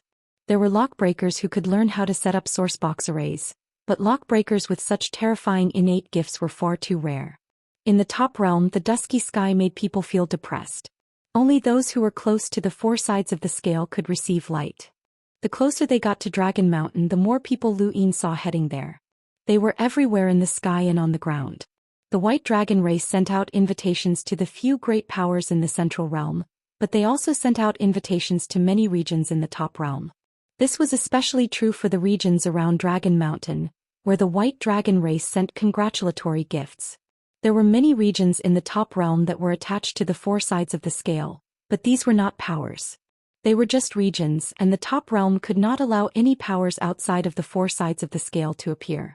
Up ahead, the Ho's enormous body appeared, attracting the attention of countless people below.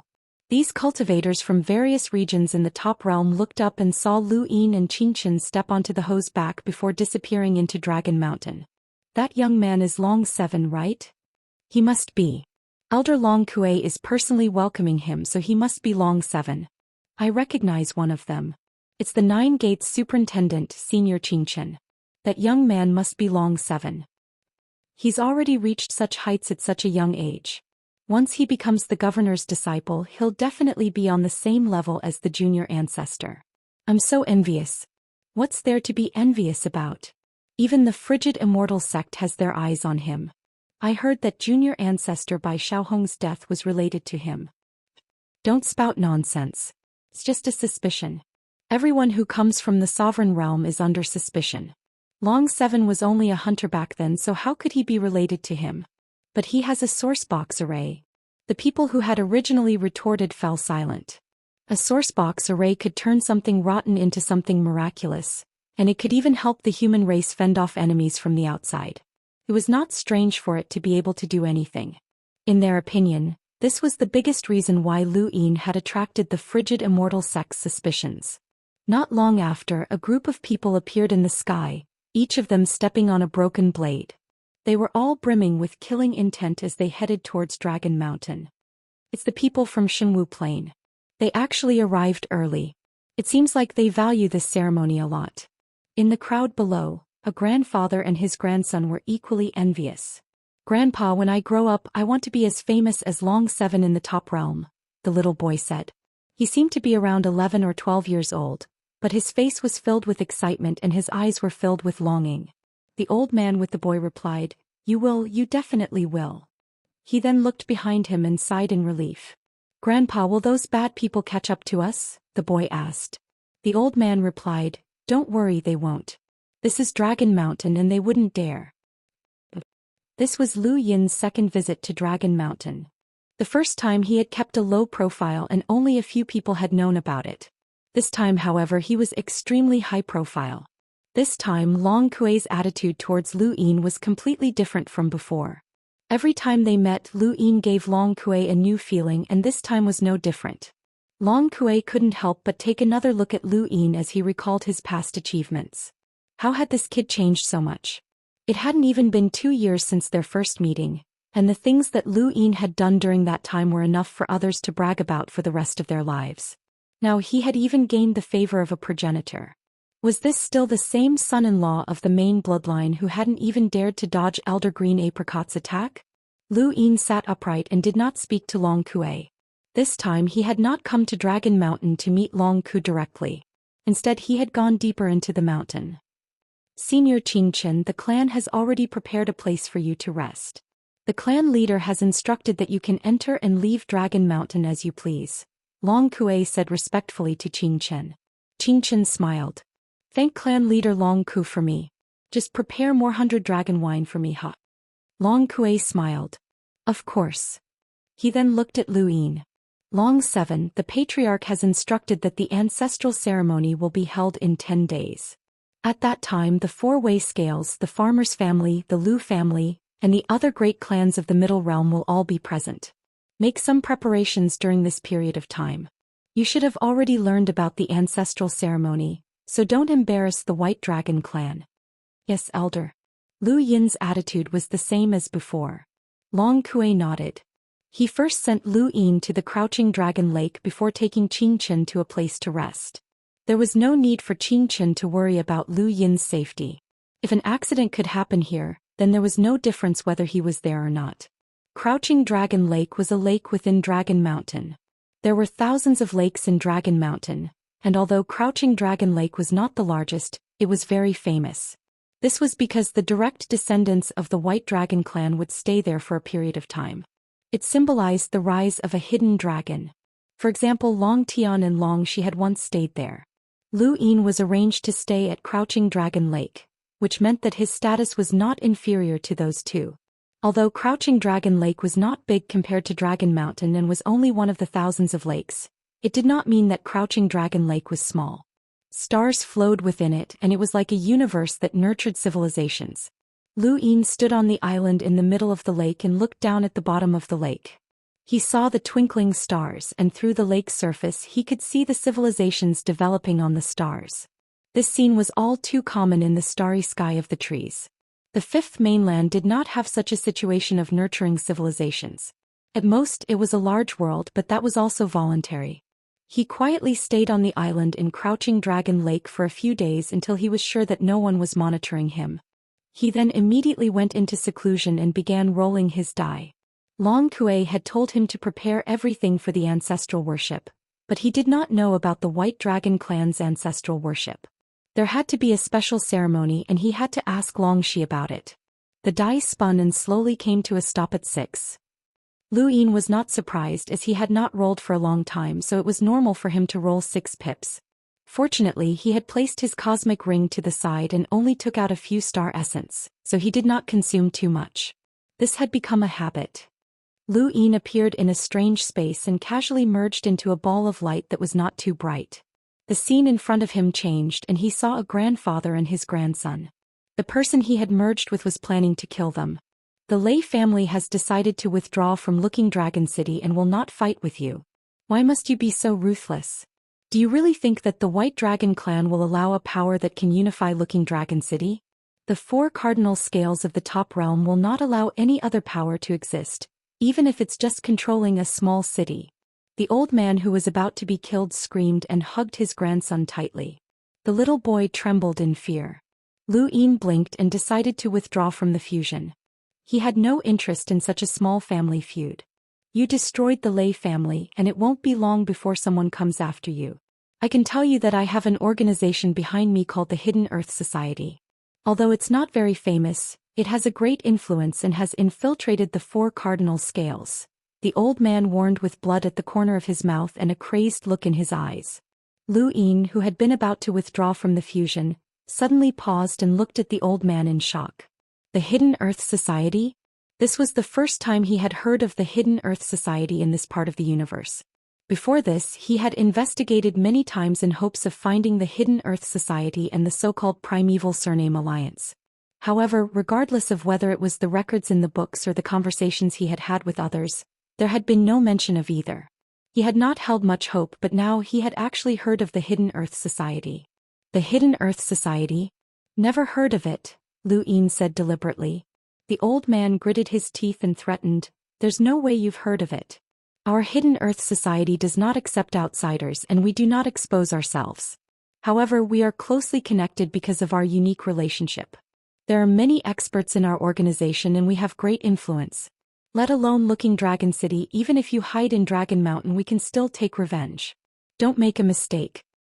Additional chapters, thanks. Everything depends on the Wind Brothers' reward. Since 7 consecutive days of updates have just ended, Wind will slow down for a few days. After a few days I'll continue to update. Chapter 1536. Why should I believe you? Lu Yin snorted coldly. Suddenly his vision blurred. Not good, he was about to exit the fusion. He didn't have time to think, so he slapped himself in the head and collapsed to the ground under the dumbfounded gazes of the old man and his grandson. This person had to die or the grandfather-grandson pair would be finished. Lu Yin then returned to that strange space. The scene in front of him changed and his consciousness returned to Hidden Dragon Lake.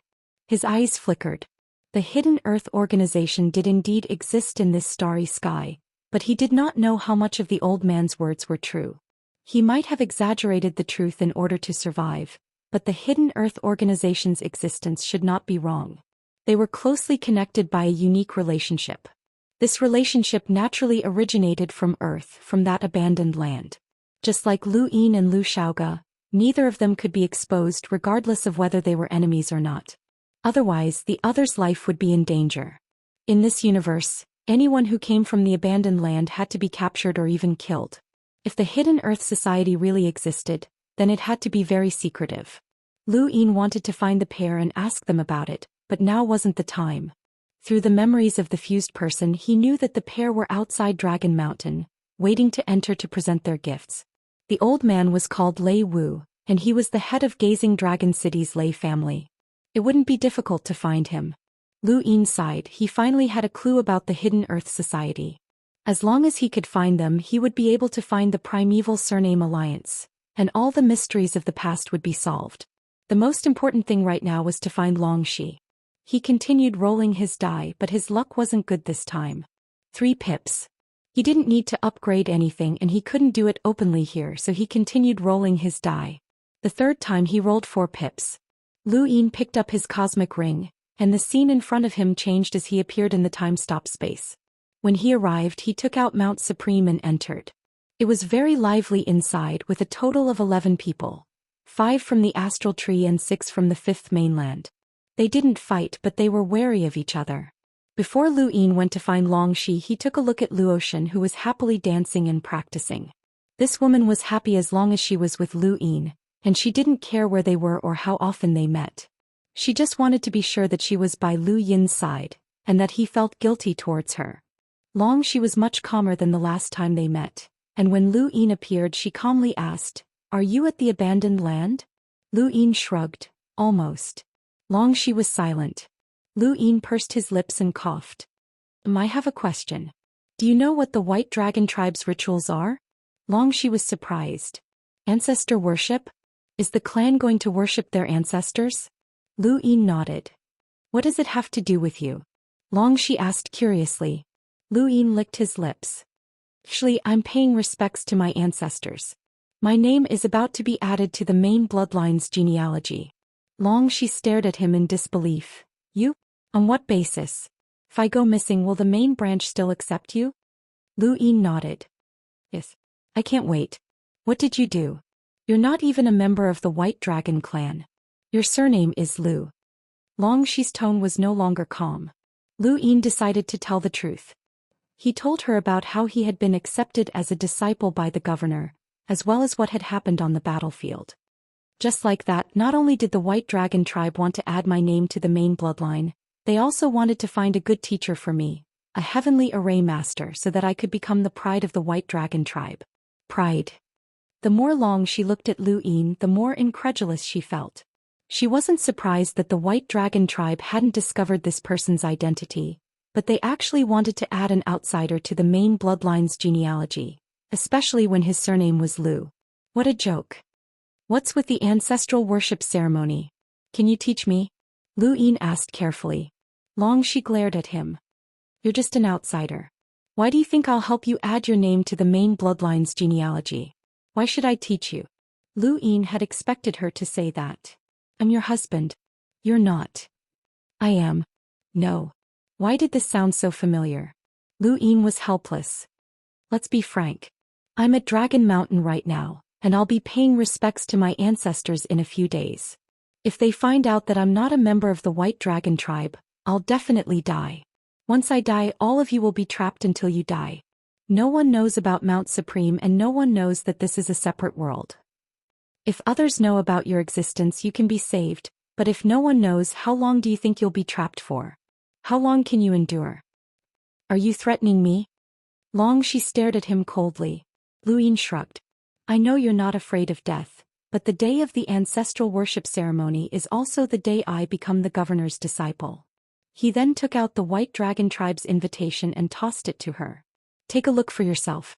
On that day there will be people from the four heavens, the middle realm, and even the mortal realm. It'll affect the entire astral tree realm. If my identity is exposed, it won't matter if I die, but the White Dragon tribe will become a laughingstock. My identity was confirmed by you, Long Shi. Who would believe that a princess of the White Dragon tribe would unintentionally treat me as a member of the tribe? Everyone knows that you did it on purpose. It was you who pushed the entire White Dragon tribe into the abyss. The White Dragon tribe will have to endure this humiliation for countless years to come. Even worse, if my identity is exposed, my identity as a member of the abandoned lands will also be exposed. How will the White Dragon tribe explain themselves then? Only the White Dragon tribe will be responsible for the fourth junior ancestor's imprisonment. And I'm about to become the governor's disciple, so the White Dragon tribe will have to endure his wrath. On that day, the White Dragon tribe will be able to show off to the entire astral tree realm, but it will also be a nightmare for the White Dragon tribe for countless years to come. Lu Yin spoke slowly as Long Shi listened quietly. When he finished, she looked up and asked, Are you done? I'm done, Lu Yin replied. Long Shi's gaze was calm. You're dead for sure now that you've been discovered, and will be trapped here until we die. Since we're already dead, what do the matters of the living have to do with me? Lu Yin blinked. Was this her logic? When Bai Xiaohong forced me to marry him, no one in the White Dragon tribe was willing to marry me. To me, Long Tian is dispensable and Long Ku isn't much of a father. I'm not interested in someone who's about to die carrying the burden of an entire tribe, she said. Lu Yin was helpless. That didn't make sense. Long Shi closed her eyes, not even intending to talk to him. Lu Yin sighed. If you don't think about others, can you think about yourself? I promise that I'll let you go once we reach the abandoned lands and tell you the way back. Long Shi was unmoved and her eyes remained closed. After all, we were once husband and wife. Lu Yin spoke up again. Long Shi growled, Shut up. Lu Yin pursed his lips. Well, don't you hate Bai Xiaohong? I'll help you get rid of him. It's an equivalent exchange. How about that? Long she stared at him. You. Lu Yin raised a brow as he felt uncomfortable with those words. They made it sound like he was inferior to other men. He immediately took out Bai Xiaohong's sky-splitting array. Take a look for yourself. I already dealt with him in the meditative ruins, but I didn't tell you. Long she hurriedly stood up and looked at the sky-splitting array with some doubt. Lu Yin took out the fruit that he had also obtained from Bai Xiaohong's cosmic ring. This too. Frost Immortal fruit. Long she was shocked, but she still said, others can get it if they pay the price. Lu Yin finally took out the enchanting red flower.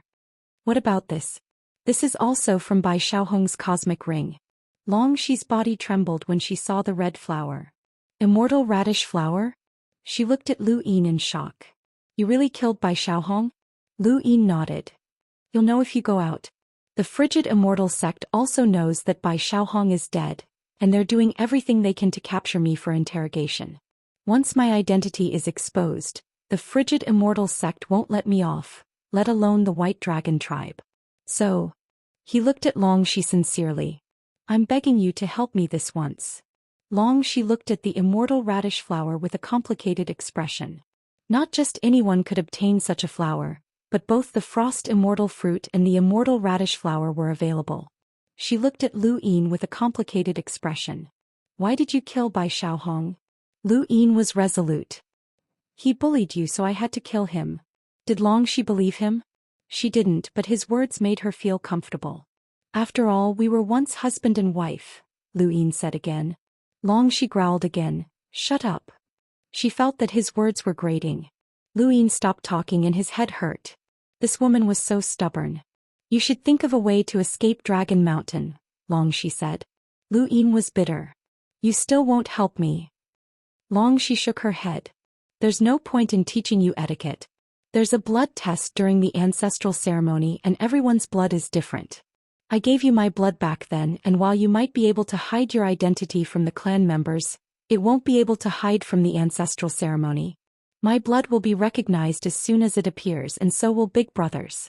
The same goes for your own blood unless... She paused. Lu Yin's expression changed. Unless what? Long Shi lowered her voice. Unless we can change the nature of our blood in order to hide from the ancestral ceremony, but that's impossible. Blood from outside the White Dragon clan won't succeed, and the blood of our clan members will be recognized as well. Lu Yin suddenly thought of something. You're saying that if your blood is purer then it'll work? Long Shi nodded. How can it be purer? Lu Yin asked. Long Shi looked at him. Breaking through 3 stages, changing the nature of the clan or ancestral Mang blood. Lu Yin was speechless. He had both. Which one do you want? Lu Yin asked. Long Shi was stunned. What do you mean? Lu Yin said, which one do you want? I'll get you one. Long Shi was amused and looked at Lu Yin strangely. You think these two are easy? Are they? Lu Yin asked before taking out the ancestral Mang blood and tossing it to her. Try it. The ancestral Mang blood came from Long Ku. Before going to the battlefield at the back, Long Ku had given it to Lu Yin to appease him so that he could deal with the branch clan members in the future and stabilize his position as the clan leader. Lu Yin had never known how to use it, but now it finally came in handy.